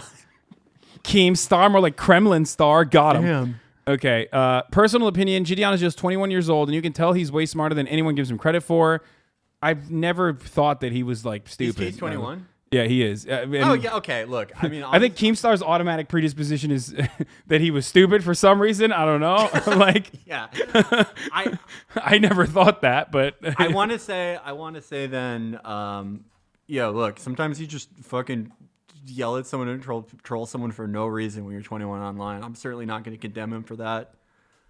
Shit, yeah. I was doing that when I was like 27. Oh, for sure. You're allowed to be stupid. How he sniffed through the bullshit of Hasan and got to the base of reality of Hasan using JiDion's race, intelligence. I don't even know what this is, but I assume so. This is right a here. Crazy attempt at a construction of a sentence. Yeah. This is like, it's sort of like if the car that Homer designed was a sentence. It is barely holding together. Yeah. So what this is like JiDion goes to the most racist town in America or whatever. How is it like? And he's right there in that video. He's talking to a guy who's like, "I'm a white separatist. I don't believe in white power, but like, I want blacks to be somewhere different." Oh, so a swing voter. Yeah, yeah, exactly. And basically, like, well, I even gave him props for like looking to find the president, the leader of the Klan. Like, he was literally like searching. That's right, dude. And it was just him. He didn't have like... No, he had like one other... I think he had... Well, it was him, his other like white friend, and then just an army of Zoomers from that town that are like big fans of his. I'm fucking glad those kids were with him. But like, even still, like, that's ballsy as shit. So that's like, what I was... That's really yeah, fucking exactly. ballsy. Damn, exactly. Dude. He's like straight up putting his life on the line. But of course, he's like one of these apolitical guys, right? Yeah, so... yeah. Ultimately, I think his argument was that it's like, this town is not that racist. Like, look at the mayor. And the mayor apparently is like the type of mayor who was like, what did he say? There's no police brutality here in this town, because there's no black people in this town, something along those lines. Yeah, we passed a law that says you like can't sag your pants in 1996. So we have no crime or police brutality. Yeah. Some shit like that, right? And I don't know if like the mayor himself was like personally racist or whatever the fuck, right? But there was one person who said like the town itself is like, there's racist people there, and there's of course not like, there's racist people there, and then there's like obviously not racist people there, right, which is duh, of course, right? Yeah. That's how it works, and it's something that I mentioned as well while we were fucking watching the video. So he talks to the mayor, whose name is Bernie Sanders. Yeah, Burlington, Vermont. Yeah. So let's see. This is where the headquarters of the Klan are, but let's see what he had to say about my reaction. This is what I'm taking away from it. just because he didn't, you're basically saying to me, this is how I personally feel. This is how I feel. Like, bro, like, this isn't like factor. This is all opinion. This is how I feel. What you're saying to me is, I don't understand basically what's going on in this situation. That I just had this was a 45-minute conversation that we cut down. That in this 45-minute. Wait, where's my take on it? What did I say to him that got him to be this way? I don't remember. But anyway, let's just watch. I have no idea what was happening and stuff like that. And I need to relook everything. That's basically what I'm hearing. I'm feeling very patronized. And stuff like that. And I'm not gonna lie. What did the girls say? It's given, like, bro, it's given white savior vibes. Like, I'm sorry. I'm not a white savior. As Keemstar pointed out, I'm a racist apparently. So yeah, I'm not. Yeah, well, or you're a Gemini, you know. I am a Gemini. One or the other. I got both. I got both going on. Do you ever feel like you're like in the movie Memento? Or like, or you're in like fuck, what's that David Lynch movie with Naomi Watts, Mulholland Drive, like something like that, where it's I've never seen that one, but I have seen Memento. Right, I do feel that way because I'm on Twitch all the time. I'm streaming nonstop, like, so my brain is broken. This is insane. Like you're like freeze frame of you reacting to his video, him reacting to you. It's like, yeah. Man. Yeah, we do this a lot. This is the only way to do back and forth. But yeah, I guess he said I was he thinks I'm being patronizing to him, but like it's because I was critical of him kind of like whitewashing a little bit this dude who's literally like, I'm a separationist. I'm a white separationist. Like literally next door neighbors to the guy who is the main clan guy, which actually, that part was really funny because he's like, I want to be like Israel, but for the whites. yeah. Says that. The old Richard Spencer line. And then, and then he goes like, what do you mean? Are you like, I thought you guys didn't like Jews. He's like, I didn't say I like Jews. That's like a gotcha question. Yeah. He's like, no, I meant for Israel, for whites. Which I thought was really good. Like that was actually pretty funny. He said, I'm not a segregationist, I'm a separationist. You know, like separate but equal. It's an interesting. I mean, like there is an interesting history of this because this guy JiDion, he is definitely not like a black nationalist at all. Like I was there because I don't like he's not that, but there is a history of in black nationalism, like Nation of Islam would have these no, but he's not, dude. Right, no, I'm saying he's not, but I'm saying like there's an interesting history just where like black nationalists would have like George Lincoln Rockwell speak and be like, well, like what if we did this? Yeah. But this person I was just I was that there. I always have NOI on the brain. I was there because I worked on his filming set. I had no idea who he was until I started watching you, to be honest. Oh, this was one of the dudes? You were one of the kids that were with him? Yo, his house smells like fresh garbage bags and dog shit. It was pretty gross. That's awesome. Okay, look, if you're 21, that's going to happen. No, not him. Oh, the mayor? No, not the mayor. No. He's not talking about JiDion. He's talking about the fucking racist dude's house. Oh, okay. He's talking about like because he went to the separationist dude's house. The where is it? Yeah. Okay, let's watch the rest of this. But like basically, I'm saying like he's a separationist. Like he is literally this peak racist. You know what I mean? Like there's nothing more than that. So me calling that out is not white savior vibes or whatever. It's just I'm a political commentator, and he's one step removed from the fucking clan leader. Like it is giving white savior vibes and stuff like that, bro. Bruce Drop Him Off also watches and brought up similar points, but it's funny how you're targeted for saying this. Well, because like I'm a fucking political commentator, and also I'm white, so obviously it's like way. It's way more politically palatable for like apolitical people for him to like dunk on. For him to fucking dunk on like a white guy who's being a white savior, bro. I don't need what I'm hearing. So I'm feeling very patronized. I'm feeling very totally patronized and stuff like that. Like, and I'm not gonna lie. What do the girls say? None It's of the history giving or anything. like, bro. It's giving white savior vibes. Like, I'm sorry. Like, it is giving white savior vibes and stuff like that, bro. Bro, I don't need anybody to save me. I don't need any race to save me and stuff like that. The only person I need to save me is the Most High. That's it. That's the only person I need to have my back and stuff like that. I don't need a white savior. I don't need a black savior. I just need me, myself, and I, and the Most High.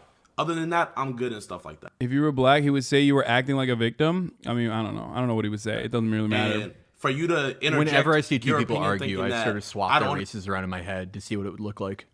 So I'm exactly like that chatter. Okay. Understand Hold on. what's going This on. is tricky territory. Everything Yeah. everything you and I will say will be used against me No. regardless. I was gonna say something very measured though before I made that. So make that sure- joke I shouldn't have made. What I was gonna say is like, if I were a totally apolitical dude, and like I just I didn't like, I didn't my mom didn't have me when she was 40, and I had the resulting brain conditions where I like wanted to read the fucking Robert Caro, Lyndon Johnson books when I was 14. And I just didn't give a shit, which is really the normal position in America, right? If you're like a 21-year-old kid, you just like, even if you're smart and like a good entertainer, politics is for fucking perverts and weirdos in America.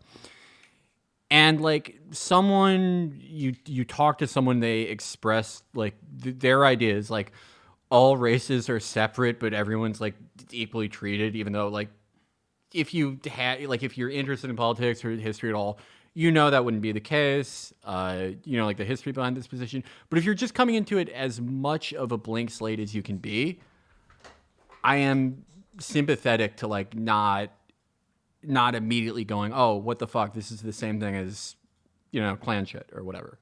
Yeah, I don't think I don't even remember like criticizing him in that situation. I think I was just like literally correcting what his analysis of the situation was, which was wrong. I mean, and that's okay. Like being black in this situation doesn't mean if you can be black and have like the incorrect assessment, because the entire purpose of white power or all lives matter is basically to market it to as broad an audience as possible. That's why they don't say they're racist. Like racist people never say they're racist. You're never going to find a Nazi that's like, I'm actually a Nazi. Varg. Except for Varg. The king. Fair. The fair. greatest one in the It's world. true. Varg does say he's a Nazi like all the time. Thulian. Yeah, I'm sorry. He's the greatest one in the world because his plan of political action for Nazism is like quit your job and go live in a car in the forest. And impregnate like 8 Scandinavian women. Yeah, live in a hut, like live in an outhouse. I'm sorry. This is a digression, but did you see when the guy who commented on Varg's video, the screenshot today, where it's like, listen, I don't agree with you on the racism shit or the Judaism stuff, but like you make some really good points also. That's me. Yeah. If you were meaner to him, I think you would have gotten less shit in this particular situation. I mean, I wasn't mean to JiDion at all. I didn't even care about what JiDion was doing.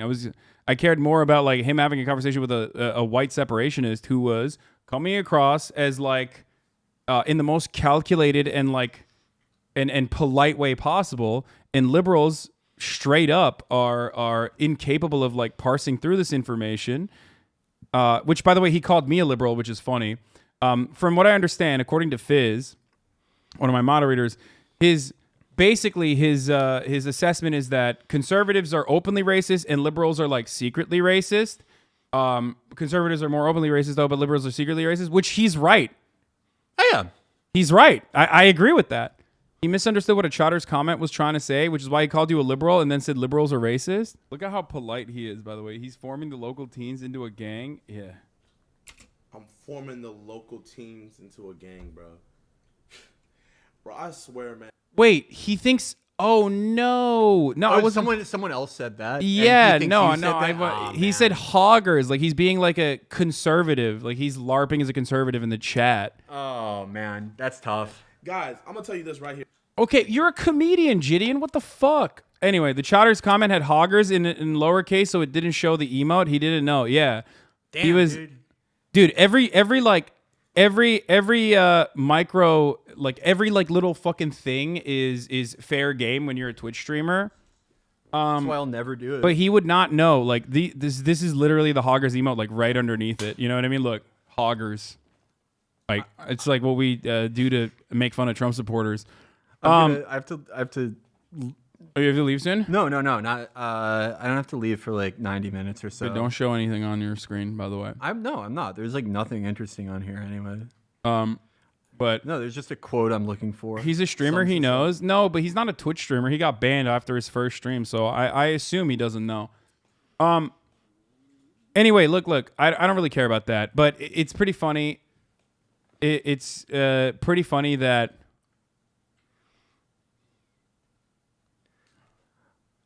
people commenting in the 2-hour video Papa Gut made about you are mad that you weren't loud enough when someone donated $10K saying basically you didn't care about it, Lamau. What? Well, yeah, act like you've been here before. The racism of Hasan? What the fuck? What is happening? Why do so many people... Dude, they're like fucking sharks. You know, Lil Xan was right, dude. I'd much rather be in a room full of friends and family and loyal friends than a room full of clout sharks, dude.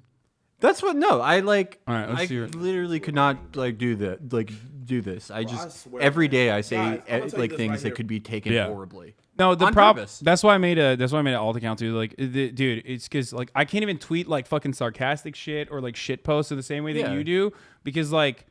Once you read a search, once you reach like a certain level, like no one wants to be charitable at all. Like no one will see it as a joke, and they take everything I say seriously. Like I'm 100% serious. Like I'm making serious political commentary. Yeah, that's why I'm happy I'm fucking capped out. Like even when I said like Lil Xan was right, I'm sure someone is gonna be like, look at this fucking piece of shit. Yeah, Lil Xan destroyed his car. Do you realize how bad that was? That he did that to a G-Wagon? Yeah.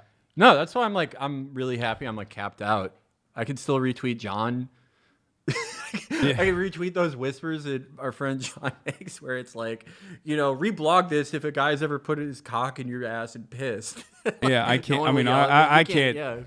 I can't do that, but I was not gonna do that anyway. I think I've reached the maximum amount of people I'm ever gonna reach, that the exact percentage of population I'll ever get, and for that I can still mostly be myself. So. Let's get back to it. I don't want to. Hold on. Let me see what the fucking Keemstar clip was. Let's finish that.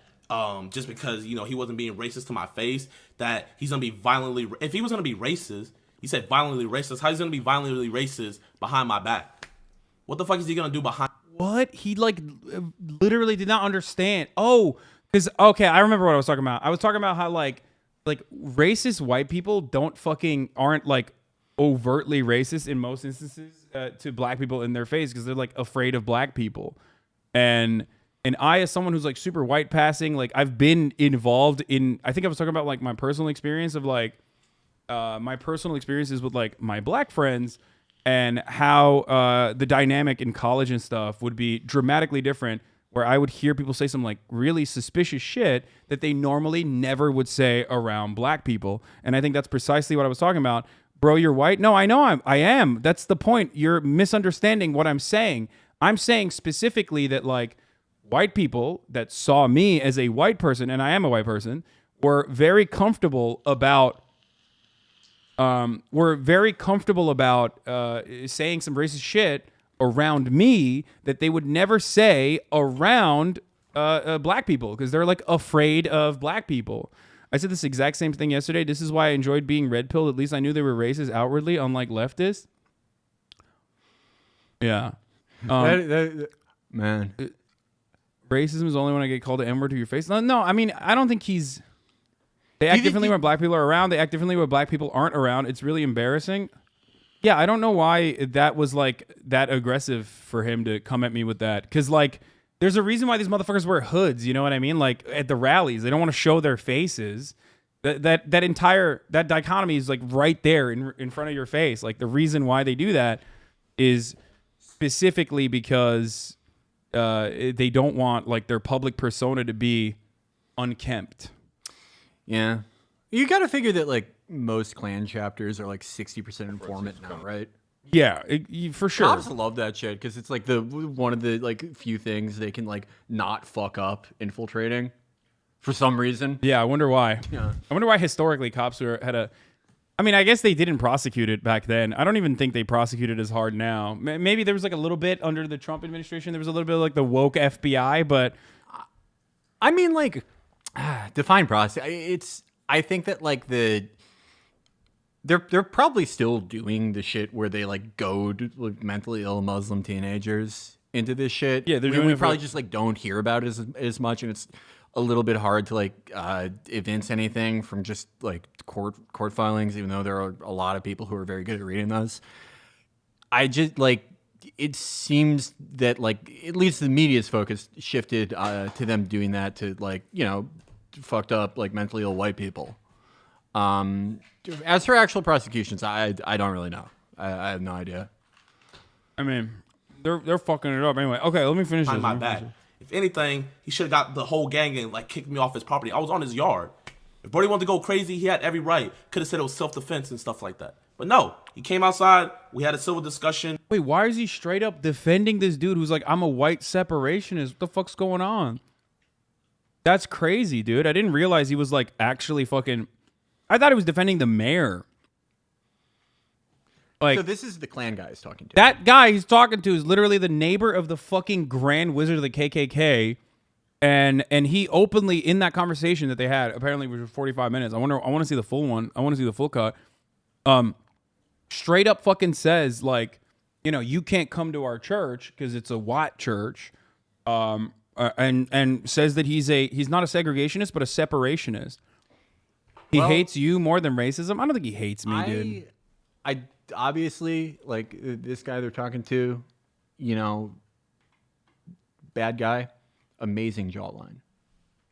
Oh, yeah, I made fun Look of that. at that. Yeah, I was saying, like, he's fucking chiseled. systemic inbreeding. That's what happens when you do white purity. I could grate cheese on that. Damn, that's sharp. Boom. Like, that's why, like, bro, I'm not saying you're a racist or nothing like that. But what I'm saying is, like, everything that you're saying in this video and what your chat's saying, I feel is way more racially motivated than anything he said.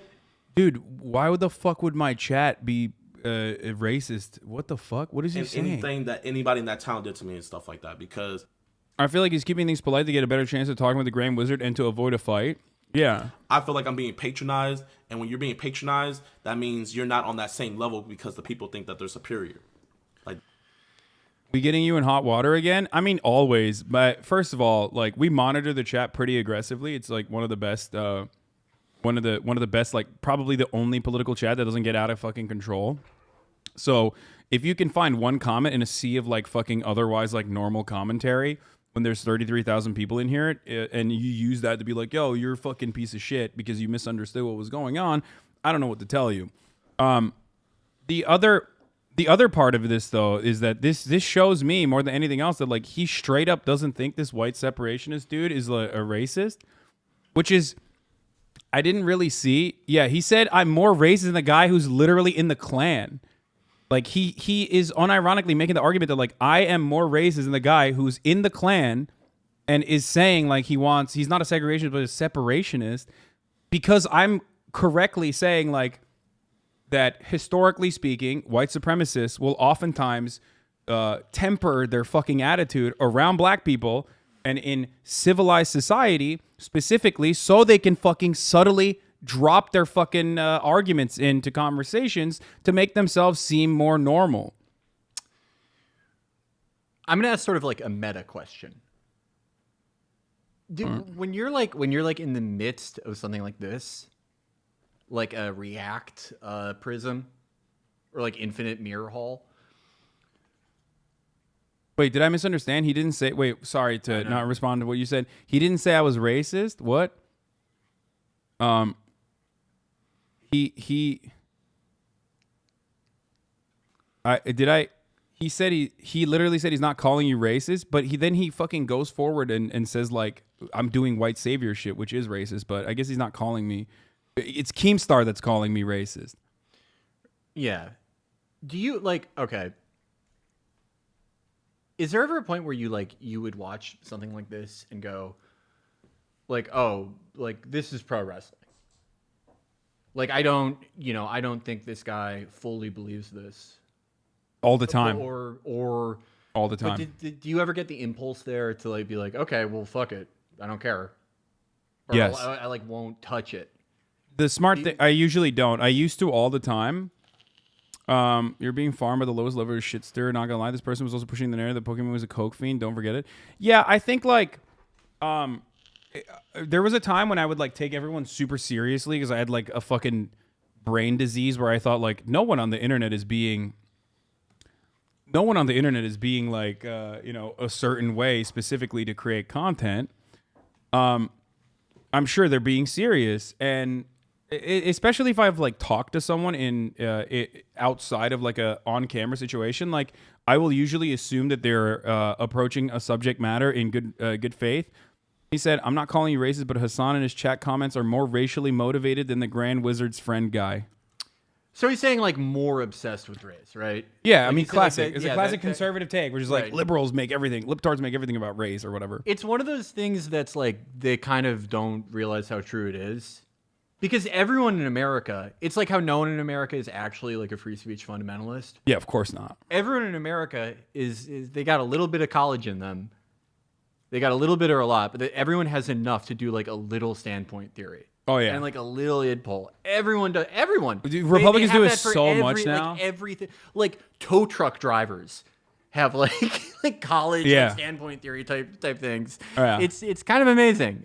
But yeah, I don't know. I this is interesting to come in from the outside to say, because I feel like I've, on a much smaller scale, I've been both you and him.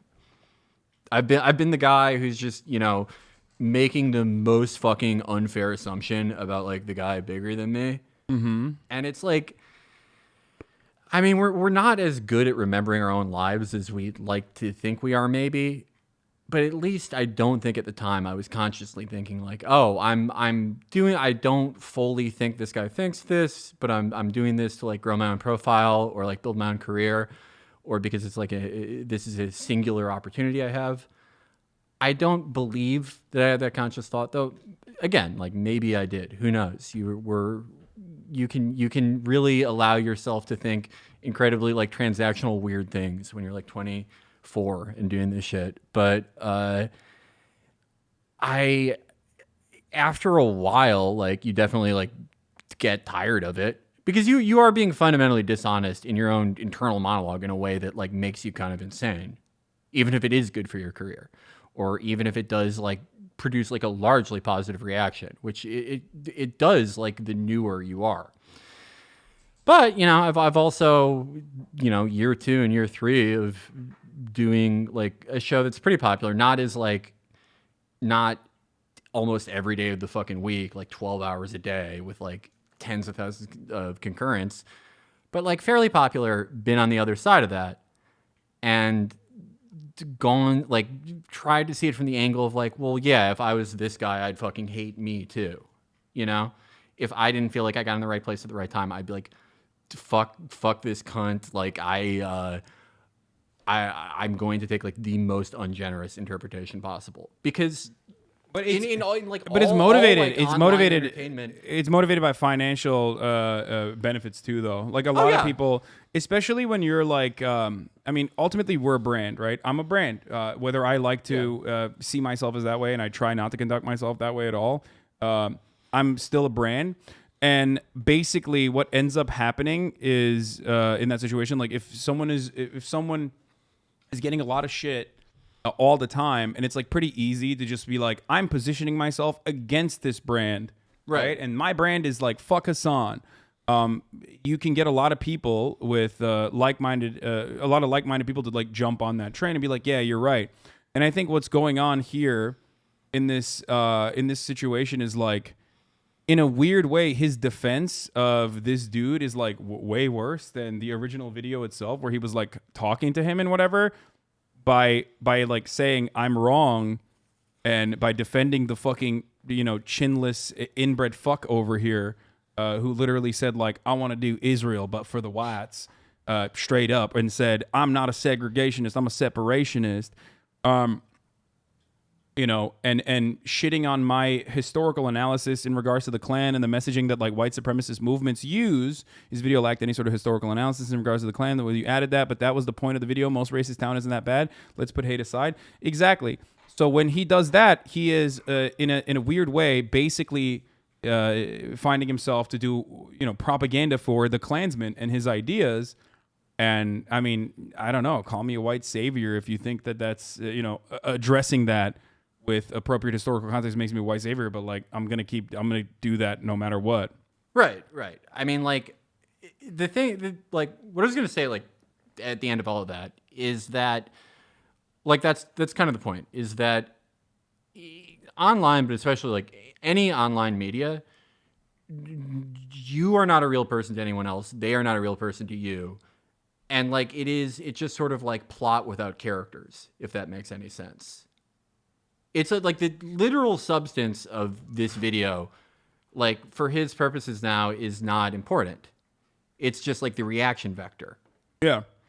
And now it's not even the no. The substance of the video is completely transformed, and now we're not even talking about the substance of the video. That's precisely why the Keemstar proportion that was publicized on his Twitter doesn't even have my take on it. It's just him saying you're patronizing me and you're like racist for doing so. It makes me feel like you're being a white savior in this situation, which I'm not. You did make the distinction that he's clearly not knowingly doing propaganda. Yeah. That was what I was, that is what happened here. And now it's even worse than the prior situation. Let's see what Keemstar's fucking idiotic take was, though, because I do want to see that. I do want to see what Killer Keemstar had to say, considering that he said Hasan racist, which love that didn't change. Look at the title. He's so awesome. Fucking love him. He's so fucking I hope he doesn't dope. have a repeat of Christmas 2016 where he hits the fucking dog. Oh god. Oh yeah. Yeah. Nobody. Yeah. He does not. He should not get. Of all time. Yeah. He should not have that. He should never have to experience that. Okay, where is it? Where am I on the video chat? Like, I don't want to see all this other shit. I don't give a fuck. Okay, he's talking about. Oh, here it is. Okay, let's go. With JiDion ending racism. Okay, wait, hold on. Video has popped off, getting over Atlantic. Ban all my music from all YouTubers. Get a real job. Oh, you're right after Young Boy. Speaking about yikes, I gotta tell you this story. Back. Okay, JiDion. All right, JiDion went to the most racist town in America. He uploaded this video 4 days ago. I went to the most racist town in America. And the video has popped off, getting over 6 million views. Now, here's the thing. When JiDion went to this town, the most racist town in America, obviously is... Why this motherfucker not... Like, how does he not know how to shoot like a horizontal video? What the fuck? Why is this a vertical video, bro? No, this is cinema verite. He's a genius. Yeah. He's the best. Why is this vertical, bro? What's happening? It's just like how I do not agree with JiDion, but I'm sympathetic to being in the react vector, to being the reactor and the reactee. I don't agree with the content of Keemstar's video, but you cannot deny his talent as a director. Yeah, no, it's good. He's right. He's probably cutting this for Snapchat too. Black man, right? Yeah. He didn't really get a lot of hate. He didn't get a lot of racism. He actually talked to people. He had good conversations. The kids in the town were fans of JiDion. They invited him to the school. They had a prep rally around JiDion. So, like, when you watch this video, you gotta applaud JiDion for getting the... No, I think he's just like real horny because he hates me. Yeah, he did this like today. Yeah, no, I ratioed him so fucking hard that he like literally broke up with his super young girlfriend at one point, and then he blocked me again. I'm not gonna make fun of that because that's like gonna be me. Yeah, I'm gonna be like shittier. I'm gonna be like shittier. I'm gonna do like a one. I'll have like somehow like been fired from Chapa when I'm 39. And I'll do like the horrible, like just a podcast version of this basically. And I'm going to date like a 21-year-old girl, but people will think it's okay because she's wears the Kekistan t-shirt. Okay. Yeah. So I'm not, I'm not going to condemn him. I'm not condemning anyone today. All right, let's see. Results that he got, which were all positive and not necessarily racist. But you know who had a big problem with, JiDion ending racism? Hasan Piker. Now, if you don't know Hasan... But, like, he's making fun of JiDion ending racism himself. What? It's like... The funniest thing is, like, obviously Keemstar's fan base are just, like, a bunch of little fucking 12-year-old weirdos.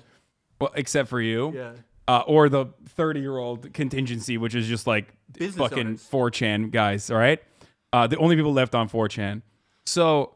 for them, like, they're not even going to comprehend that Keemstar literally is, like, on the one hand, laughing about, like, JiDion ending racism, but, like, which is something that he's joking about, but also something you should take seriously, except for Hasan, who's fucked up and criticizing it.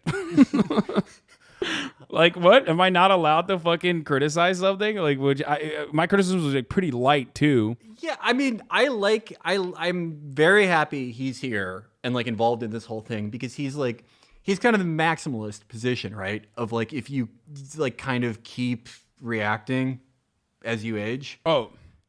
Like, for me, I'm saying, like, therefore the grace of God. That I could be doing that. You could argue that I still do a bit of it. Maybe I do. But, man, it's like a foolproof method. And he's very good at it. Yeah. But I think it irreparably alters your relationship with reality. I mean, he lives in Buffalo. You know what I mean? Like, fucking Buffalo rocks. I'm just saying, Erie like, at County. that point, you don't need to be that in touch with reality. I mean, I guess you do. Like, He lives like a god probably in Buffalo, oh dude. my fucking God. Like, with his salary, with his YouTube salary, oh my God. What do you think? So I'm going to assume, like, on the lowest end, he probably makes what, like $5 million a year? Probably more, yeah. Yeah, I'm saying, like, most conservative estimate. In Buffalo, dude, he's like, he's Charles Foster Kane. He's in Kubla Khan. Buffalo Oblast, dude. Yes. He's the representative. He owns Buffalo. He's Sosa from Scarface. Every time people talk to him on the phone, there's like a money counter on the other end. Okay, let's continue. Let's see what. Piker's like, he's like this political guy, right? Like he doesn't know who I am. Yeah, some fucking political guy. I don't even know. I haven't made like 11 fucking Twitter videos like angrily from my phone every time he used to tweet. Like, this is some political guy. Damn. So, he's always trying to be the savior of black people and whatnot. I personally always got the feeling that Hasan wants bad stuff to happen to black people. So then... Can he say that? He really popped off. He really popped off. He popped off on this one. He said, I've always felt that. I've always felt that way. I've always had that feeling that he wants. Oh no! So since the fucking moment he saw you, since you were on TYT, he was like, this guy wants bad stuff. Oh, dude. Even back when I was saying the N-word all the time, I thought this guy cutting videos about Black Lives Matter and getting death threats was thinking bad thoughts secretly. Dude, that's awesome. That's great. I personally always got the feeling that Hasan wants... He popped off. He literally popped off on this. I mean, it's like, this is his greatest work. This is like a brain-destroying form of expression, right? But he's the best at it. Like by virtue of him being able to say that with a straight face, like, yeah. I've just always had the feeling, like, not that I've always had the feeling he's racist. I've always had the feeling he wants bad stuff to happen to black people. Like, that's great. It's like he's like sort of a savant, I guess. No, seriously. Keemstar literally calls someone the N-word 2 years back and shit. So the fact that he's calling you anyone racist is just hypocritical. I mean, dude, it's awesome. I want to see more. Bad stuff to happen to black people so then he can defend black people and look like the good guy. Oh! And that helps him and that helps his like political buddies. So Hasan Piker he's like, I mean, by the end of this video, he's gonna say that you're like doing false flags against black people. Yeah, exactly.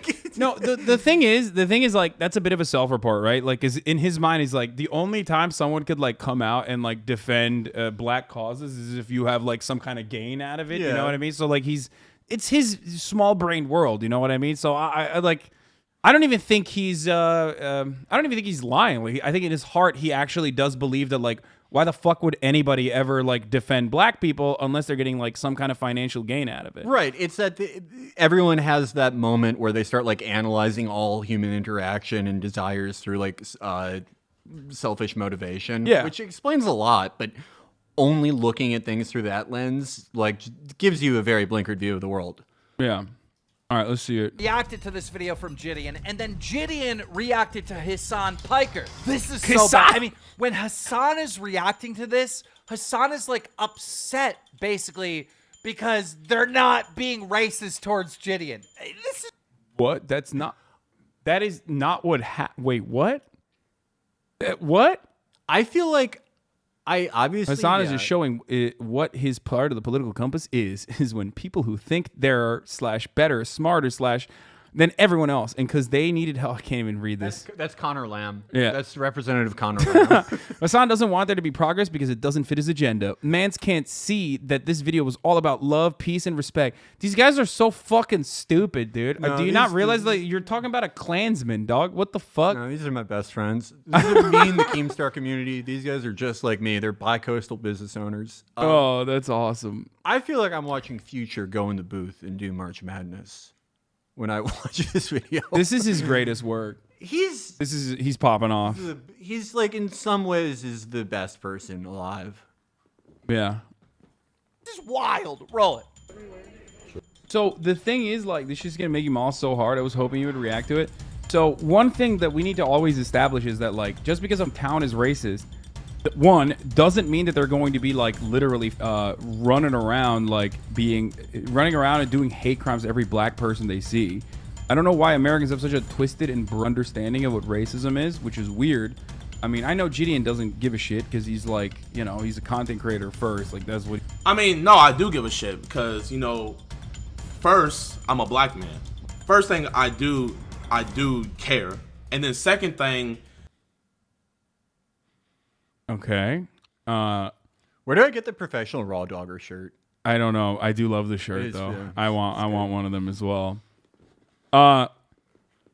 He's okay. Let's just watch. Yeah. I don't have a skewed perception of what racism is. I've been black 21 years of my life. I know what racism is. I know the different forms that it comes in and stuff like that. Yeah, I mean, this is just unbelievable. JiDion breaks down like... Okay. Nothing I said. First of all, I didn't say JiDion personally doesn't understand what racism is. Okay, obviously I'm not saying that. I'm saying that Americans don't understand in a lot of weird ways. The broader American public thinks racism is when you say the N-word and nothing before and nothing after, and certainly not even when you're saying the N-word. Actually, if you ask some Republicans, they'll be like, "Well, did he say it in a racist way?" So, and that's. You know, and that wasn't even, I hadn't even watched the video at that point, but I was responding to a chatter, and I'm right. That assessment is like 100% correct. I don't know why, who the fuck would watch that and be like, wow, that's really fucked up that he said that. I mean, it's true. It seems right. It seems like it's like every single like statement is taken in like the least generous terms possible. Yeah. But hey, you know, I'm not going to say it's like 100%. Like, I will not say it's 100% disingenuous because it's like, no, I remember like doing that. You know? So some, like they say in Unforgiven, deserves got nothing to do with it. Sometimes you do it to like people who you wouldn't find sympathetic. Sometimes you do it to people who are. It's just like whoever fucking crosses your path and maybe in some part of your soul, you think like getting one over on them can do something for you. But I don't know. Yeah, it's another example of how this like type of career makes all of us insane. Yeah. Patronizing him. Chat Chili's actually 21, just bald. Okay, guys, listen. Bald solidarity. Okay. I don't think he's bald. No, he's very bald. Huh. Balding. But that's okay. We're all balding. You did say he didn't care. Well, I mean, he didn't. He cut a fucking video where he's like, and then ended up defending the Klansmen. So yeah, he doesn't. He cares more about making like fun content, regardless, like whichever way it goes. He doesn't care about like the underlying message that that the content itself is creating for his like Zoomer audience. So yeah, I wasn't wrong about that. You can fucking turn around and be like, dude, fuck you, you piece of shit. All you want, but I'm fucking right. Like, what do you mean? I think he just wants to be the next Daryl Davis. Someone said that in the fucking conversation that we were having, and I told you guys that like what Daryl Davis has done is put a tremendous amount of work into converting fucking racist people into no longer being racist by empathy, certainly. And that in and of itself is already like a contentious topic, especially in like black activist circles specifically, because some people think that like spending that finite amount of time and effort you have into converting some of the most fucking racist people is not necessarily the best possible way to actually go about it. But he's not even doing that anyway. He was not doing that. He was not trying to convert a Klansman. If anything, it just came across as whitewashing the Klansman because he was being fucking correct. I thought you were joking. Accidental courtesy, Daryl Davis and Raising America? No, it's just I'm very familiar with Daryl Davis's work. I've talked about it before. My mouth's dry from that. Oh, from the highball energy? So much fucking guarana. Do you want anything? No, I'm good. Those people Daryl Davis converted went right back to being racist once Trump got elected according to Daryl himself. I didn't even know that, but regardless, Daryl Davis had a approach. His job, he wasn't just like turning around and being like, yeah, these guys are so civil to me, a black person, so that means they're not racist. Daryl always knew that the fucking Klansmen were racist, but they could be converted into no longer being racist. You know what I mean?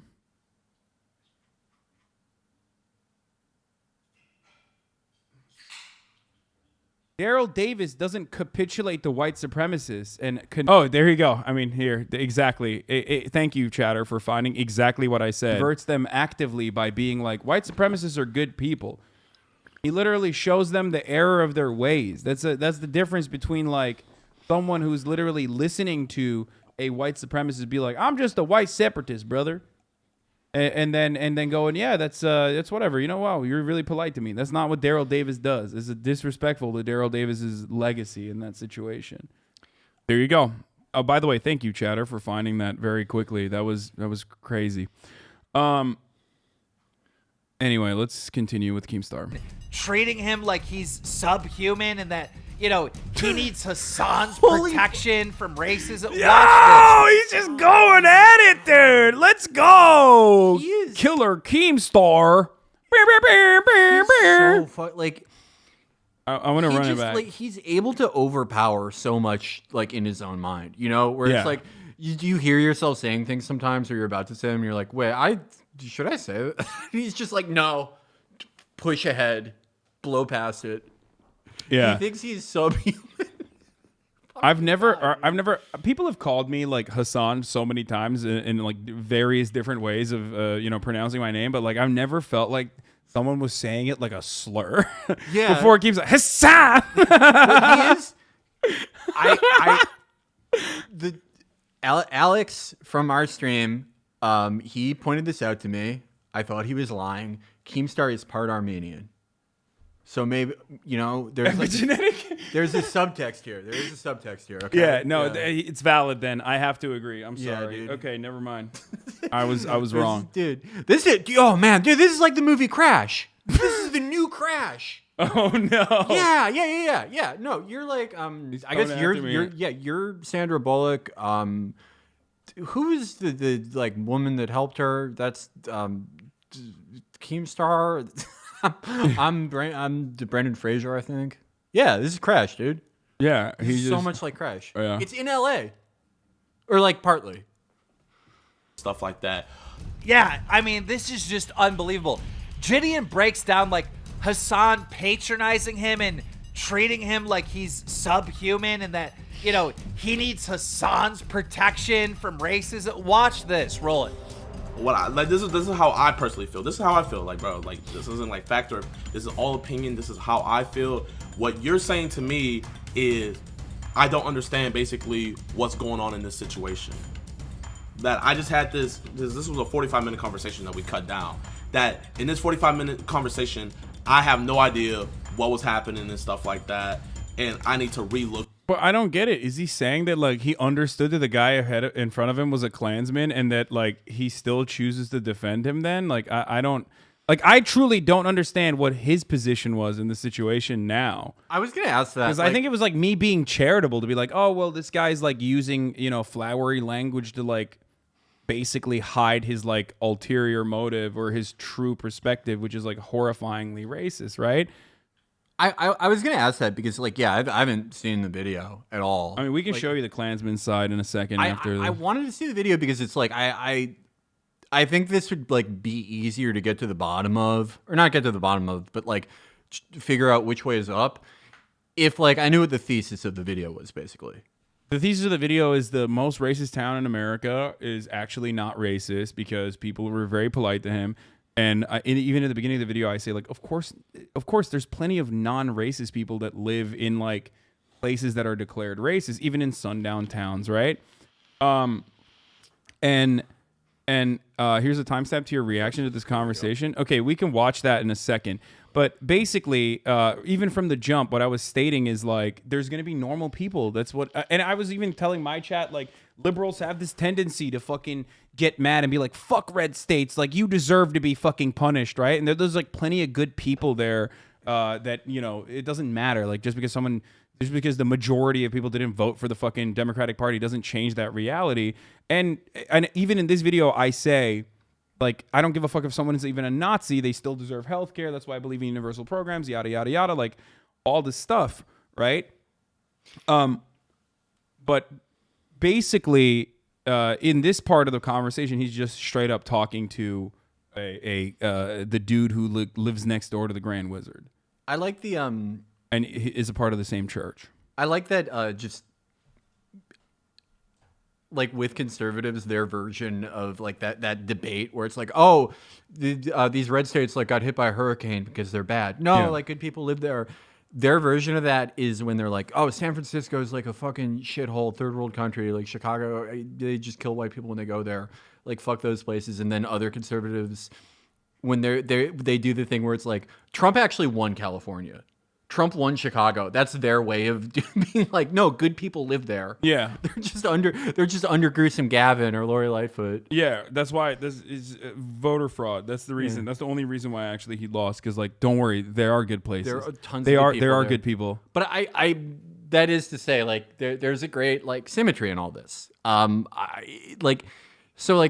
line always right is like, well, liberals are racist. They just don't say it to your face. They do it like in polite ways, right?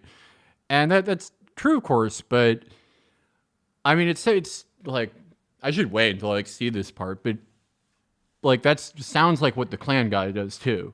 Yeah, no, the Klan guy. He's for sure racist, but he's also like polite, right? Let me just I'll just, instead of my reaction to it, I'll just show you basically what the Klan guy said from the original video, I think. Or but let's finish Keemstar's take first, and then we'll show you what the Klan guy said. That's basically what I'm hearing. I'm feeling very patronized. And stuff like that. And I'm not gonna lie, what do the girls say? It's given, like, bro, it's given white savior vibes. Like, I'm sorry, like And one other thing I have to mention is like when I'm talking, when I'm reacting to a video, I'm not reacting to fucking JiDion. I'm not like giving him advice. I'm talking to my chat, to my community. That's what I do. There are people in my community that are asking questions. There are people in my community that want to understand or deserve to understand the historical context associated with the Klan, and also how white supremacist movements regularly try to sanitize themselves by using certain kinds of language. So I don't know why people watch my videos like this and then act like I'm, straight up being like, hey, JiDion, like, let me educate you. Like, I don't give a fuck. Okay. For the record, I don't give a fuck. If you can have this kind of attitude, you can think that like a Klansman is actually like a good person because he was nice to you and because he didn't like call you the N-word or whatever, and he only told you that you couldn't go to the fucking the white church, especially you couldn't go to the white church, that like instead of like saying the N-word or whatever, that he's not as bad. Okay, but my analysis of the situation has nothing to do with like me talking to JiDion. He literally said he would call him the N-word if he wanted it. Yeah. So I don't know why. White savior vibes right now? No, I don't give a shit. But But as a political commentator, like this is I am a conservative and a racist. Yeah, this is a conservative stream. Yeah. When I'm on it. If he is just like completely like bottom of his heart, like when the stream ends, he's like, oh, like, you know, got him. This is going great. Like it's just completely cynical, you know? Which, like, you know, I don't know one way or the other. I try not to guess too much what's inside people's heads. He's probably like very disappointed that like I'm here, because it's just like, man, I'm like poison to YouTube metrics.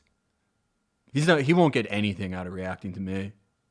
I had a bestseller like 5 years ago. He's not getting. There's no burn you can get from me. I mean, there's no burn that you can get from anyone can get from you if you don't respond. I respond a lot, and I think like once I started responding, like everyone saw that that's like a way to make even more content. So now I usually don't respond unless it's like a third party like Keemstar instigating. You know what I mean? And it reaches like a broader marketplace, a broader audience. That because like ultimately what these guys are doing is basically well, not JiDion, but I don't think JiDion was like personally willingly doing this, but like what Keemstar is doing is just like smearing me. You know what I mean? Right, He's like yeah. saying like you're a racist. Like here is a black guy who thinks you're you know patronizing him, so you're a racist person.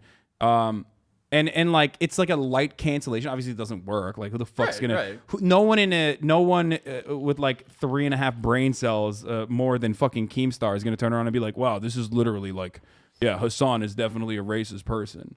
You know, this, I was trying to like figure out what like this all reminds me of, and it reminds me of like derivatives trading, where it's like you have this like ephemeral thing that's like based on another thing, and that is like reacting to a video someone made, where it's like sort of like in your mind is a tangible thing because it's connected to something that's real, but is already abstracted, and then that gets further abstracted by like another guy reacting to it. We're playing telephone. Then, right, you're playing telephone, and then like you have the derivative of the derivative, you have the future, that's like the third react, and then you have Keemstar, which is like the AIG, who like buys like $1 trillion worth of those with credit.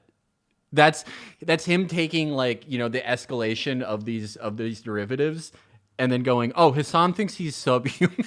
Like, yeah. You're like, yeah, no, this is no, he really popped off. He really popped off with that one. Honestly, that was, I mean, he really dove. He dug deep inside of my brain and reached in there and found the truth. Yeah. Okay. It is giving white savior vibes and stuff like that, bro. Bro, I don't need anybody to save me. I don't need any race to save me and stuff like that. The only person I need to save me is the Most High. That's it. That's the only person I need to have my back and stuff like that.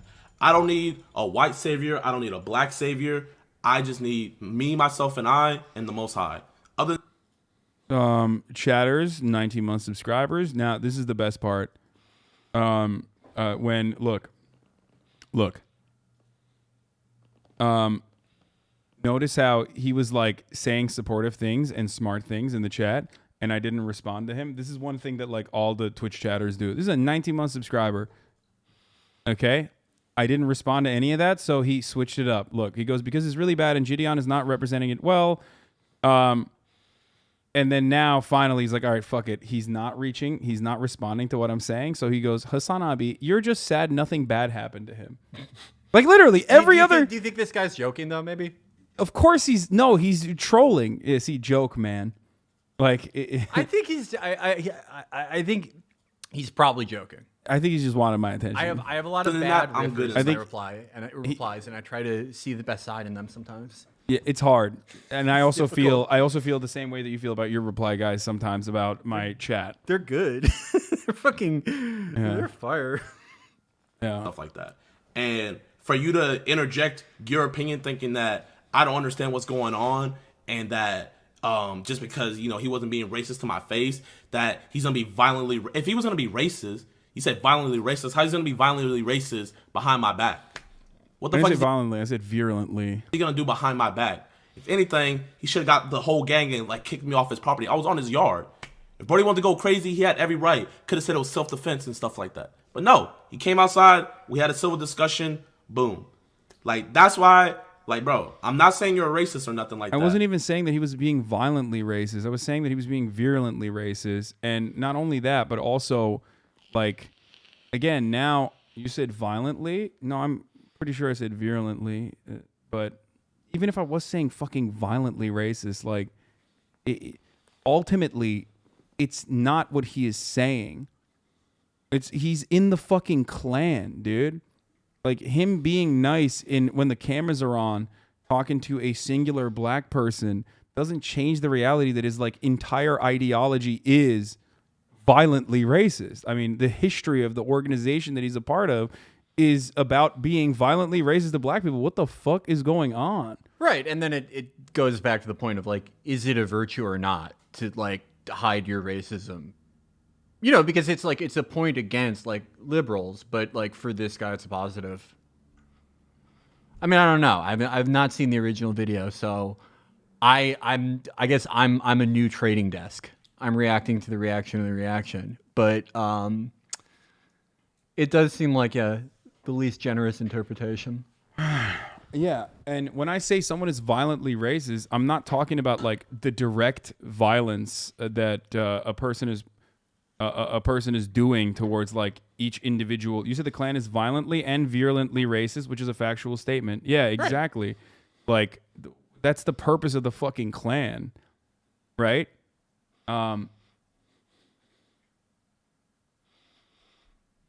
don't know how you did try to degrade him, Hasan. Shut up, bitch. Like, these are the fucking little Zoomers who are so fucking, like, they have no leg to stand on. So they're like, you're trying to degrade him, Hasan. No, I'm not degrading him. Shut the fuck up, idiot. Like, you can't, also, here's what you can't do. You can't on the one side be like, oh, you're treating me differently, you know, because I'm black. And then simultaneously be like, simultaneously fucking do that as a shield at the same time. You know what I mean? It's so frustrating. Everyone... It's pretty obvious you was. Yeah, okay, bro. Sure. I don't have any beef with JiDion, okay? The only thing I have... Rewatch the video when they meet the Klan member. It absolves you. Yeah, let's just fucking... Once this video's over, we'll just show you... I'll just show you the part again. But what I'm saying is, like, everything that you're saying in this video and what your chat's saying, I feel is way more racially motivated than anything he said and anything that anybody in that town did to me and stuff like that, because I feel like I'm being patronized, and when you're being patronized, that means you're not on that same level because the people think that they're superior. Like, that's what I'm thinking. That's what I'm feeling. Look at how polite he is, by the way. He's forming the local teens into a gang. Yeah. I'm forming the local teams into a gang. Oh my God, he didn't show the fucking chat. I'm reading a chatter, dude. Come on. Keemstar's such a piece of shit, dude. Here, show... Where is that again? Let's go back to that, like, that specific instance. So, because we will probably do, this is probably turned into a video. But that's first of all, that is fucking bullshit, okay? I'm literally reading a chatter who is being sarcastic and saying something that the conservative dude is saying with the hoggers emote, okay? Usually we do this, like this is, for those of you who are watching and are unaware of how fucking YouTube or unaware how Twitch works, in the chat, I always do the Hank Pecker voice like this whenever I'm talking about like fucking racist people being racist or whatever. A chatter in that circumstance, that I'm reading in that situation, was doing that. I didn't read it with the hogger's voice, but I'm not saying that like he's actually creating a violent gang or whatever. Like that is. I'm not even going to use the term clip chimp because then people are going to say that that's racist in and of itself, even though that has nothing to do with anything. It is, once again, I'm going to be as charitable as possible and say he probably did not see that this was a sarcastic emote that I'm reading in the chat, okay? And Keemstar most likely didn't care, so it doesn't even matter because he's a piece of shit. Bro, I swear, man. Guys, I'm going to tell you this right here, bro. Because if you guys don't know, Hasan, he's like really liberal. He's like on the liberal side and stuff like that. I'm not a liberal. And his viewer base all is Americans are liberal liberal. And stuff like that. Just as much as conservative people are racist, bro, liberal people are just as racist, bro. They are like, and the thing that's funny about it is liberal people think that there's so My much. problem with your reaction was when someone in the chat said, at least they're trying to bridge the gap, you shut them down. Bridge the gap between a Klansman, you fucking idiot. Shut the fuck up. There is no gap there, you dumbass. How do you not understand this? This is like a very... That's kind of my point, okay? My point is, what bridge are you fucking what gap are you bridging in this situation where someone is literally saying to you directly to your face, hey, I want a separate state for black people, okay? Yeah, it's also like, I mean... There is no both sides in that situation. Even if you do a very generous estimate where you're like, okay, like half the country is like Republican. That's not like half the country are chartered members of the Ku Klux Klan. Yeah. There aren't like 12 million Grand Dragons. Yeah, no, or whatever this in is America. this is literally That's, like not the one gap you would need to bridge necessarily. That is the more I think about Bro, it. we went back to 2016. This is literally like what I said this before. Like as soon as Biden got that was one of my locks. That's like 100%. Yeah, was that as soon as Biden got elected, I was like, we're going back to the Gamergate era politics on the internet and everywhere else, where people are gonna like slowly but surely go back to like doing the fucking rage bait, like YouTube essay shit. SJWs are ruining culture, whatever, and. Part of that is also whitewashing, like, and saying, like, why can't we have a centrist opinion to fucking understanding the Klan and what they have to say? That's the more I think about it, the funnier it is. Like the idea, like, finally, we're gonna bridge the gap between like the guys who are in the Klan in 2022 and like everyone else. Like half the country is the Klan, and it's like, look, that's why the supply chain is fucked up. Because like half the country are like imperial wizards, and then the other half isn't, and we got to bridge the gap. Yeah, I mean that's. Yeah, I mean guess you're like, right. That's like the ultra third worldist position. You're being like at least half of Americans are in the Klan, like the settlers, Jay Sakai position. Yeah, America KKK. Yeah. That's actually America KKK. Yeah, the fascists. We need to take over the military bases immediately. That's the center. the center right of being a third worldist is like all Americans are in the Klan, but we have to like bridge the gap with them so we can like solve problems for the JD Pond. Oh, that's awesome. Okay, let's keep going. Better than conservative people because they're not racist.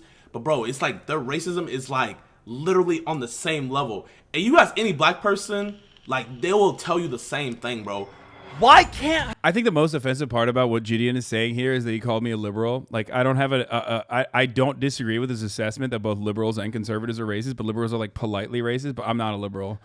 So I do take offense to that. So that's kind of fucked up. Okay. This is neither here nor there, but don't you think that like, I don't know, in the last like year or 2 years of like reconciling with like the complete obliteration and like failure of the Sanders campaign, one of the things that I've thought of like ancillary to that is the idea that like generally, and like this probably won't always be true, but generally, if you're like very politically involved in America and like consume the majority of the media about it, you just kind of are a liberal. Like if you're an American who is very into politics.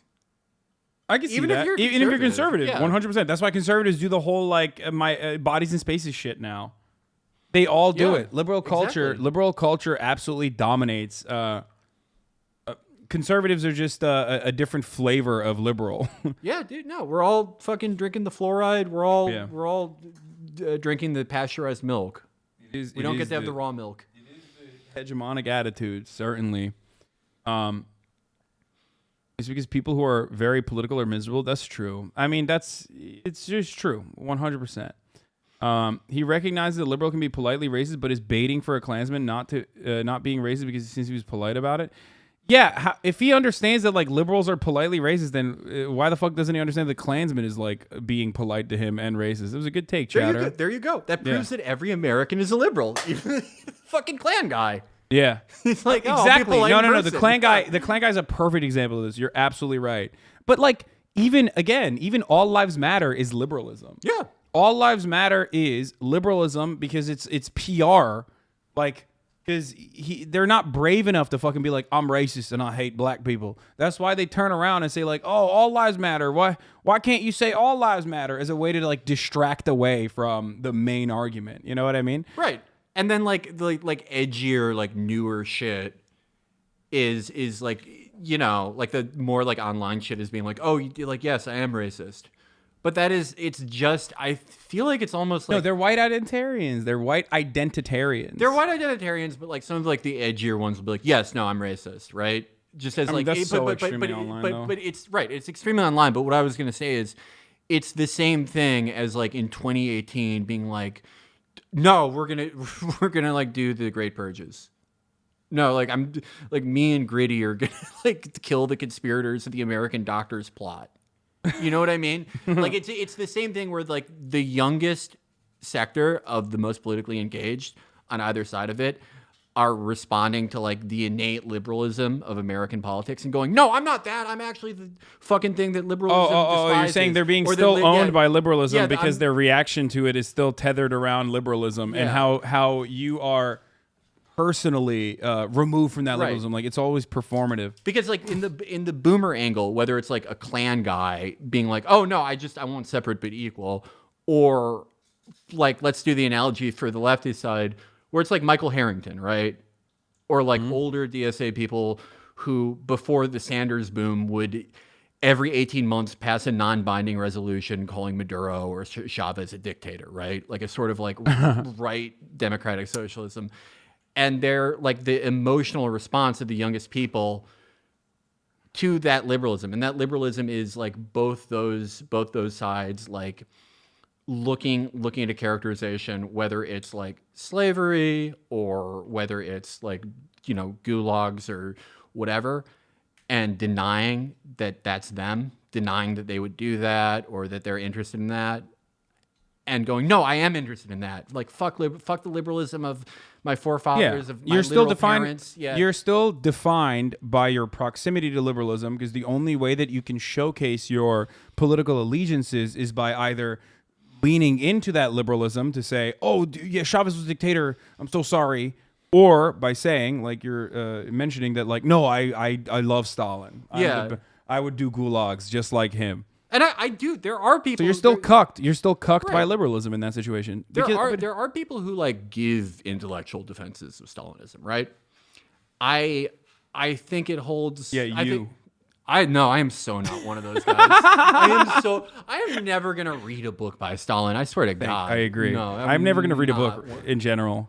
Just politics has always been. You're still a reading cuck. Like you're still a read cell. You read the fucking Norwegian guy, so I just did a podcast about it. Yeah, I'm more pure than you. But I don't read. Those aren't politics. Those are the opposite of politics. Call me Pol Pot, baby. No glasses up in here. Those are the opposite of politics because they're like, no, nothing in your life like has any innate meaning. It's anti-politics. You're literally read maxing, and now you're coping. Yeah, well, yeah, I'm the cope frog. You're coping. You're the copium frog for read maxing and trying to learn. I'm the cope loser. Frog. And my cope frog position is that I will accept, like, you know, someone being like, I'm really into, you know, Stalin or whatever, if it's like not a Westerner. If it's not a Westerner, I'll be like, okay, you're like not infected. You didn't get bit by the college vampire. Yeah. Well, I mean, dude. If Zizek is like, I like, but, yeah. Okay, you know. but America exports its brain rot, as you've correctly identified, in the form of like the Taliban guys wearing the fucking like skin tight Oakleys and looking super tactical. The next wave is exporting the liberalism brain rot, which already is happening. Yeah. Dude, this is a really funny and very Turkish story that I'm going to tell you, which you will appreciate. So this is completely unrelated to the JiDion saga, which I'm sure will still be used against me. But there's a Turkish cookie, which is the N-word. Like, do you know what I'm talking about? No. Not like the hard R N-word, but like the NAACP. Right. N-word, yeah, right? Yeah. So, and it's just a word for black in Spanish, right? Mm-hmm. So in Turkey, okay, they revamped the name of the cookie. They revamped it. I think it was like it corresponded basically to the same time frame where they changed the name of the cookie to what did they change it to? There's some Turkish chatters in here. They'll tell me. Is it that? They just call it narrow? Oh, they call it narrow now. Yeah, exactly. So they're naming it after like practically a Greek. Yeah, basically a Greek. Yeah, which is I mean, yeah, pretty so offensive cucked. too. Yeah, it's fucked up. So basically they renamed it, and a lot of and I like kind of paid attention to this, right? I was like looking at this and I was thinking to myself like, why? I wonder. It's very fascinating that they did this because you saw people which always love, like Turkish people love American culture. Like everyone outside of the world loves American culture and like loves looking at American culture and like LARPing as though they are American themselves. It's like a very fascinating phenomena. Turkish TV looks like American TV 15 years ago. It's insane. Yeah, which is why it's very successful because they make the good shit. Yeah. And not like the weak shit that they do in American Out. But so some people were very upset. They were like, why did you delete this? This is cancel culture. And I was sitting there thinking like, dog, you're literally living in a country where your currency is like done. There is no value to your fucking currency. You're living in like absolute fucking, you're living in basically borderline absolute poverty in a country that has like some of the worst income inequality and wealth disparities on the planet. And you're over here typing on fucking Twitter about cancel culture, like trying to LARP as an American for a brief moment, which is why I think we're exporting that level of brain rot. Yeah. The college cultural imperialism is coming to both Turkey and everywhere else. And then on the other side, there were people who were like, this was a good decision. I'm glad that this company finally took a stance against racism. And it's like in a country where they did not have chattel slavery. Right, like then that word like has like not at all the same meaning. No, Like, no, of course not. Like that's awesome. Are they doing the thing too where it's like they're review bombing it? They're like, oh, they wokeified this. I think it didn't like. I don't think it like actually turned into like that big of a deal. Basically, I don't think that turned into that big of a deal at all. But it was just fascinating to see like a small subset of the population have this conversation, even for a brief moment. Do you know what I mean? Damn. Oh my God. Yeah, everyone's gonna do it. Like, man, and that's like, even as the empire, like, it's gonna wax and wane in potency, but generally like trending down in effectiveness, right? But everyone's just gonna be us. Damn, dude. No, I mean, but like, dude, cultural imperialism is super solid, and America's greatest export. Like, and it will forever be that way. That's why I grew up, and that's why I grew up in Turkey. But I am virtually indistinguishable from an American person because like I grew up being fascinated by American culture. This is like what I fucking read. This is what I watched. So that's what it is. That's this is a consequence of that. Then before I go, I would have to like plead, if you're out there in chat and you own one of the big, 3 studios, entertainment companies left, let me be NATO's strongest soldier and make American culture. I'm gonna make great movies and TV shows that will add another 500 years of the American Empire. You're gonna make Turkish soap opera style television. Yeah. For America. Yeah. Once again. Fucking, wouldn't you rather have that than Noah Baumbach? No offense to him, but like, come on now. You're gonna make TV great again. I believe in you. I believe in it. Okay, are you about to leave right now? Because I have to do a podcast with the Stream Boys, but we can finish this up. Okay, we're gonna finish this up. I'm gonna just show you the combo that he had, and then we'll Hasan just acknowledged that JiDion went to the most racist town in America, and like there was progress. People were nice to him. He was nice in return. He was respectful to them. There was progress. Like he means like that they had. That's liberalism. They had a conversation. That's liberalism. That's liberal brain rot. You had you made a YouTube video and therefore bridged the gap with like the Klan. That is the most liberal thing ever. The inverse of that, the opposite of that would be like a liberal getting mad at like a TV show because like the TV show showed racism, and like by taking down that TV show you're actually doing progress. Yeah, this is the rally to restore sanity. Exactly. Like, what the fuck? This is awesome. Yeah. He's no, genius. this is awesome. Exactly. Everyone's playing with old parts, but like he's amazing at it. Yeah. I do find it fascinating and pretty hilarious when conservatives do it, though. Why can't we all be like that separationist old man? At least he isn't scared to say the truth. Says Russian waifu. Thank you. Yeah, Russian waifu. Dude, my favorite is like trad cat larpers who have like anime avatars, like you would literally be murdered by the tribunal, like for your hedonistic degenerate, like interest in non-classical forms of art. Like you think, anyway, whatever. That's probably the real reason like Operation Z happened. It's like Putin's like, look, we got to stop the eastward march, or like we're all going to be jacking off to cartoons. But his army is so shitty that it just accelerated the process. Yeah, they're all into hentai now. Yeah. They're watching Lolly. They've moved on. Yeah, everyone they drafted for that war is like already jacking off to cartoons. Yeah, this is making me realize that the Keemstar was actually unironic about claiming that JiDion ended racism. At first, I thought that was such a silly fucking take that he was laughing. No, he believes this. There was progress. Respectful to him, and he got good results. Why can't you acknowledge that? I mean, JiDion just goes off on Hasan. He's like, listen, you could donate all the money to the Black Lives Matter stuff and like all this other stuff to help black people, but like, you're not gonna go face this racism face to face like he did. Is he crazy? Like, what the fuck? I get death threats like regularly. What is he talking about? But like, is he saying like you should go to that town and make the exact same video? Everyone in America should do it. Yeah. Until, Well, like, technically, no one's racist anymore. technically, he's right. If 330 different million videos were cut of going to that town, it's like a quantum physics problem. Yeah, no, he's awesome. He's so fucking good. The only way to tackle racism is by having a conversation with the Grand Wizard's neighbor. Yeah, no, oh my god, he's like an anarchist. He's like against like any institutional process, but it's like no, individually, like as a community, we all have to talk to this one guy. Yeah, for 45 minutes.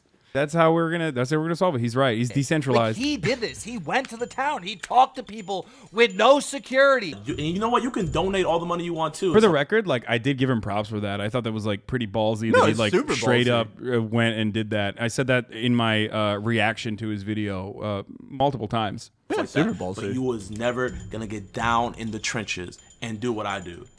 Also, he's wrong. I have done it before. I literally went to a QAnon rally. I do it all the time. It's my favorite thing to do, as a matter of fact. I've gone to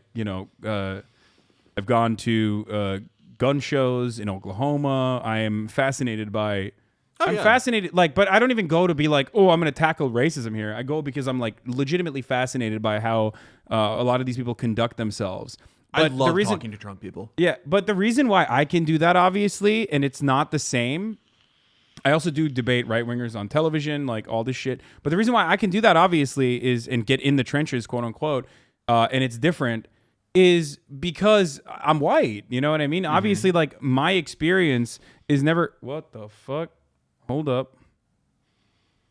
My internet is like fucking up right now. Oh yeah, bitch is buffering. Yeah, I don't know what's happening. Hold up. It's coming back. It's coming back. It's coming back. All right, we're good. Yeah, I don't know what that was. It was buffering for a second. We're back. Anyway, but as I was saying, the reason why I can do that and it not be as like ballsy or as even respectable as like JiDion being able to do that is because I'm white and he's not. So for him, that is going to still be, that's still going to be significantly more threatening and dangerous. So that's unchangeable. I think he's saying that it came off as you sitting on your ass and telling a black person how they should experience racism. Not that I agree, but that was my take from his video. Yeah. I'm not talking to him personally. I'm talking to my stream. And I think that that's something that people need to understand in that situation. And also, I mean, he was wrong. If his analysis of the situation, if I am, unless I'm misunderstanding his position, which I might be, like I said, and I'm going to talk to him personally about it. But unless I misunderstood his position, like he is kind of saying like, well, these guys are civil. It seems like the whole meat of this is like, it at its most generous is like misunderstanding, right? Of like not fully like showing where you're talking to chat or like reading a comment or something. That seems to be like the meat of all of this. Like that is the meatiest part, like per the reaction, right? Yeah. Damn. But maybe I could so not do this. Like, it's like. Wait, Nice Bathroom says, again, keep in mind you are being called out because you're a white person in black people business. There are a dozen black content creators that have an issue with what he did. Yeah, of course. I'm definitely a more appealing person to dunk on in this situation because I'm a, in his words, a very extremely liberal white person telling a black person how they should feel about racism from his perspective. But I'm not talking to him. I'm talking to, once again, my community. And are there black people in my community? Of course. But there are a lot of white people in my community as well. And I think that, I mean, this is what I do. This is literally what I do every day. So.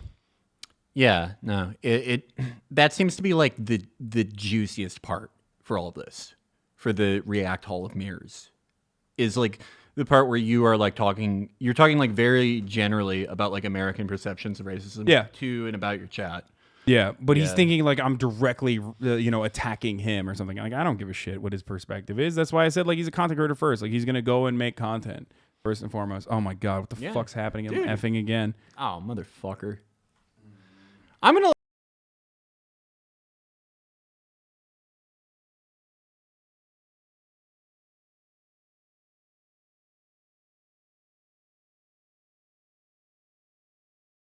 think so. I don't know what's happening, boys, but we're good. It's just like cutting in and out. Read, right after you read that comment, you did hear the Hank Pecker voice. I'm so tired of Keemstar. Anyway, let's continue. Don't have the balls, bro. You just don't have the balls. But hey. Unbelievable. Hasan Piker, stop using black creators for your political agenda. But ladies and gentlemen, that's all that's like. He's so even happy. When he's like not like being racist. It's just the way that he says it is so. It's unfortunately like Erie County accent. You can't change Midwest accent, but the way Keemstar just goes black. Yeah, no, he's just like just honks it out like a this is so exciting for him. This is like the greatest moment in his life, dude. He's like, this is awesome. Oh my god, he's been up for like 24 hours. This is like this is his newsroom episode. This is like the newsroom Gabby Giffords episode for him. I've not seen that episode you're talking about. You know, Keemstar loves newsroom. He does? Literally he says why he got into this is because of newsroom. I'm not bullshitting. I'm not. That's awesome. Does he think he's doing newsroom every time he does like a drama alert? Yes. That's awesome. That makes me so happy. Oh, like I couldn't believe I had to like check multiple sources to make sure I didn't like dream that. But no, he's just like I fucking love newsroom, and that's like what inspires me to do drama alert. I love that. He's an amazing man. Yeah. Okay, so we finished the Keemstar thing. I'm gonna just like quickly go through the part of the video.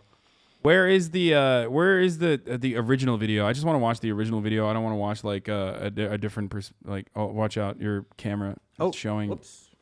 This is Keemstar's Afghanistan. Oh yeah. Comp these new cakes. Okay, stop sending me other shit. Before Felix leaves, I just want to show him like the full convo, just the convo part with not JiDion's reaction, but I just want the fucking convo between JiDion and the clan guy. Okay. Here it is. Yeah. Oh shit, okay, we got some people right here. Hello, how you doing? Okay. I was trying to see if Mr. Rob was maybe here. No. I'm a YouTuber. My name's JiDion. I was just wondering if like we could have like maybe like a little dialogue with Mr. Rob if he has any free time and stuff like that. Right now he's getting different stuff together for the this is the Klansman, Felix. So I heard about that. What can I ask what that conference is about? Faith and freedom. I don't know if there's any way maybe I could come. No. Especially not. The paranoia some people have. I mean, we aren't anarchists. We just came here, it's America, You got the First Amendment, freedom of speech and everything. I'm trying like so hard not to react in the exact same way I did originally, but like, of course, I made fun of him here for being like, "Oh, God forbid, we're anarchists." Don't worry. I think he's kind of fucking around, don't you?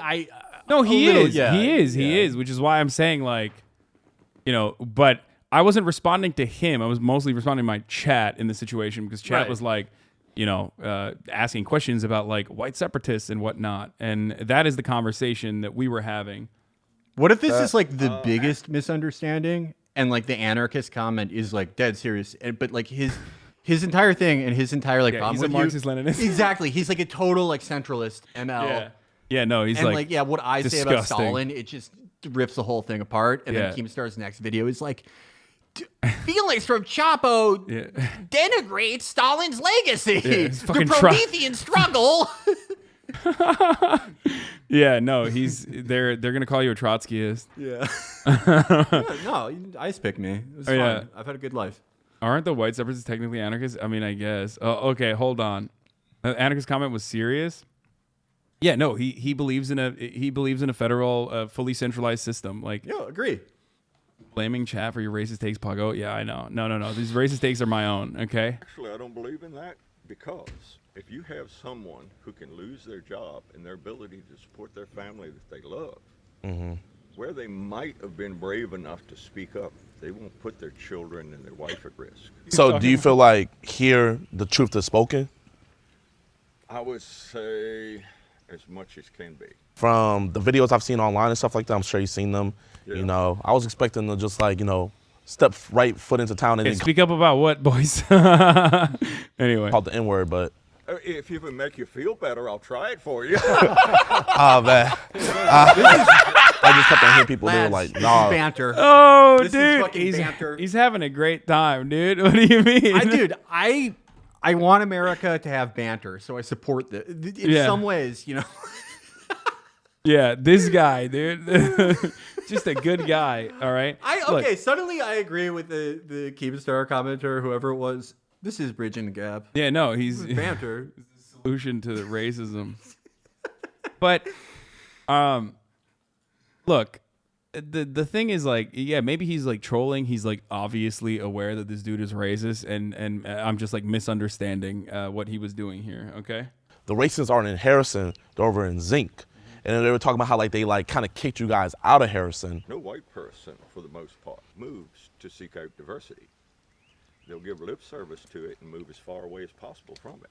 Put up gated communities, spend their money. Me personally, like I agree to a certain extent and stuff like that, As black people, we look out for each other, It's like, people say black power, they look out for black businesses and stuff like that. I'm not a segregationist, I'm a separationist. Every white country and only white countries are expected to become melting pots of humanity. And that's my stance. I oppose white genocide. I'm not here to change anybody's mind or nothing.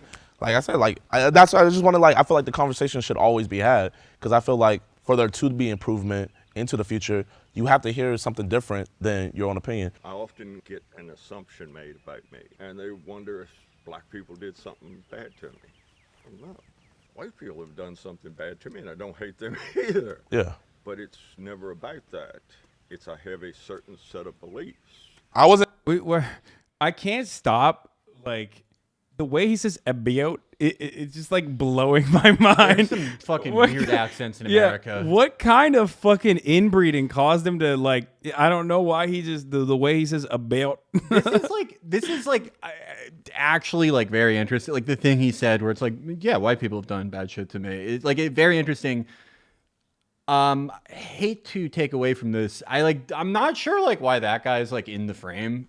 Like because he's like not talking to the. Oh yeah, that's his friend. That's his friend. I think he's like a. Does he like say anything at any point? I don't think so. I think it was like he had food poisoning for the whole trip. I think so. He was like mostly just stuck. It's just a weird filmmaking choice to have him in the frame, but yeah, maybe there's a purpose to it. I was expecting to come here and have like a civil, conversation like this, but I came here with the heart to come with that, and I appreciate you coming out with the heart to have that same conversation with us. I had one question. So, is there anything you want to say to people out there about Harrison, okay. Arkansas, or Zinc Road, or Shows what I all know. they know is that it's the most racist town? Well, I sort of like that designation. Because I like the designation as the racist town. Hey, if you gotta be known, if you don't have a personal brand, I mean, he just straight says it, dude. I don't know. Like, We're gonna run with it. We're gonna rock with it. He's fucking with it. Most racist town in America. And I was wondering if there's any way like we could have a future conversation with maybe other members of your guys' church, or maybe I can even attend a church service. No. Okay. It is a racial church.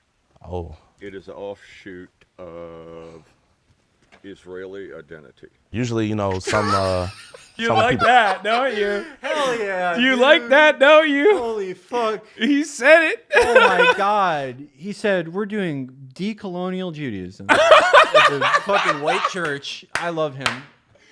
Oh my God.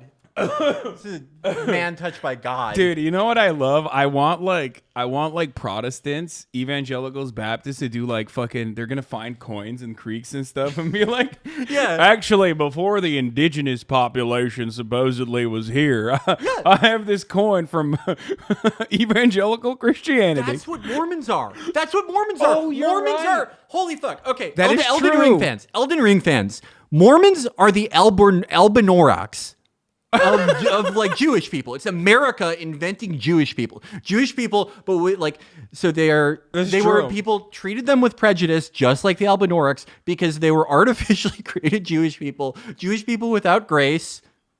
But then, like the Albanorax, they became tough. They became masters of business. And then they, like Israelis, have their own mythology where they're like, oh, no, we were here like 10 million years ago. Yeah. Like, angels fucking brought us here. And Jesus Christ came was to America. white. Yeah. He's white, a blonde guy. Holy fuck. It's Judaism, Mormonism, Zionism, Elden Ring. We're all in the Erd Tree. The most racist town in America, Erd Tree. Keemstar, Erd Tree. The roots are everywhere. Yeah, no, for sure. I respect this man and the mythology that he's crafting. You know, JiDion was right. I heard the clan. I heard the Klansman out, and he's got a lot of good ideas. I've never I feel like my takeaway. I feel like I fucking freebased Adderall after hearing him. Yeah, it's the most affecting thing to me in my entire life. Yeah, this was find themselves racial. They don't like Jews and stuff like that. So that's kind of it's kind of shocking to hear. Well, we are not Jewish. Jews is not the chosen people. As the white race is. You have anything to say? Hell yeah, dude. All right. Dude. He's God. he likes the framework. Dude, he should debate Blake Flayton.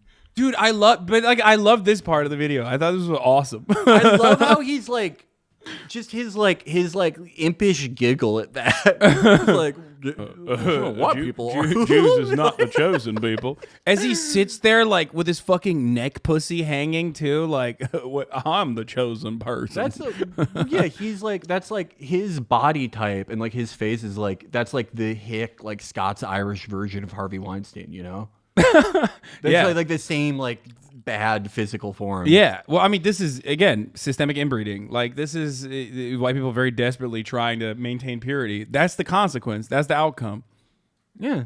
But he is drippy though. I would wear this outfit out unironically. The pants are sick. I like both. Yeah. I love real tree camo. Anyway, let's continue. Really loose t-shirts irritate me, but the pants I like that. I love really loose t-shirts. Girls out there? Oh, thanks for listening. Appreciate you guys for tuning in. Bro, he's literally shocked, by the way. He's by the end of this, he's like, I can't believe this just happened. I know how he feels, dude. I know how he fucking feels. Appreciate you guys for tuning in. Sometimes you do a podcast. Oh, also, man, is it bigger that than... shit? Nah, fuck. Oh, You're that's too awesome. embarrassed to tell people to edit it out. Yeah. Yeah, I get him, dude. I really do. I think me and him can both be chosen. That is what I'm saying. Yeah. Everyone's chosen in their own way. Absolutely. Yeah. What affects one will eventually poison the other. It is bigger than black and white. All right, thank you for your time. All righty. That was something. Damn, you gonna throw up on their property? Damn. Oh, he was fucking holding it together. Yeah. I've had That's food how much poisoning Brandon 500 hates fucking racism. times. I know how that He feels. pukes at. I can't stand that shit. Makes him sick to the stomach. How is this different than people who criticize for having for you having Christian Walker on stream? Dude, are you crazy? I wasn't fucking letting Christian Walker get away with saying insane shit. I was yelling at him. I'm definitely gonna watch this entire video because of like what I've seen. I've really enjoyed is just like a documentary. That part is actually like, in experience. my opinion, the most. There was a lot of really good parts in it. Honestly, there was. Well shot. Oh, he's Sig Heiling. I didn't even notice that part. All right, let's. I didn't realize he was throwing it up. Like that was. I didn't even see that part. We have to Zapruder this. Yeah, that's okay. I don't want to. He might be like telling the camera to like go. No. I think he was going for it. I think. Which But you know. like, okay, Klan guys don't sig hell. That's true. They don't. Neo-Nazis. Sig hell. That's not their thing. Yeah. Neo-Nazis do that. I don't want to. Man, I don't want to like.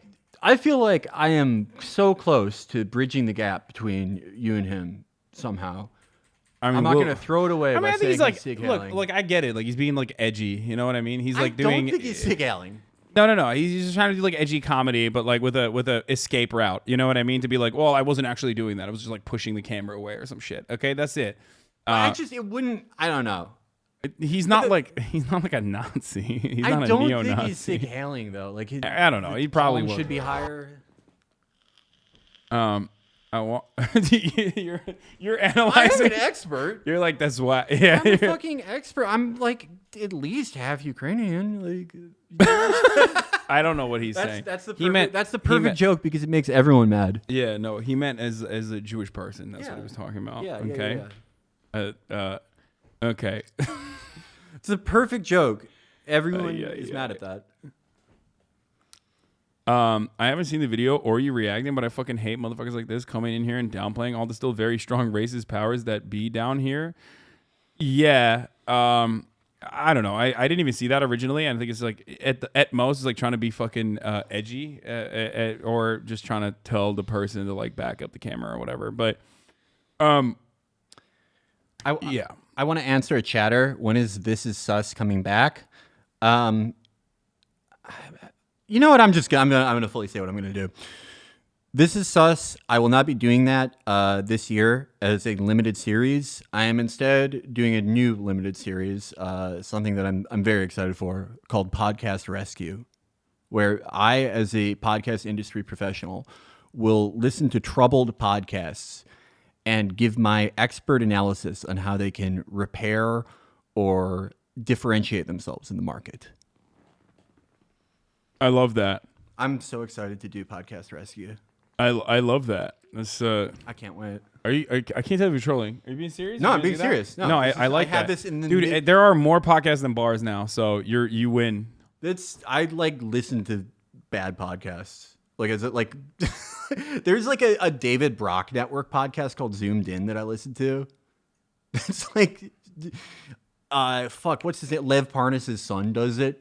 Oh like, yeah, you've talked about this before. I love that type of shit. That dude's popping off since Ukraine. I love him. Yeah, he's like, isn't he on TikTok like blasting, dude? He's just like, he just has like a lot of, like he really ate it up with the whole Ukraine stuff. Like it really, he went to the White House. Yeah, he's the new Dan Bongino. He's sick. Yeah, like Dan Bongino is like washed. I never see him like most shared Facebook anymore. One thing that we do need in this world is more podcasts. So it's good that you're helping other people do that. I think that's what we need. Honestly, I'm kind of hoping to achieve the opposite outcome with this series. I cannot get too mean on this, and the rule that I've given myself is like, even if it's like really funny, like even if it's like really fucking like a shitty show, I am not just gonna do like a bad podcast from people on Twitter that like not that many people listen to. I think that's like a little like too mean and kind of takes the fun out of it. I hate to use punching up and punching down, but I don't know. I think that takes away from the fun of the joke. But I am very excited to do Podcast Rescue. No, that seems exciting, and right up your alley. I don't know why you love punishing yourself with bad content that you like watching, whether it be TV shows or podcasts. But hey, that's you. And yes, I couldn't hold myself back. I had to fucking tweet out this. I mean, it's so funny. I would too. Look at this. How would you say this? Racist? Racist? It's maybe it's like no, I won't go to that. But This is the perfect note to end on because I have to go to record now a good podcast. Okay. I have to record the Chapo FYM Boys' podcast.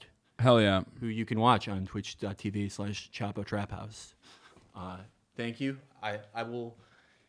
It's really easy for me to get here. Yeah. I don't even have a car yet, but We'll do more. We'll have you over more frequently. I want to do a full day. Yeah. I was late getting here, but I'll see you soon. All right. Peace, brother. All right, ladies and gentlemen, that was Felix Biederman of Chapo Trap House. You're of course tuning in. No, that's my jacket. That's not his jacket. You're of course tuning in once again to the Rasict stream, the number one Rasict stream in America. Hubie is not coming on today. Maybe he found out that I was racist ahead of time, and that's why he premeditatively, knew that I was racist. So he's like, I'm not coming on your racist podcast. Rasict. Welcome back to the Racist Hour with Hasan Piker. Yeah. I can't believe you're so. Dude, this is pretty good. I mean, actually pretty funny. Retweet the scare Keemstar.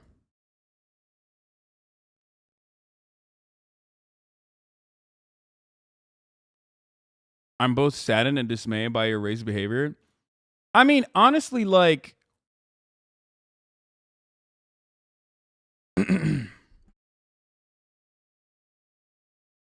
I don't know. Will people actually look at this and be like, "Wow, I really didn't realize how racist Hasan was." Like, I guess Keemstar cut it in a way that like you don't really see the context of it, and you only see like JiDion, a young yes Hasan. Wait, really? You think people will like watch a Keemstar video and be like, yes? A lot of people are saying yes to this, and it's kind of worrying me. But I mean, I don't know. Nobody that doesn't already hate watch you, so who cares? If it was anyone else but Keemstar, people would freak out. I think that like people who already hate me are going to people who already hate me are probably going to see this and be like, oh, once again, I already disliked Hasan, and yet here's more proof. So that's and most of Keemstar's fan base already hates me. I'm sure JiDion's fan base will be. I'm sure JiDion's fan base will probably have a similar attitude as well. But I mean, I don't know.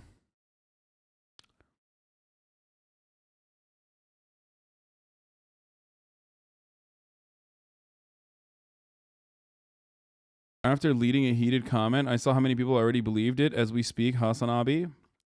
It's just weird because, like, if you watch Keemstar, how the fuck people who consistently watch Drama Alert definitely are not in the demographic to watch HasanAbi.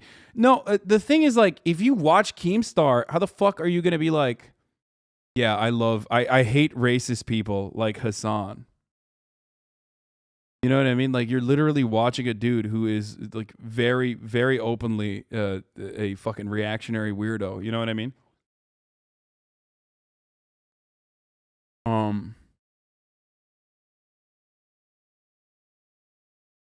The J response will affect more than the Keem video? I don't think so. We're gonna watch the Who's the Most Conservative Jubilee video. God damn, there's too much fucking content. Holy shit, there is too much going on. We have the 5 conservatives rank themselves. We have 5 conservatives rank themselves on the political spectrum by Jubilee. We still have the Steven Crowder video. Okay, we still have the Steven Crowder video as well.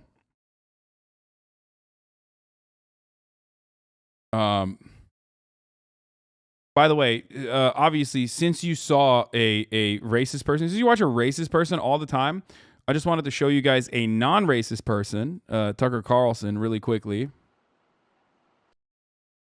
You know, it's important for you to get both sides of the political spectrum here. So in order to allow it, you have to erase Christianity. And they've been working on it for a long time. Ever notice how they call Martin Luther King doctor but not reverend? King was not a physician, he was a Christian preacher. They'd like you to forget that. Yeah. What's going on? They want you to forget that he's a reverend. The attacks against Christianity have gone for far too long. It's already started. Gotta unfollow now. Hope you understand. Oh no. Don't do it. Don't do it.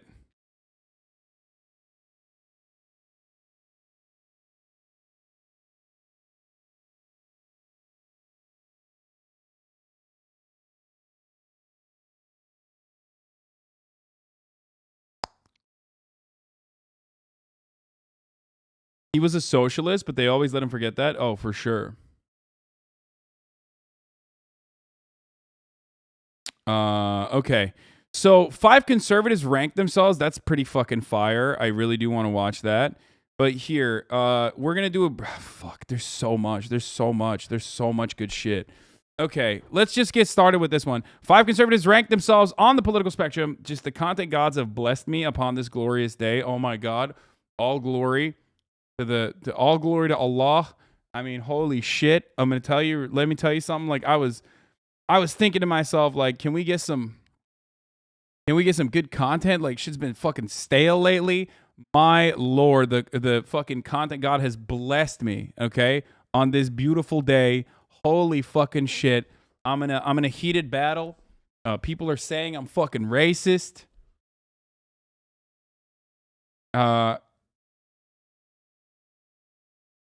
And you know, just popping off. We're popping off. And we got all this shit going on. Okay. Talking about the next Palestinian journalist who was just killed by the Israelis. Dude, I literally covered it for an hour earlier today, my friend. Like, I do the more serious stuff in the morning, and we covered it for an hour. Go back to the VOD, and you will see. Okay?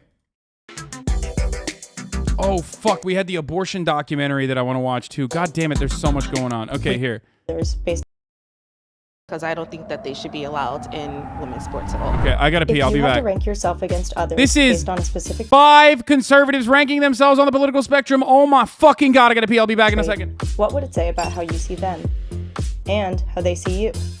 To find out, we brought together 5 conservatives and had them rank each other least to most politically right. Then, we had them take the political compass test and rearrange them based on how right they actually are. This is ranking. I'm Hunter. I do security for a living. I believe in Jesus. I don't really go to church, but that's how I was brought up. I'm also a little bit more libertarian than I am authoritarian.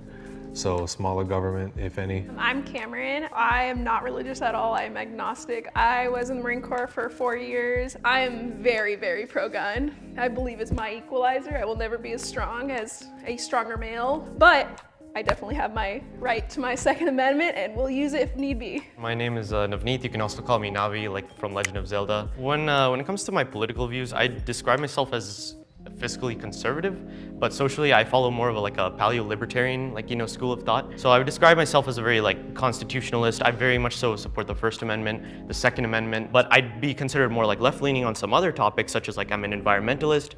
I very much so support the LGBT community because a lot of my friends are part of it. I'm part of it. To be more specific, I'm bisexual. Yeah, and that's also, by the way, the first time I'm saying that publicly. Oh, well, congratulations. My name is Kelly. I am from New York, living in Washington, D.C. I am religious. I'm Jewish. I don't support the LGBT community at all. I'm not anti-gay or anything, but I do support traditional values in the home. However, I don't 100%. I came back at a really good time, okay? That's it's fire. This video is fire already.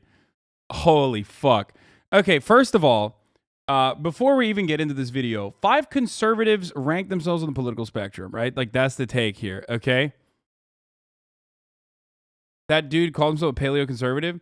So, none of these dudes, none of these people are gonna fucking say that they're, straight up racist, though. You know what I mean? I don't think they're gonna, openly be like, I'm a racist person, right? I gotta run it back. I'm sorry. I can't. I need to see this. I'm sorry. I peed, but I need to see this. I do security for a living. I believe in Jesus. I don't really go to church, but that's how I was brought up. I'm also a little bit more libertarian than I am authoritarian. So smaller government, if any. I'm Cameron. I am not religious at all. I am agnostic. I was in the Marine Corps for 4 years. I am very, very pro-gun. I believe it's my equalizer. I will never be as strong as a stronger male, but I definitely have my right to my Second Amendment and will use it if need be. My name is Navneet. You can also call me Navi, like from Legend of Zelda. When it comes to my political views, I describe myself as fiscally conservative, but socially I follow more of a paleo-libertarian, school of thought. So I would describe myself as a very constitutionalist. I very much so support the First Amendment, the Second. Oh God, he's just a fucking nerd, dude. That's what it is. Oh yeah. The most Redditor ass motherfucker in here on I'm sorry. I respect just fucking straight this is what I grew up in. This is what I know type motherfuckers than this guy. Okay, you sought it out. Okay, you fucking sought it out, and you still ended up on the same spectrum as the dumb fucking racist guy that grew up in a bumfuck part of town, who is a product of his own fucking material conditions and his upbringing. You know what I mean? I respect that guy more because that guy didn't seek this out. He just kind of accidentally happened into his point of view. You, on the other hand, were I'm gonna be such a nerd to try to fucking ad hoc rationalize my worldview by reading the political compass memes on the Reddit.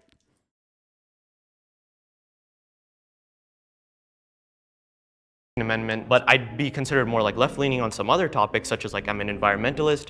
I very much so support the LGBT community because a lot of my friends are part of it. I'm part of it. To be more specific, I'm bisexual. Yeah, and that's also, by the way, the first time I'm saying that publicly. Oh, well, congratulations. My name is Kelly. I am Nerd. From New York, living in Washington, D.C. I am religious. I'm Jewish. I don't support the LGBT community at all. I'm not anti-gay or anything, but I do support traditional values in the home. However, I don't 100%. Same.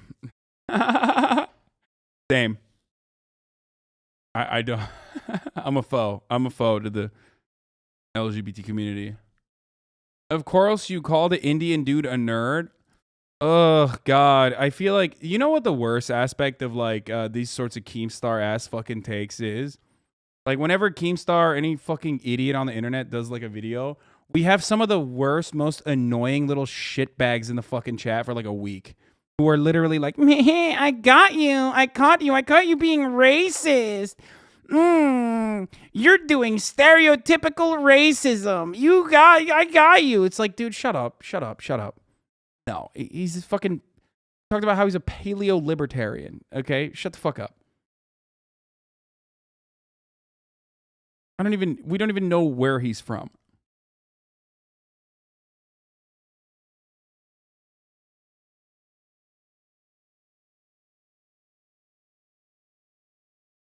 Believe that my religious values have anything to do with my conservative values. I try to keep religion out of the way because I know that there are conservatives who are not religious. I'm Maui. I'm originally from Colorado. I'm kind of in a weird spot where I grew up religious and I grew up very liberal. I've been back in. Okay, straight up, there's not even a single one of these motherfuckers that's an actual, you got the Russell Brand type fucking conservative, okay, who's oh man, I did too many fucking mushrooms and now my wiring is permanently broken. You have not gonna say anything here. Okay, we're just gonna move on. You have the political compass meme nerd who's I actually want to find a different way to say that I'm actually a neoclassical economics guy. Okay, you got classic fucking military vet lady who's more butch, and is I love guns. This is I'm a basic white girl who adopted reactionary politics as a way to substitute for my lack of personality, and then you have the real conservative. Okay, I feel like this homie is probably the most conservative. I'm not saying that because he's a white man, okay, but kind of could be the reason. But he seems a little bit more conservative than the rest. Maybe I'm wrong. We'll see. And forth oh no, she's the most conservative. Sorry, and then he is. mistakes as far as immigration because I'm half Mexican. It's strange because coming from like a traditional Mexican family, they hold a lot of conservative values, but they very much label themselves as liberal. A lot of black people that I know and grew up with have like conservative values, but like if you ask them like, you know, who are you going to vote for? It's always going to be Democrat, no matter what. So I find that really interesting that you said that, because I have like a connection with that. What do you think are like traditions? Yo, by the way, as a community, let's not do the fucking Hasan, you're racist memes, actually. I just realized, because people will just like straight up use that as a fucking serious outlet. And remember how we talked about like how people on the outside can't parse through whether someone is joking or not when you guys react or interact with me in a joking capacity on the internet. Let's not do that on Twitter and stuff, because like people won't, I think, be able to figure that out. So just remember that. Traditions that conservatives hold. Liking guns, I mean, you're just painting with a broad brush. It's common sense things. I think support Constitution. Like I agree with all the amendments. Just the general idea that like you should be able to pick yourself up by the bootstraps, and if you put in the hard work, you can get to where you want to be. The beauty of this country, no matter who you are, obviously some people have certain factors that will like, you know, make it easier or like harder for them. But I feel like in this country, with the amount of opportunity that we have, you can be anyone and get to where you want to be. This is an interesting question. Like, I don't think being conservative has anything to do with your political affiliation. I think those things are separate, and I think a lot of people confuse the two. We just talked about how the black community. Wait, what the fuck does she mean? Like, but like the ideology, your worldview, like that's your political affiliation. What the fuck? I'm confused by that. Okay. Community, the Indian community, the Mexican community, they're all, a lot of them are conservatives, but they're left-leaning. I really do believe. No, they're not left-leaning. They vote Democrat. God, American politics is so fucking brain broken. Once again, not responding to her individually, okay? Before anybody fucking makes like another YouTube video or some shit about this. But the concept in America is so binary because of fucking Democrat and Republican, right? So everyone's either a liberal and you're more liberal, or you're a conservative and you're more conservative. And that fucking breaks people's brains. And then that's the reason why they turn around and say, well, conservatism has nothing to do with your politics, because like a lot of the Indian community is conservative but left-leaning. It's like, no, I think you mean like they vote Democrat. They're conservative and they vote Democrat. Well, there's a reason for that. And that's precisely, the reason is that the Democratic Party is center right for the most part. That's why. Like, I don't care what you do in your life. You're a grown adult. You have no effect on me. I'm not religious. Like, don't force your religion down my throat. Don't force your opinions down my throat.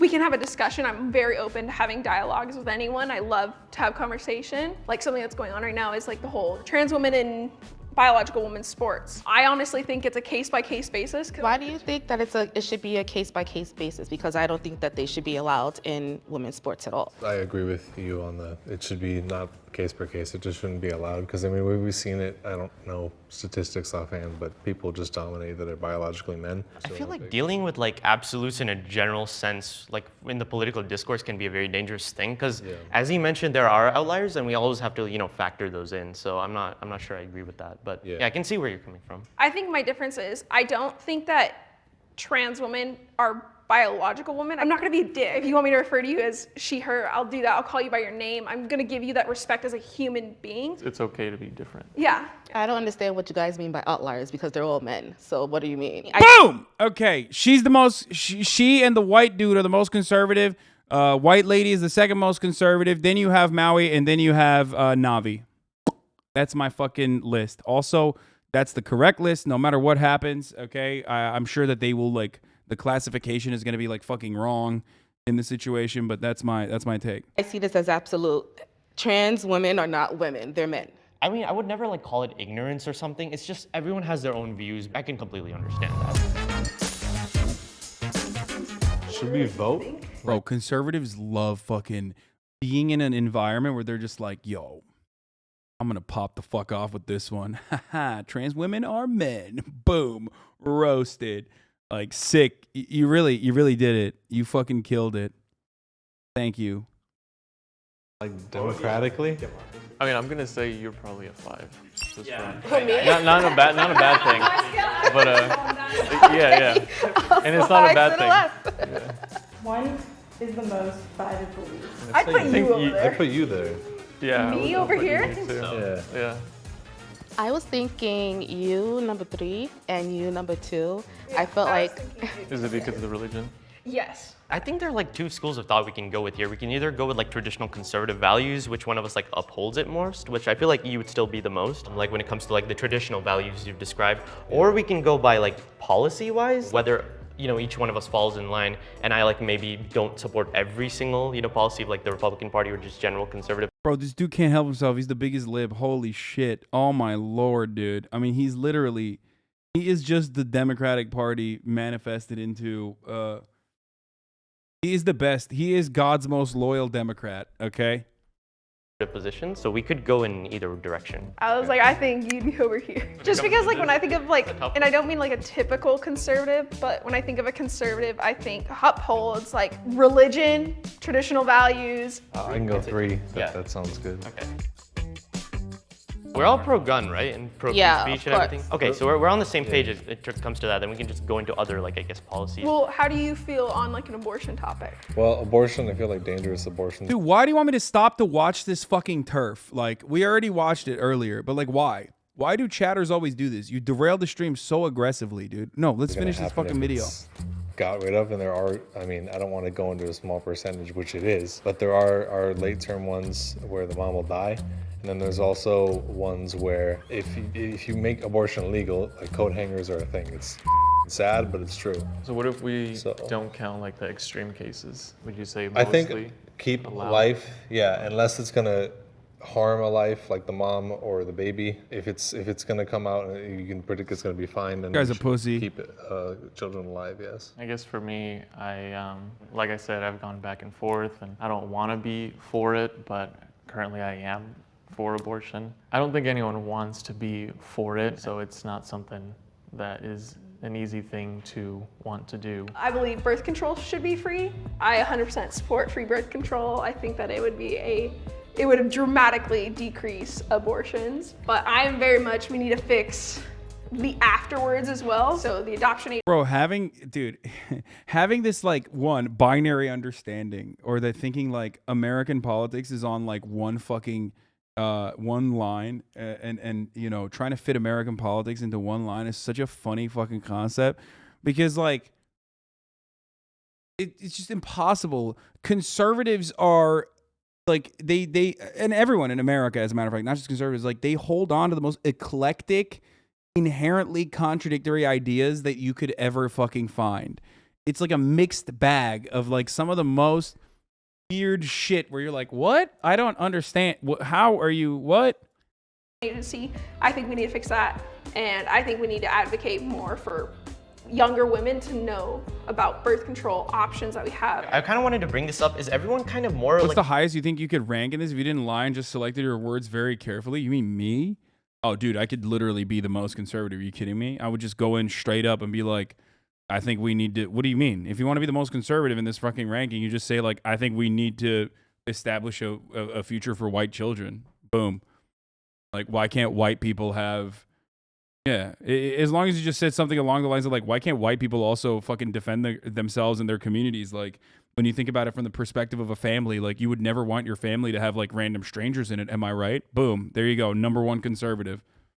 Dude, my brain is rotted from listening to so much white supremacist politics that, like, I've said this before. Like, I could be the best conservative commentator. Holy fuck!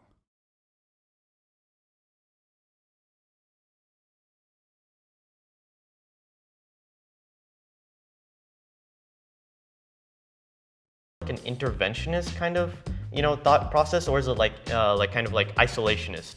Or even like in between, like, do you think we should focus on our country's problems first? Yes. Or do Absolutely. You think, okay, yeah, that's where I stand. Yeah. How are we going to help other countries when we have so many other things? Yeah, so too much foreign spending. Yeah, we just sent how much money to Ukraine? Mm-hmm. Why?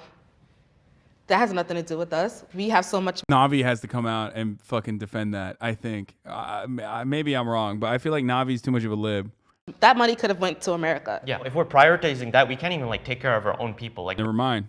Veterans are like starving on the street, they're homeless. I feel like we should do something about that, but we can't because we're focusing on other countries instead of our own people who need help. Does anyone feel differently about their position now? I don't know, I think we should switch.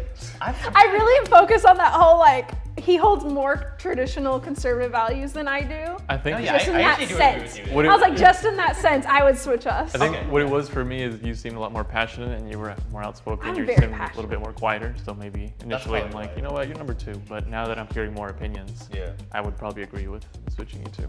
I mean, we're moving. Yeah. Okay. What values does everyone have that they feel like doesn't exactly fall in line with a traditional conservative value or just generally conservative values? I'm against the wall because I'm a libertarian. Okay. I think most people coming here aren't coming here to hurt people. They're coming. Okay, that's weird. He's like the only libertarian who kept being a libertarian. That's interesting. Because like a lot of libertarians with Donald Trump were just like, oh, just kidding. Like we weren't actually into the free flow of we weren't into freedom of travel. Like we were just lying about that. Actually, we're just racist. Interesting. Likes buying people. Coming to make money and make a living. I am actually for the wall, but not because I want to keep people out, strictly because I want to know who's coming into this country in a good sense. Sex trafficking in general comes through our southern border, and so do drugs, so that's the only reason. I don't care if people want to come here to immigrate, be my guest. I'm 100% against illegal immigration, and that's not, so I am for the wall, but it's not just the wall, it's the people who are coming here and overstaying their visas. They need to go too. My position is unique because I immigrated from Mexico when I was younger, and I wouldn't be here most likely if it weren't for that. But I do really believe that illegal immigration is just that, illegal. Now what I'm gonna have you guys do is grab your phones and go onto the politicalcompass.org and take the political compass test. Oh God.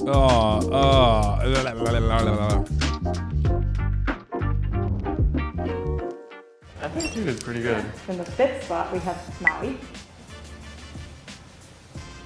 And then in 4th, we have Cameron. Damn. I thought I'd be more like 2, 3-ish area. Bro, on the PCM, if you're anywhere not in the bottom left quadrant, like you have to be a real sicko. You know what I'm saying? Like, how the fuck do you... Because I've seen those questions, right? Like, it's pretty wild to be able to be outside of that. Like, you literally are saying in some instances, like, yeah, murder is, like, pretty chill. You know what I mean? Like, in order to get outside of that fucking bottom left quadrant in that. Kelly in the 3rd spot. Whoa. I Everybody's said I was moving gonna down be one. free. Yeah. In the 2nd spot, we have Navi. Okay. And in 1st, Hunter. I was so wrong, but also, honestly, again, it's just more so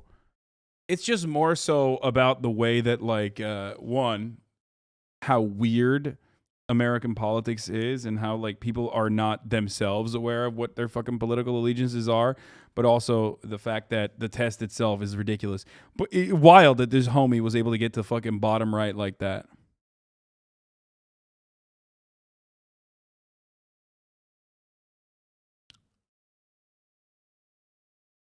Kind of crazy. Kind of crazy.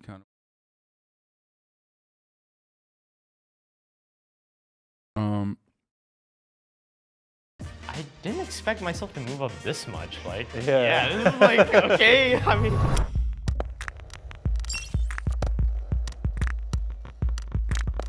The way this like political compass test is framed, like it does evoke certain reactions. So it's not entirely like encompassing of like my views and everything. But yeah, are you any of you guys surprised? I don't know. I thought I was gonna be 3rd or 2nd. In all honesty, I thought I was gonna be over here. Okay. Some of those questions, like, I never really thought about before. I kind of figured I'd be somewhere over here, like 4 or 5, after hearing everyone's opinions. I mean, I think it's weird that I'm number 1 and I'm a tall, white, straight. male. Perfect, yeah. If anyone out there who's watching this does not agree with like me or anyone else's political views, please just look at us as people. Everyone has flaws. And I just want people to see that we can... This is what being a conservative is like, though. Most of the time, we see the most brain-broken examples of the right. Yeah. That's true. That's pretty true. But ultimately, it's I think conservatism is like pretty situational. Where, like, depending on the circumstances, depending on how you're feeling in that brief moment, you know what I mean? You could come across like way more conservative, you know what I mean? I live in a very deep red South area, and no, this is not what the conservatives here are like. Yeah, I would see that. I would say, again, it's about the context. It's completely, once again, situational, where you are, how you are behaving around other people, and what your attitudes are can change. These are a lot of California conservatives. That's why I said I'm surprised that there wasn't anyone who was like straight racist. You know what I mean? Like the guy that JiDion was talking to. You know what I mean? Like that homie is just like, that's a conservative. Like that's a Republican Party voter. Okay. If you consider yourself conservative / Republican in a modern political atmosphere, you're a bit of a problem. The West Coast conservatives, Lamau, you really need to do IRL streaming in some small towns in Texas or Oklahoma. Yeah, what is it? It's literally reactionary. Having a political discussion with Kelly seems to be like talking to a brick wall. While I don't agree with many of the things Cameron says, I bet you Kelly didn't understand half the questions of the compass test, hence she was why in the middle. She's definitely the most conservative. Kelly seems to think that she's the only person walking this planet with a political opinion that matters. Damn, everybody fucking hates Kelly. People really did not like Kelly, my queen. Conservatives are conservative until something bad happens to them, then they're nanny state Democrats on that specific issue. Oh, yeah.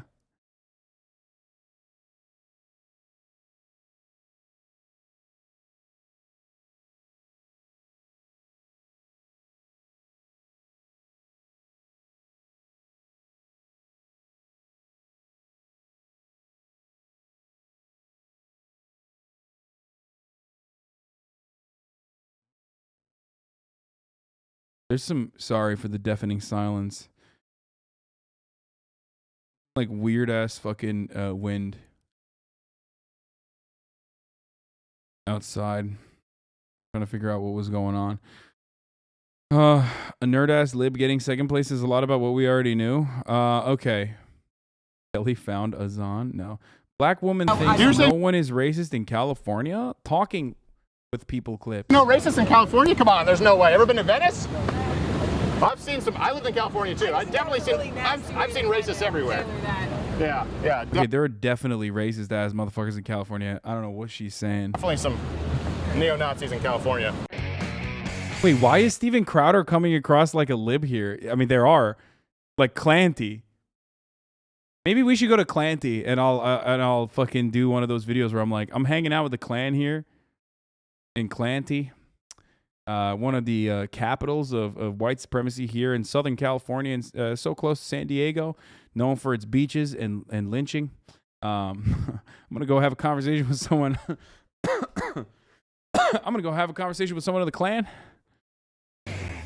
Hey, all right, you got 5 minutes to talk? Oh, sure. Great. What's your name? Casey. Casey. All right, Casey. Well, that ties in perfectly because we're talking about all these protests there a couple days ago here about the Roe v. Wade situation. Sure, absolutely. Have you been following that? I live by Clanty, bro. It's a different world. I live in SD County. Please stop. Okay.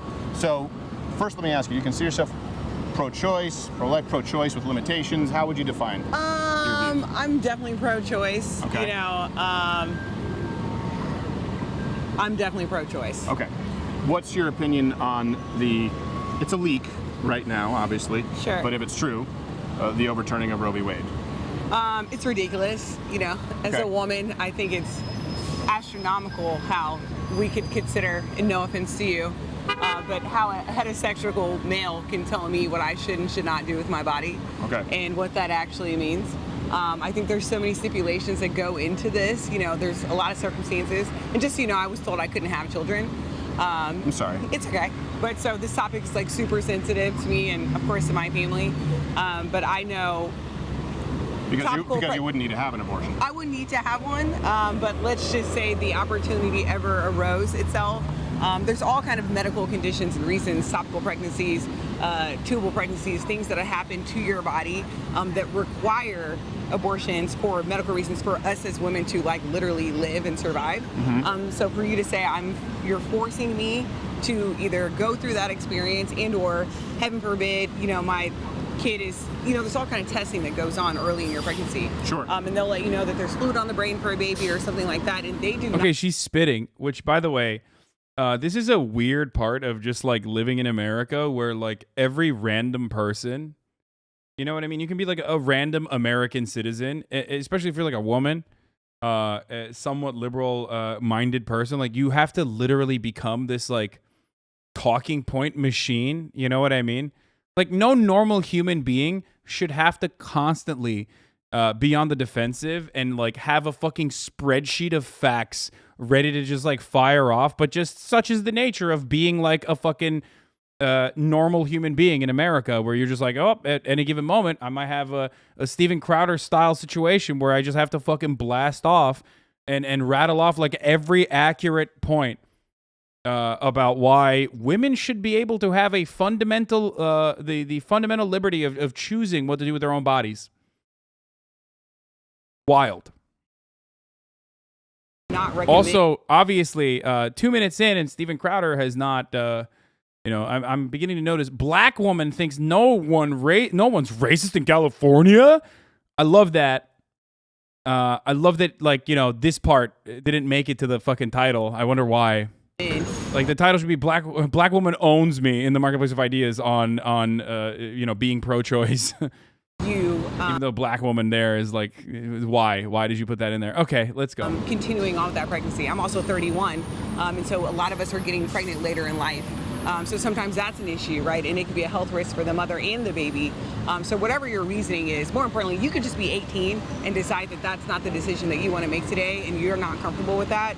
You could be a victim of rape. I don't care what your reasoning is. I think it's 100% your choice to decide. So none of those other things matter then? We could have just eliminated all that. Yeah. Just you think people should be able to get an abortion for whatever reason? I think you should be able to make any decision as far as HIPAA laws are concerned for yourself and your body at any time. So what is your, because a lot of people have different interpretations or understandings of what the overturning of Roe v. Wade is. Actually means? Yeah. What is your interpretation of what would happen if Roe v. Wade is overturned? My interpretation is that it doesn't matter what your reasoning is, and you can correct me if I'm wrong, that abortions will now be illegal or released in the state of Texas for anybody.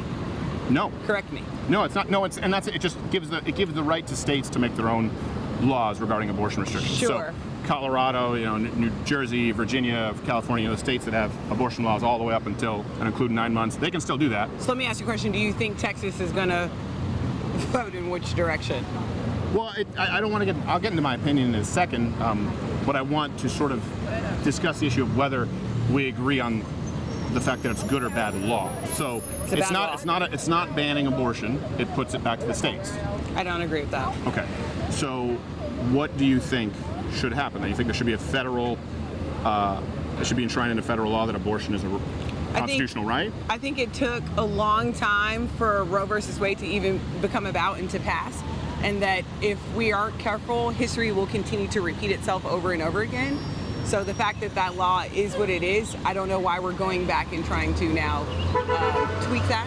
It doesn't make sense to me. Well, are you, and forgive me, this is not meant to be a gotcha at all. Law is complicated, and Roe v. Wade is complicated. You know, that's why you had Roe v. Wade, then you had Planned Parenthood versus Casey, and it's always been a complex issue. And I'm Casey.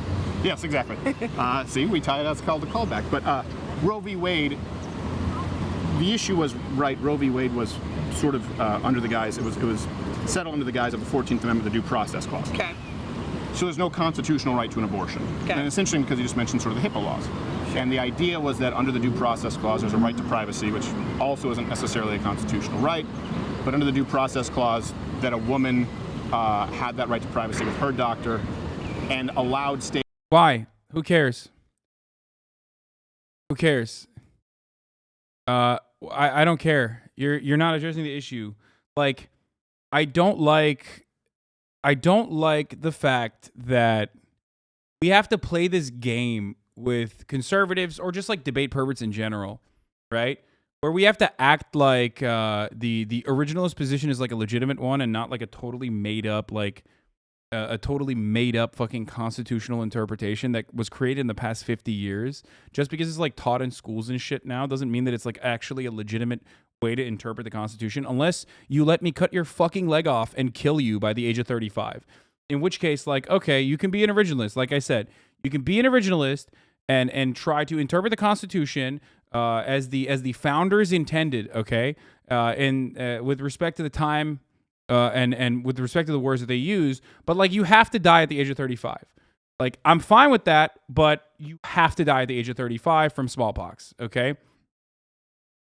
It doesn't matter. Like, so I hate that this, like, I feel like we're like Disney adults when we have this conversation, like, oh yeah, we have to take it seriously that you like want to fucking try to like have a bunch of legal jargon and slap a bunch of legal jargon and like fucking constitutional interpretations into whether or not women should be able to get a fucking healthcare. Women should be able to get like a fundamental part of their healthcare coverage, which revolves around their reproductive rights. Like, it's stupid. I don't want to play that game. I think it's a stupid fucking game. I can if you want me to, okay, about like privacy and the constitutional interpretation of privacy. Like, does it actually extend to that? If it doesn't, then you know what? There's so many other things that would unwind in that situation. But like, it's a game that we all play normally. It's a game that institutionalists play regularly, right? With so many different rules and laws and whatnot. Just like plenty of originalist attitudes or plenty of originalist decisions do not revolve around an originalist point of view, because how the fuck could you interpret it in that way? Because so many like new technological achievements are things that our founders could not have fucking thought about. Like, they would, like, George Washington was shit his fucking pants if I just showed him a telephone. You know what I mean? That like can show him movies. Like, he'd literally fucking piss and shit himself and then have an aneurysm and then die. I mean, first he would be like, why are there black people around? Okay. He would be like, what the fuck is going on? Why is that a black person dressed like that and is like being able to walk around? Holy fuck. That, and then after that, he would literally piss shit and fucking die the moment that he saw what a phone looked like. Okay. So the idea that like, you know, the idea that they have a,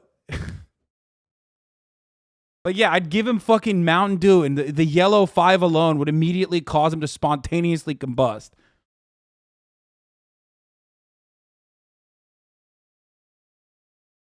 So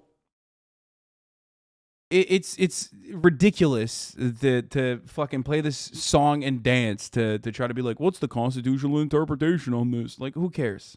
States to set limitations only after the first trimester. So it bans states setting limitations within the first trimester. Absolutely, okay. And then you have states that, for example, have had like a heartbeat bill, things that occur before the second trimester. That kind of kicked it up to the Supreme Court, and they looked at it, and this is something that even Ruth Bader Ginsburg said, where they said, you know what, this is just sort of bad law, so it has to go back. It doesn't matter. It doesn't matter. The entire fucking game about the Supreme Court is about like trying to fucking reinterpret the Constitution in a way that makes sense. That's it. In a way that like the living constitutionalists believe that they need to interpret it with respect to the time, like with respect to our current fucking time and our current understanding of the rules and whatnot.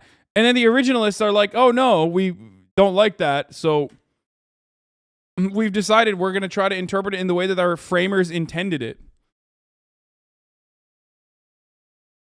It's just, but ultimately it doesn't matter. None of this fucking matters.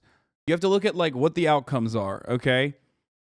Do you believe that the government, as the federal government, should be able to fucking stop women from getting abortions, especially in the first trimester, where 90% of abortions happen?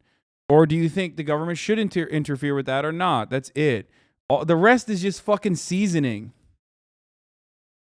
I'm sorry, I don't give a fuck about what people that like died because they didn't know how to wipe their asses think about a medical procedure that they could not have even fucking comprehended at a time when they literally did not think black people were human beings, okay? So dumb. We don't listen to them about anything. Why the fuck would we listen to them about an ectopic pregnancy and whether that's like whether that's something that should be punishable by law if you need to like literally take this life-saving medical procedure? It's so stupid. I feel like I feel like we're talking to conservatives are literally like talking to babies. You know what I mean? The straw mans. What do you mean straw mans? It's like it is literally that. He's trying to narrowly fit this into a constitutional argument. Like, oh, well, it's not actually an adequate interpretation of the way that the Constitution works. His worldview is supposedly an originalist worldview, okay? It's not. It's a bullshit fucking way to analyze the Constitution anyway. It's also like a relatively new one. That's not a straw man at all. Just because you can understand what I'm saying doesn't change the reality that this is not a straw man. Reflecting on Roe v. Wade in 1973, it's a previous discussion was based on the 14th Amendment and liberty of women. Crazy to think that the same amendment covers disqualification from office due to insurrection. Let's enforce that too, huh, SCOTUS? I mean...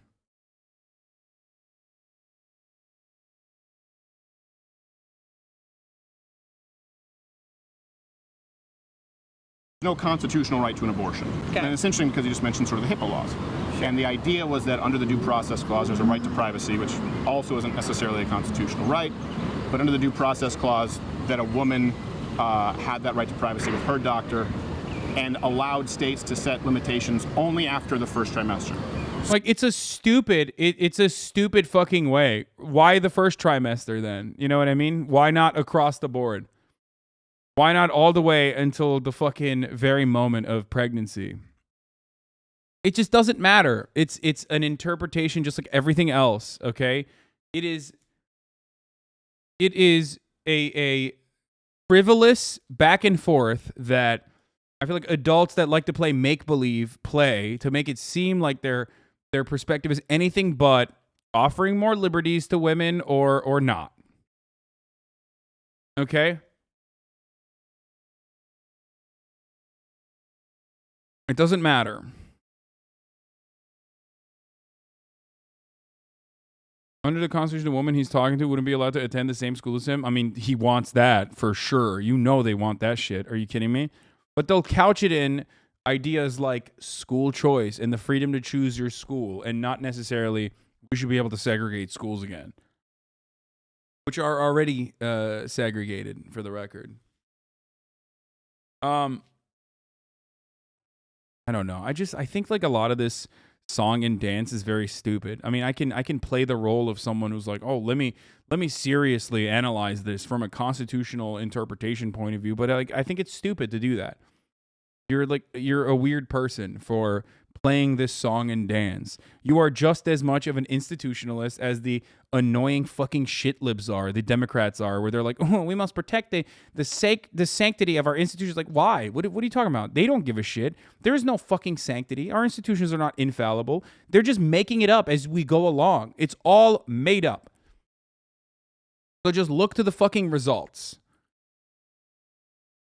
So it bans states setting limitations within the first trimester. Absolutely, okay. And then you have states that, for example, have had like a heartbeat bill, things that occur before the second trimester. That kind of kicked it up to the Supreme Court, and they looked at it, and this is something that even Ruth Bader Ginsburg said, where they said, you know what, this is just sort of bad law, so it has to go back to the states. Okay. So that was the basis for Roe v. Wade. Does that change your opinion at all, that there's no constitutional right to an abortion?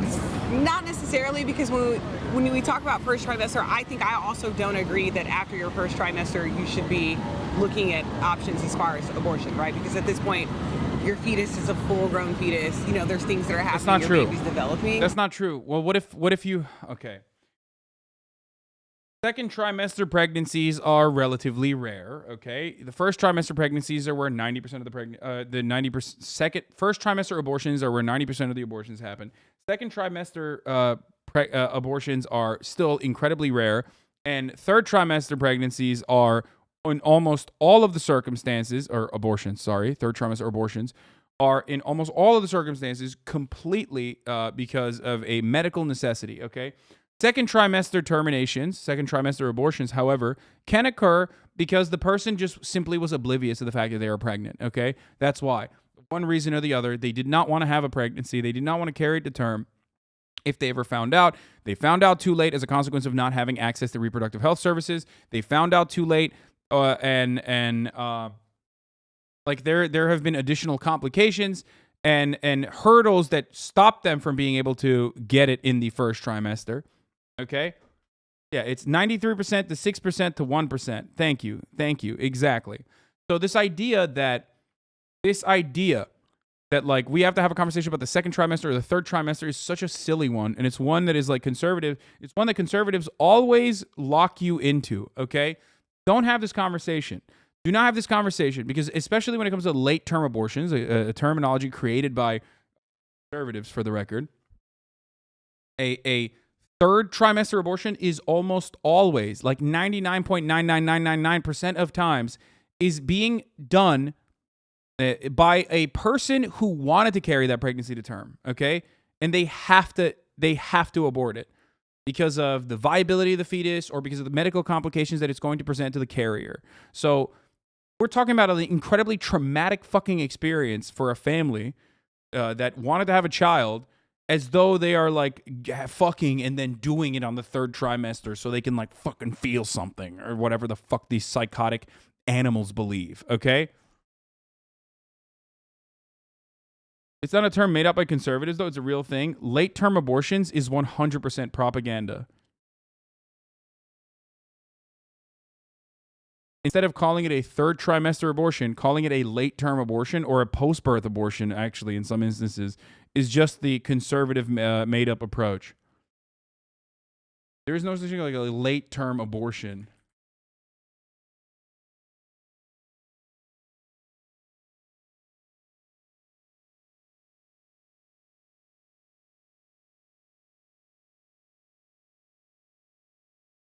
Anyway, most importantly, though, okay?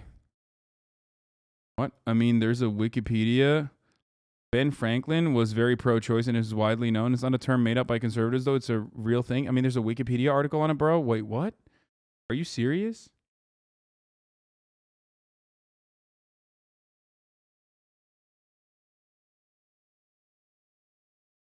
Are you okay?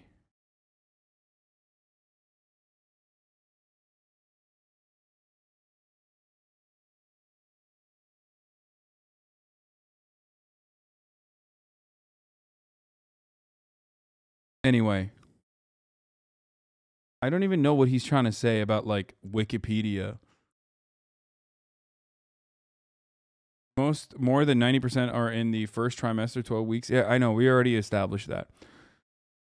They are, but they're really hard to get, and only for medical reasons. Yes, for the most part. It's like overwhelmingly it's just for fucking medical reasons, okay? For the you can find like one person, but it doesn't mean anything. I'm not going to deny people the afterbirth abortion. Yeah, there is a Wikipedia page for it. Yeah. Oh, I guess. Damn, dude. I guess I got owned. You know what I mean? I guess that's a real thing and not something that like is completely made up.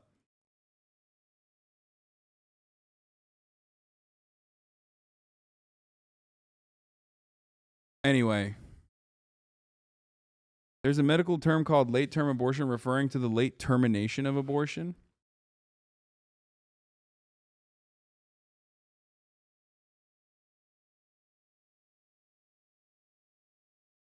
Okay. After birth abortion, why should the baby live is a controversial article published by Francesca Minerva and Alberto Giblini in the Journal of Medical Ethics in 2013, arguing to call child euthanasia after birth abortion and highlighting similarities between abortion and euthanasia. The article attracted media attention and severely scholarly critiques. Great. This is why, what do I always say? You should not engage in debate perverts, okay? And philosophy majors are the biggest debate perverts. Do you understand?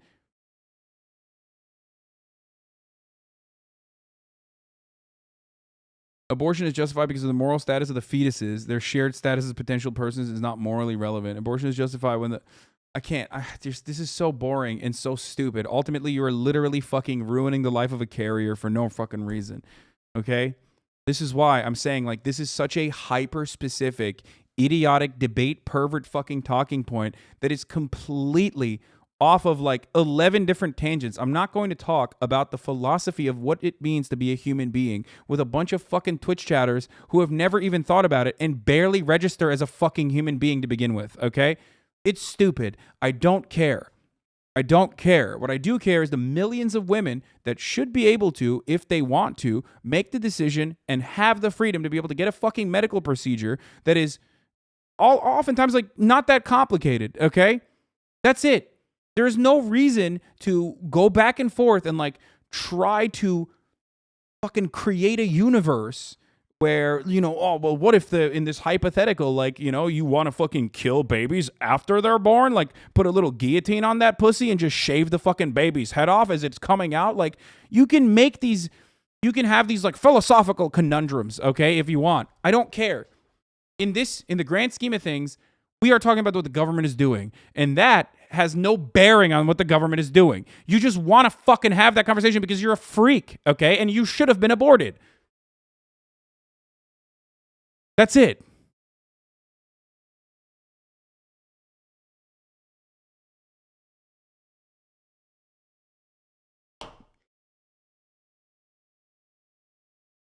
So I understand up until that point.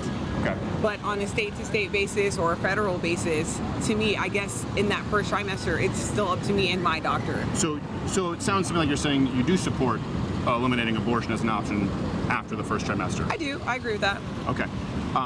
No reason to agree with that. Again, never concede to one of these fucking freaks, okay? Don't do it. Don't concede to them. Be like, no, I actually think abortions are valid even post-birth. I think you should be able to be postpartum aborted, actually.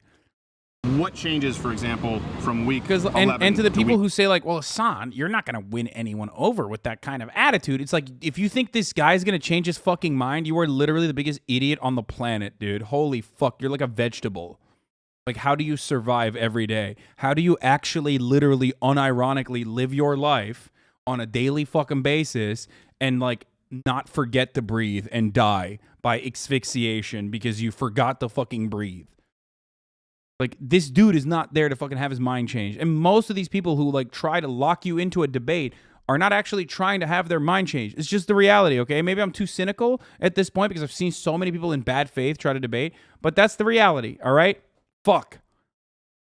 Week 12 that makes it no longer acceptable. Eyeballs, fingers, toes, hair. I mean, you know, you're going from this small cell. I mean, But that happens before the second trimester. Well, but the See, thing is, that's why you don't concede to that bullshit, dude. That's why you don't concede to that fucking framing. I don't give a fuck if something has toes, okay? I don't care that you, with the medical fascination of ultrasound technology, were able to fucking use technological achievements to like drive home a fucking narrative that like the little thing inside of you is something more than a fucking parasite. It's actually a real human because it's got fucking toes on it, all right? And that's why I love that Charlie Kirk video. Play that clip.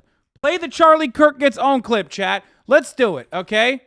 Dolphin fetus, Charlie Kirk gets owned. There you go. Hey, look at that. Come on. I just want the video. I don't want a fucking Young Turks analysis on it. Here it is, dude. Here it fucking is, dude. Hey, let's take a look at that. What's that? Play that fucking DJ. Play that clip. By God, that's the HasanAbi music. You know what I'm saying? You truly, in your heart of hearts, truly believe that this is a human being. This, without a doubt. Without a doubt? Yes. This is a dolphin fetus.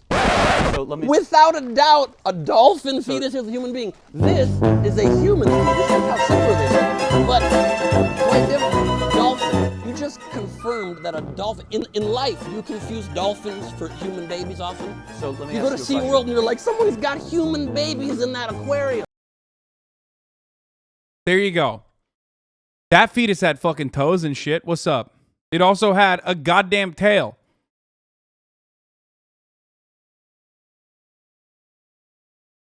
It's just like, it's just so fucking stupid to make this combo go anywhere other than let's just talk about the carrier and the why abortion should not be interfered upon by the government.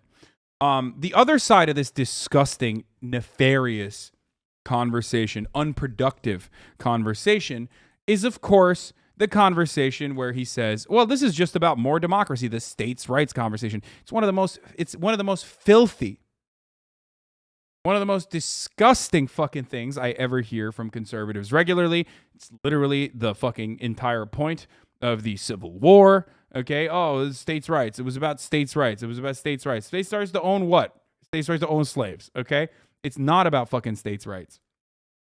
But not only that, but now they're trying to do that for abortion, to act like this is actually about doing it in a more democratic capacity, except there's not a single fucking state in the country where overturning Roe v. Wade has more than 30% support.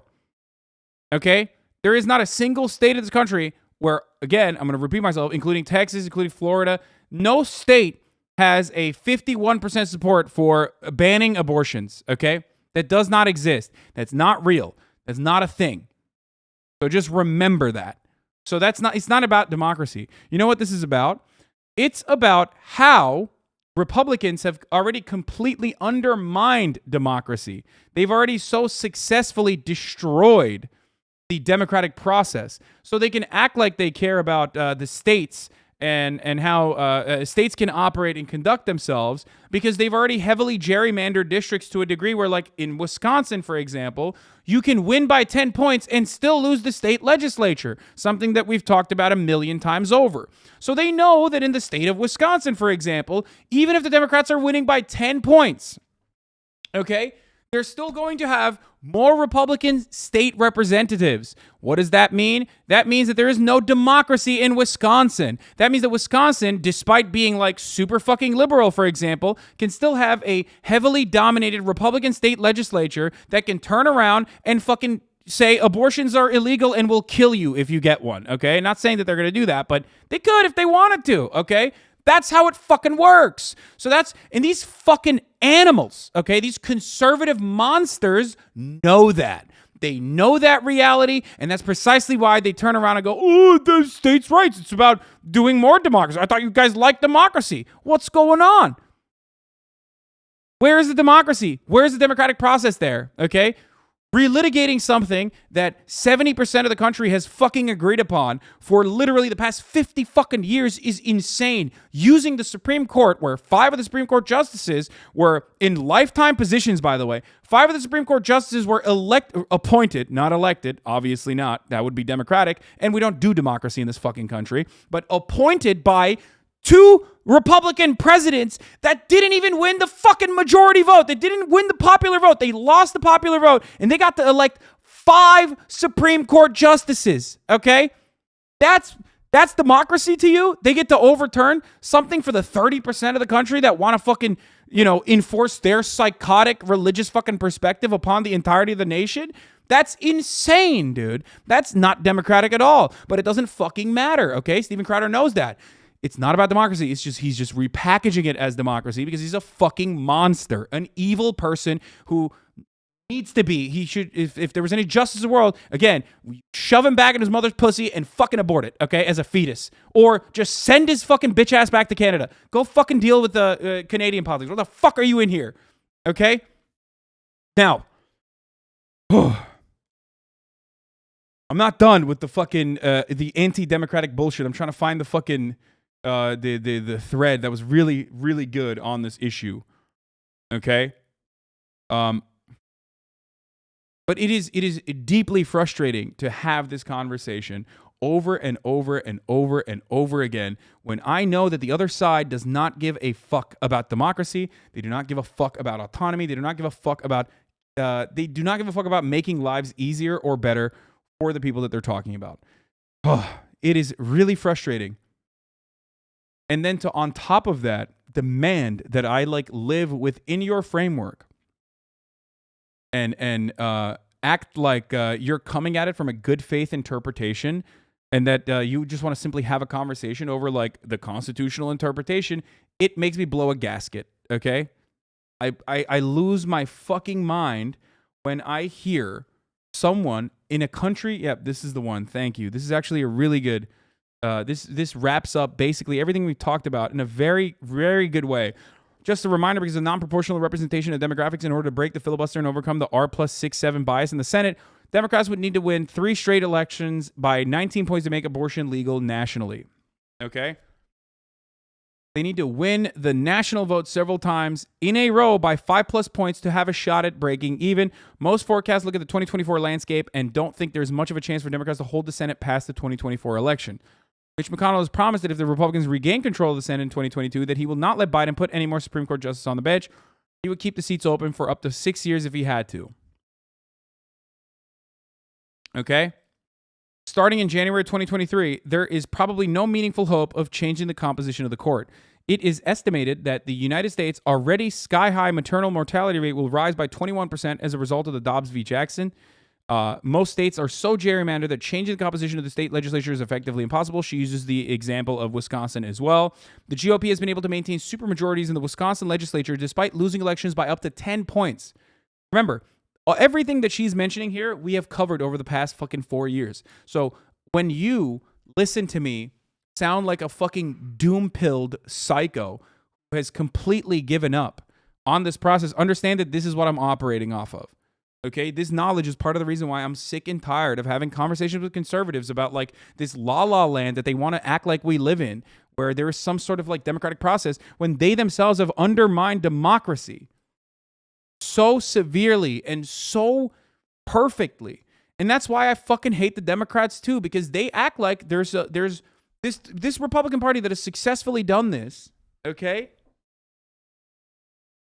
This Republican Party that has successfully done this is still running around and going to turn back into a reasonable, moderate Republican Party, according to Nancy Pelosi. Like, come on, please. Throw our hands up in the air and go, please, Republicans, just don't win too hard. Moful Gaming, do you support moderate Democrats in the party? Would that not help this problem, especially in state assemblies and governorships? I support yeeting you out of this chat, okay? If that's your unironic perspective after hearing all of this, when I'm telling you that, like, democracy is fucking gone, and you're like, well, what about the moderate Democrats? I hate you. Like, I personally hate you. I personally despise you because you care about team sports and you care about, like, Democrats fucking winning an election to not do anything, okay? Not to do anything, but just to win an election. Are you fucking stupid? Are you so brain broken that you think that there's, like, a way outside of this without fundamentally altering the way that we do politics in this country? Is that how fucking stupid you are? That you still think there is like, oh, the answer is obviously elect moderate Democrats, dude. Yeah, like more Joe Manchins. They would actually fucking win. They would be the way to win this. What other ways is there that you suggest? Did you read my tip? I did read your tip. The other ways that I suggest are to apply pressure with direct action, to apply pressure through organizing, to create actual political power within the working class of this country. That's why I'm a fucking socialist, okay? That's why I believe in organizing your workplace. That's what I advocate for all the time. If you noticed, that is kind of all I talk about all the goddamn time. Because we can't even get the Democratic Party to do what is right by just simply saying, we're going to vote for you, please do our bidding. We're not able to do that. We will never be able to get them to do that. So in order to get the Democratic Party to even apply pressure to its own ranks, as you saw earlier today when Joe Manchin, the supposedly moderate Democrat that you love so much, decided to vote against codifying Roe v. Wade at a time when he doesn't even need it. Like, he doesn't even have the power. Where he literally fucking voted against it. The Democrats could not even maintain a majority to codify Roe v. Wade at a time when 70% of the country wants it. That's a moderate Democrat right there. Why isn't Joe Biden going on the bully pulpit and saying, I'm going to fucking kill you, Joe Manchin. I'm going to fucking murder you with my hands if you don't fucking vote the way I want you to? Why doesn't he do that? He's the president. That's what Donald Trump would have done. Why can't Joe Biden go on the stage and be like, I am literally, listen out, Jack, look alive. Look alive, Jack, I'm Irish. I'm about to go IRA on your fucking riverboat, okay? On your houseboat. Why isn't Joe Biden, at the very least, obviously I'm fucking exaggerating, but why isn't Joe Biden at the very least turning around and saying, listen, oh, you're not going to vote alongside the Democratic Party? That's crazy. No, it's fine. No, Ring, ring. Is that the IRS? Yeah, let's investigate Joe Manchin's family's fucking businesses in the coal mining industry. Let's take a look at what's going on there. Oh, are you not going to deal with us? Are you not going to do the right thing? Well, I'm going to remove you from your fucking committee positions, okay? Guess what? You're not getting any lobbying dollars anymore. Are you going to get lobbying dollars if you're not a part of the Energy Committee? Why are you a part of the Energy Committee again when your brother owns a fucking coal mining operation that you make $5 million off of year after year? Why is that happening? Huh? Same with Kristen Sinema. Take her off. Don't fucking put her on goddamn bills. Don't give her a fucking gimme. Get her off every fucking committee, strip her of all the fucking power that she has, belittle her on a daily fucking basis, and make her life living hell through the proper protocols that the Republican Party oftentimes uses when push comes to shove and they want to whip votes in their fucking favor. But the Democrats can't do that. They don't want to do that because they don't care to do that. They are the controlled opposition party. But in order for us to be able to push the Democrats to even do that right thing so that they can like actually get the people that we voted for to operate in a way that like suits our interests as working class Americans rather than the fucking interests of the corporations of the wealthy, we have to organize. Okay? That's it. That's the point.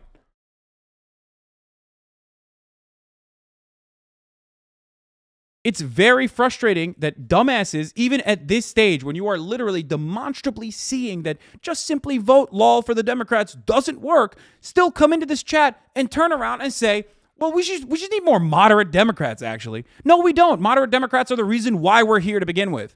We need to start fucking bullying our own representatives, okay? That's it. We need to bully them to do the right thing because they're not going to do it. That's why I always joke about the gauntlet. Like, the threat of proletarian violence would probably get them to act in a certain way. So I talk about the legislation of the gauntlet, okay? Where you pick one fucking person from your state. All right, you pick one challenger, one champion, one working class champion to beat the fucking shit out of your representative on the fucking halls of the Senate, on the floor of the Senate. You beat him up, okay? If they reach below a certain point, if they reach below a certain popularity rating, if their approval rating dips beneath 30%, that means that their state that means that they're not representing the interests of their state. They're not representing their actual constituents. So what do? We bring a challenger, a champion, okay? A man of the people that comes in and beats the living fucking shit out of a congressperson. And then we put it on C-SPAN for pay-per-view. There you go. You're literally fucking funding the government further.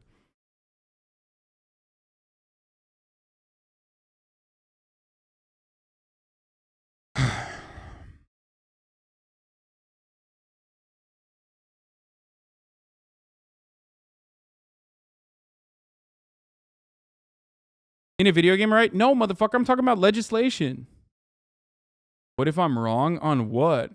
Are we allowed to bully you? What if I'm wrong? Yes, dude, you already bully me. I live in this existence where I have to listen to fucking mouth-breathing losers like you on a regular fucking basis. That is literally my living hell. I am a fucking Twitch streamer, and you are such a fucking pathetic little vegetable-brained idiot that you cannot comprehend the difference between a legislator that is able to change your life in dramatic ways, okay? A public servant that works for you, that is supposed to work at the behest of the citizens that elected him, but instead works for the fucking corporations, and me, a Twitch streamer, okay? Having to exist in a space where a fucking baboon-brained idiot like you can reach out to me and have me hear their fucking idiotic takes is already my living hell. Okay? I have to listen to you.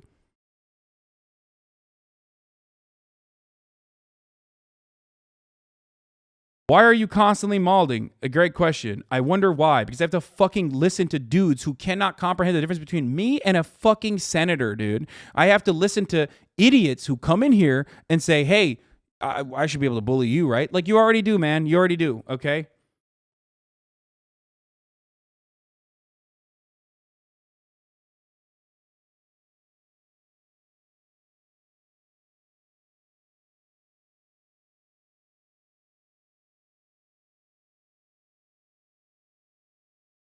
Because I live in a world where I live in a fucking universe where, like, as a Twitch streamer, I say, hey, our politicians should do our bidding.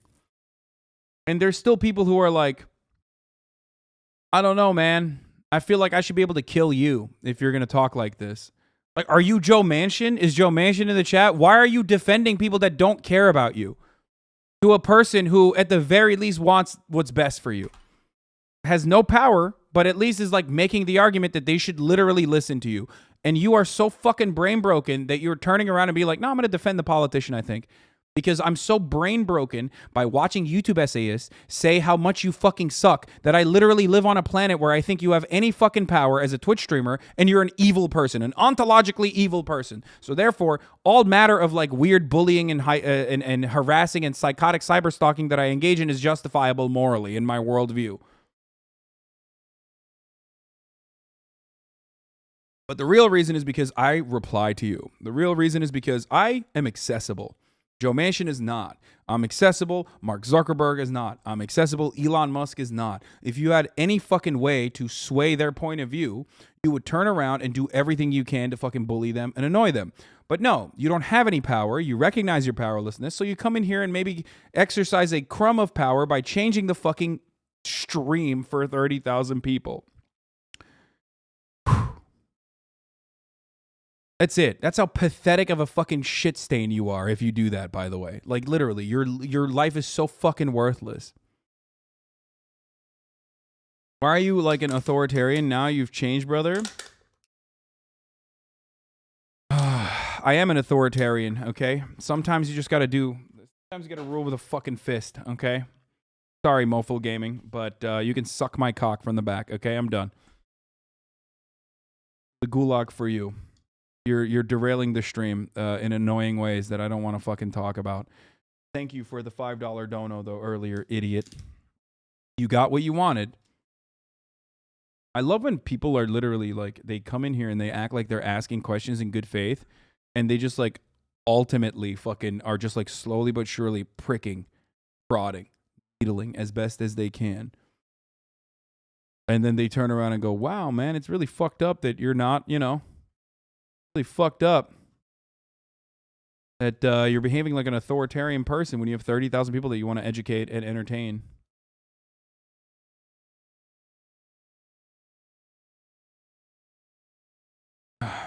Let's get back to the Steven Crowder video. Why is Plan B a thing, right? There's a reason why day after something, you can go into CVS right now and a young lady can say, I know I did whatever I did last night and I'm going to make sure that I protect myself. So did what I did. I'm assuming sex. Sure. Yeah. And so to me, you saying, okay, here at this point in time, there's people who are, I'm not a doctor, right? Obviously. I wouldn't be wearing this. Spoiler, neither am I. I don't know if you can tell. So, you know, somebody somewhere sat down and said, this makes sense, who gets paid a lot more money than me and understands the anatomy of the human body. But yeah, no, I don't. But that's kind of the issue, though, right? Is no one has sit down and said it made sense. For example, in a place like Colorado, you can have. It's not true. It's not true. Of course, they have thought about this. Like Steven Crowder is creating a universe in which, like, Steven Crowder is creating a universe in which, like, doctors and medical professionals have not, on top of like the philosopher Andes, okay, have not talked endlessly about the medical ethics. Like, he just thinks that, you know, people have not considered the medical ethics of allowing women to be able to get a fucking abortion. Okay? That's wild to me. That's actually wild that, like, he could convince more than one person that, like, we live in a world where doctors have simply not thought about it. I guess they're just, like, letting it happen. Like, no one has actually thought about it. If you thought about it, you would recognize that it's fucked up. Have an abortion all the way up until 8-9 months. Yeah, no, I don't agree with that. Okay. And that'll still be the law in Colorado. It doesn't matter. It doesn't matter. It doesn't matter. It doesn't matter. The reason why it's the law in fucking Colorado is because it is a medical necessity, okay? That's it. And in Virginia, you know, you had the governor where there were babies who survived abortions and they were still being allowed to die. Okay. I love his fucking, look at this link, dailycaller.com, dude. Oh, sick. Sick. Because technically they tried to abort them. They'll still be allowed to do that in Virginia. Well, what's the difference between that and some girl throwing herself down the stairs? people are going to do what they want to do when they want to do it. Well, no, this is about babies who were born who survived abortions and they were just leaving it in a room to die. Sure, but you're saying in Colorado at 8 months, it's still legal for them to get abortions, which I didn't know. That's what you're saying? Yes. Okay, so if a lady's 8 months pregnant and she's just in dire whatever mental state and she decides she doesn't want to have that kid. See, this is actually good. She's like pushing back in the most like sane way because she's like, well, that's insane, actually. What you're saying seems like an insane thing to think and say.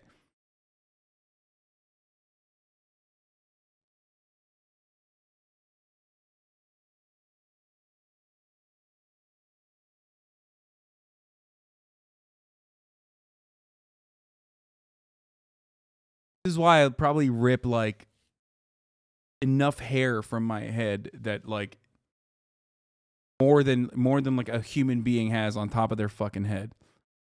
I feel like without this chat, I would have like a way thicker mane, a way fuller head of hair. To stop her from jumping off the top of this building and or pushing herself down the stairs. Well, I don't know. Hopefully there'd be some bars on the window. We don't know. We don't know. Right. Wait, what? Why? I thought he was a libertarian. Why do you want to stop people from fucking committing suicide? I'm so confused, bro. What the fuck? You mean the government should regulate people that want to kill themselves? That's not very libertarian of you, my guy. I thought my body, my choice applied to fucking, taking vaccines and shit. What's up with that? That's the other thing. It's like vaccines. My body, my choice, actually. But yeah, homie immediately is like, yeah, we should put bars, pussy. I'm just trying to understand your position because it's something that's obviously a heated issue, and I'm trying to see where there is common ground. I don't need the nanny state to tell me I can't commit suicide. It sounded to me like you were saying after the second trimester, no abortion, but now it sounds like you're saying, yeah, it should be fine for a place like Colorado to have abortions at 7, 8 months. No, I'm not saying that at all. Okay. I literally said I do not agree with that. Okay, so you still think... But what I don't think is that we should go so far back that we're saying every state should make their own opinion before the first trimester, after the second trimester, because to me, I live in Texas, I'm originally from California, and I know we vote very differently between I hope that you're not one of those who comes from California and brings your politics here, because you left for a reason, right? I didn't leave by choice. My parents brought me here. Oh, okay. So I think views are going to very much differ in living in the Bible Belt. I've seen, how that can affect people. I've seen how it affects me as a black person, 112%. So how so? What's the 12? What's the 12%? Yeah. What's the 12 past 100? I literally went. It's an expression, man. Come on. Oh my God. He's like literally trying to nitpick anything he can. It's wild, dude. What's the 12%? Lol. Okay, dude, please, Canada, take him back. Canada, abort this motherfucker. Okay, please. We wanna push him back into Canada. I can't. I went to a restaurant when I was 8 years old, and they told my cheerleading coach that I couldn't go into their restaurant because I was black, and that was in Texas, and it would never happen in California.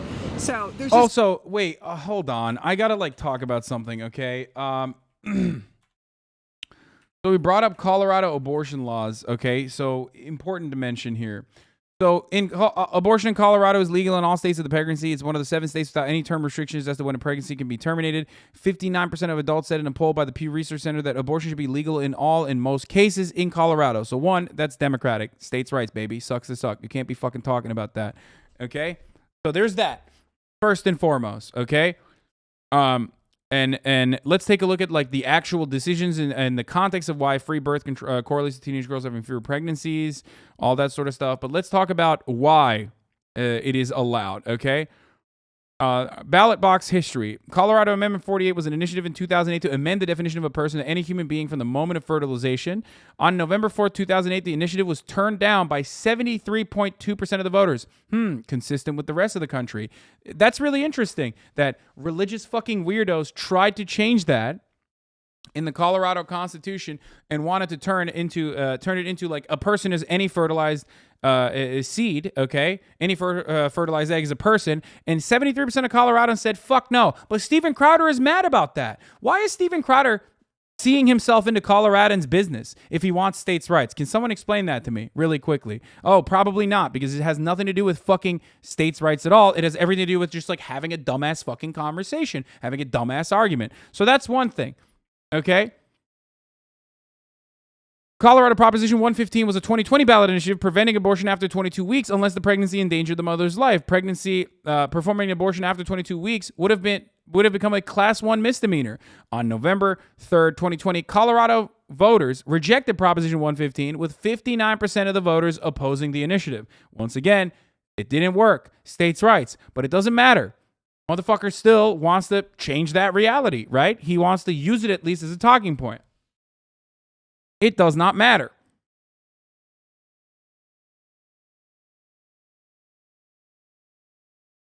In 1990, 426,000 women in the state faced the risk of an unintended pregnancy. Since the start of the 2008 Colorado Family Planning Initiative, the number of abortions performed in the state fell by nearly half for women between the ages of 15 to 19, which, by the way, I suspect the Colorado Family Planning Initiative is the exact same thing as like what the abortion freaks do regardless. Like that's the anti-abortion activists that go in and lie to people and like try to urge them to not get a fucking abortion. Deaths and injuries from unsafe and illegal abortions in the period between 1972 and 1974, there were 0 recorded illegal abortion deaths in the state. During the winter of 1978, 3 women in less than a month required hospitalization in Denver after consuming pennyroyal oil for the purpose of trying to induce an abortion. One of those women died. Hold on. There was abortion violence. Hold on. Where's the fucking context though? I want to see like what the third trimester abortions and like what is the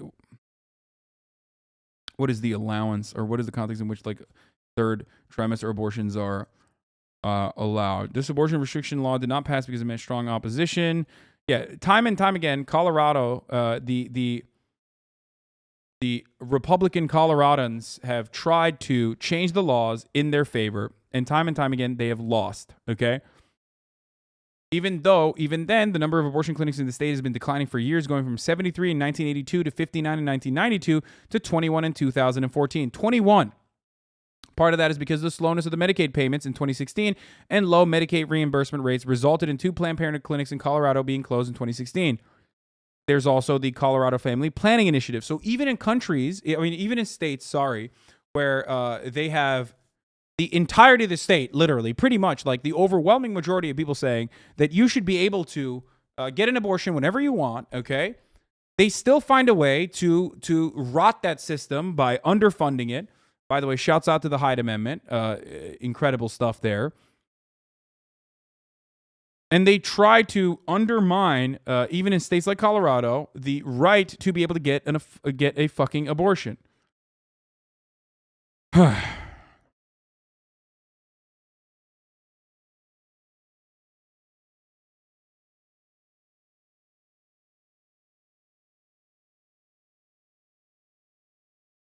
The state has seen anti-abortion rights violence, including a death following the shooting at a Planned Parenthood clinic in Colorado Springs in Colorado in November 2015, by the way. But Colorado Democratic Party largely supports the access to abortion, while the Colorado Republican Party have embraced the hardline anti-abortion stances, and they try to do everything they fucking can. Okay?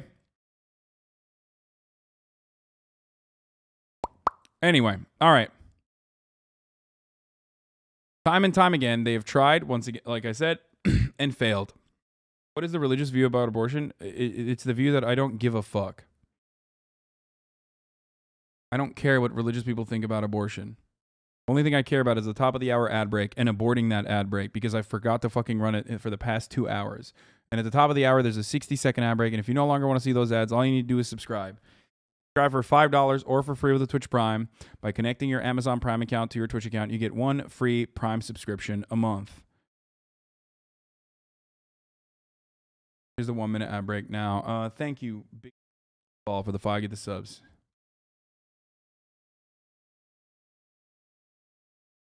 Why does someone need the choice to get an abortion up to going into labor? Why? Okay, great question. Okay, are you ready for this? First, my question to you is like, why do you care? Okay, like what's it to you? Like, obviously, you're not the one who's fucking carrying a pregnancy to term. You're not the one who's going to be fucking, giving birth. You're not the one who's going to actually, take care of the child. So maybe you should shut the fuck up. Now, the second reason, and the more important part of this is that, in like almost all of the situations where someone is having a third trimester pregnancy, that is a medical complication that is an absolute necessity. Okay? You don't care about the sanctity of life. You've never had a morally consistent perspective on the sanctity of life, so shut the fuck up about that. Let's be real. Most humans don't. Okay? Especially if you're not conservative, and if you are literally a fucking, the type of person who's like, I want to restrict women from having abortions, then you quite literally are in an oxymoronic position where you are openly admitting that you don't care about the sanctity of the carrier, which is a life. But like I said, ultimately, it's not about, wait, you banned them. What did they say? Joe Biden even could put together a sentence. Does someone need the choice to get an abortion to go into labor? Why? I actually have 2 children. I fucking doubt it. You're an unfuckable debate pervert if you're in the chat trying to do that.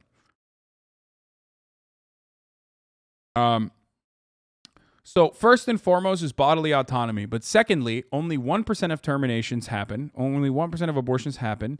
Dude, I'm not going to look at the clickbaited Philip DeFranco video, dude. Are you Philip DeFranco's alt account or something?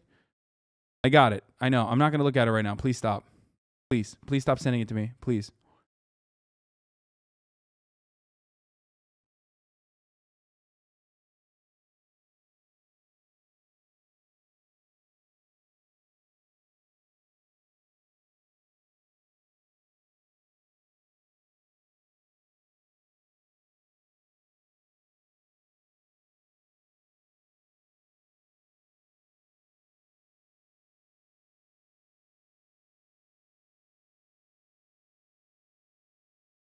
I don't want to stop people from being able to get abortions in the 3rd trimester, because people that get 3rd trimester abortions are in almost 100% of the circumstances getting them even though they wanted to carry the pregnancy to term.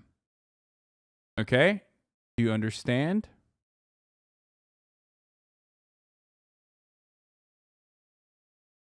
So these people don't want to have that abortion. They are forced to have that abortion. Okay? You get it? You understand? So having a conversation about like this incredibly traumatic experience for so many women, but of course, a very tiny margin of women with respect to the rest of the women that do end up getting abortions. Okay? I'm not going to stop them so they fucking die because we are conceding to some debate pervert that is creating a hypothetical scenario where like women literally just want to do a murder on a baby. Okay? That's why they want to just like fucking, have a child. They want to like make sure that the fetus has viability outside of the body and then fucking kill it. So you feel the sense of murder or something, whatever your fucking perverted mind thinks. Okay?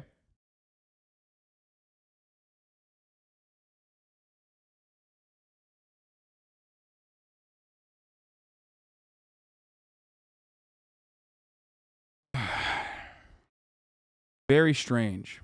It definitely happens in California. Okay. Oh, yeah. I appreciate It talking definitely to you. happens in California. This is Aren't really the states that are trying to ban abortion still allowing abortions and medical issues? No, they're not. No, they're not. No, they're not. Plus, it doesn't matter. Here, you see? You give even 1 fucking ounce of concession and people are like, well, they're not trying to ban it for medical reasons. Yes, they are. They are trying to ban it for medical reasons as well. There are states where you literally, state legislatures, people in the state legislature are straight up saying, like, even if you have an ectopic pregnancy, which means, like, there is no fetus that's going to live and the carrier is going to 100% die, God should sort it out. States are going so far as to go after IUDs, and you're over here being like, well, fucking states are not. Also, Steven Crowder had an 8-minute conversation with this person who was very thoughtful and did a really good job defending abortion, and then he turned around and titled it, Black Woman Thinks No One is Racist in California. 8 minutes and 39 seconds. In the last 5-second stretch, I guess she says something. really fun. Okay. Now, You're saying no racist in California? Come on, there's no way. Ever been to Venice? I've seen some. I lived in California too. This is the most copium-induced thing I've ever seen in my entire life.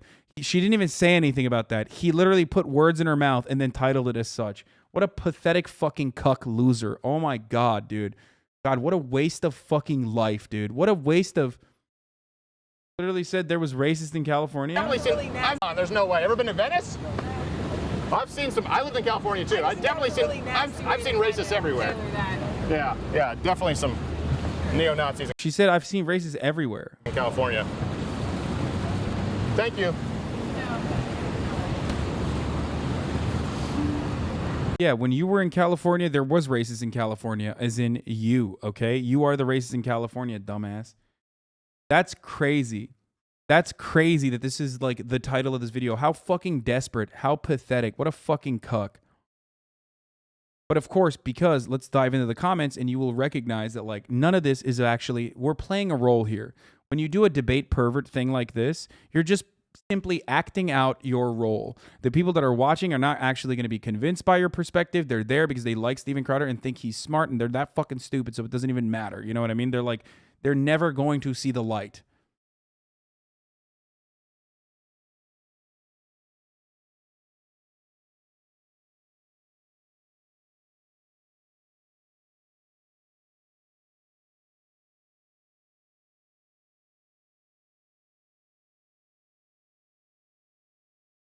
Don't worry, his body will continue to try and kill him. Oh, fuck. I wanted to watch that abortion video, but it's already getting late as fuck for it today.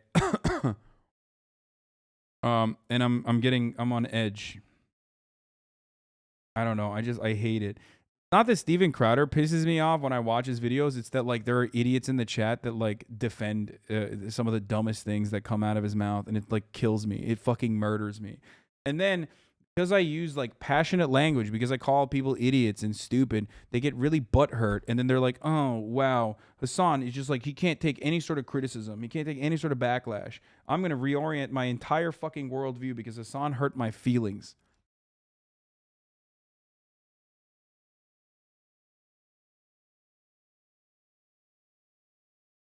Anyway.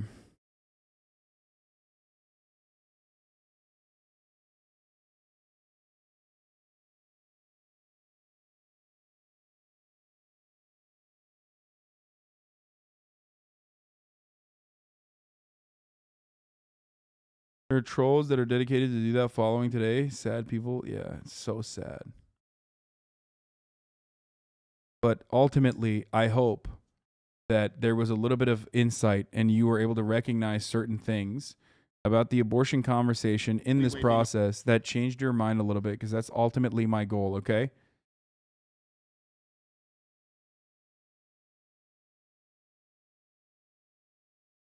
I'm gonna hit the last ad break here. Tired and a racist, of course. According to Keemstar, who definitely is not racist.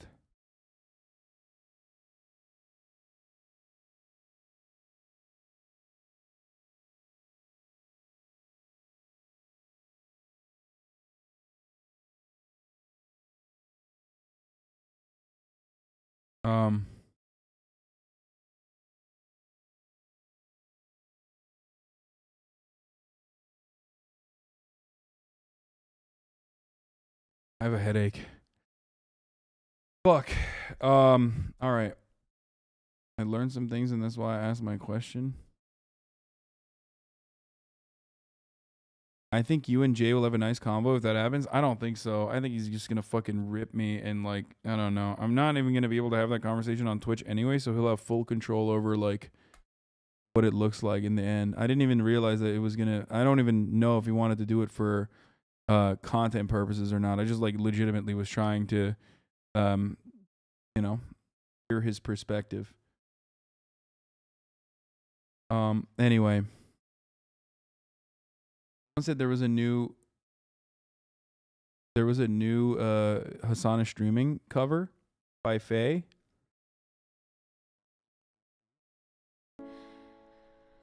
Watch it.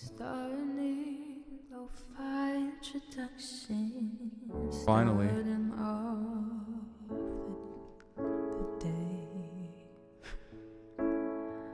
All right. See you tomorrow, everybody. I love you all. All right. Tomorrow I got leftovers in the morning. Peace. Los Angeles, California, says Hasan. The sunlight to the starlight to the topic just begun. There he is again, Hasan is streaming. Hasan is streaming. There he is again, Hasan is streaming. Hasan is streaming. Reviewing the P.O. box, Uncle Uger's face. Sudden discord as your prop grenades take on race. Tiny Bernie Sanders, LGBTQ F4s. The whole left at your fingertips, only at your door. H3 crowded up at the Young Turks Island show. 3 full fucking years of this and plenty more to go. 90-day fiance talks of champagne bourgeoisie. Trump rally live reaction, a mass riot at DC. There he is again, Hasan is streaming. Hasan is streaming. There he is again. Hasan is streaming. Hasan is streaming. Reading live stream fair comments, Austin show chat vice. And all the ways the right-wing pipeline can suck you in online.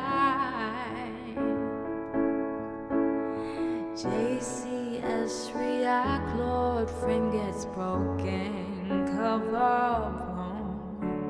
A full-blown mass pandemic's months are streaming from your home. Total radical.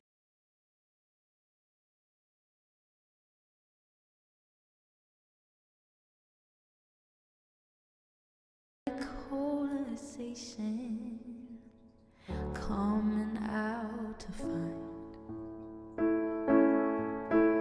the system you were taught to trust in was broken the whole time.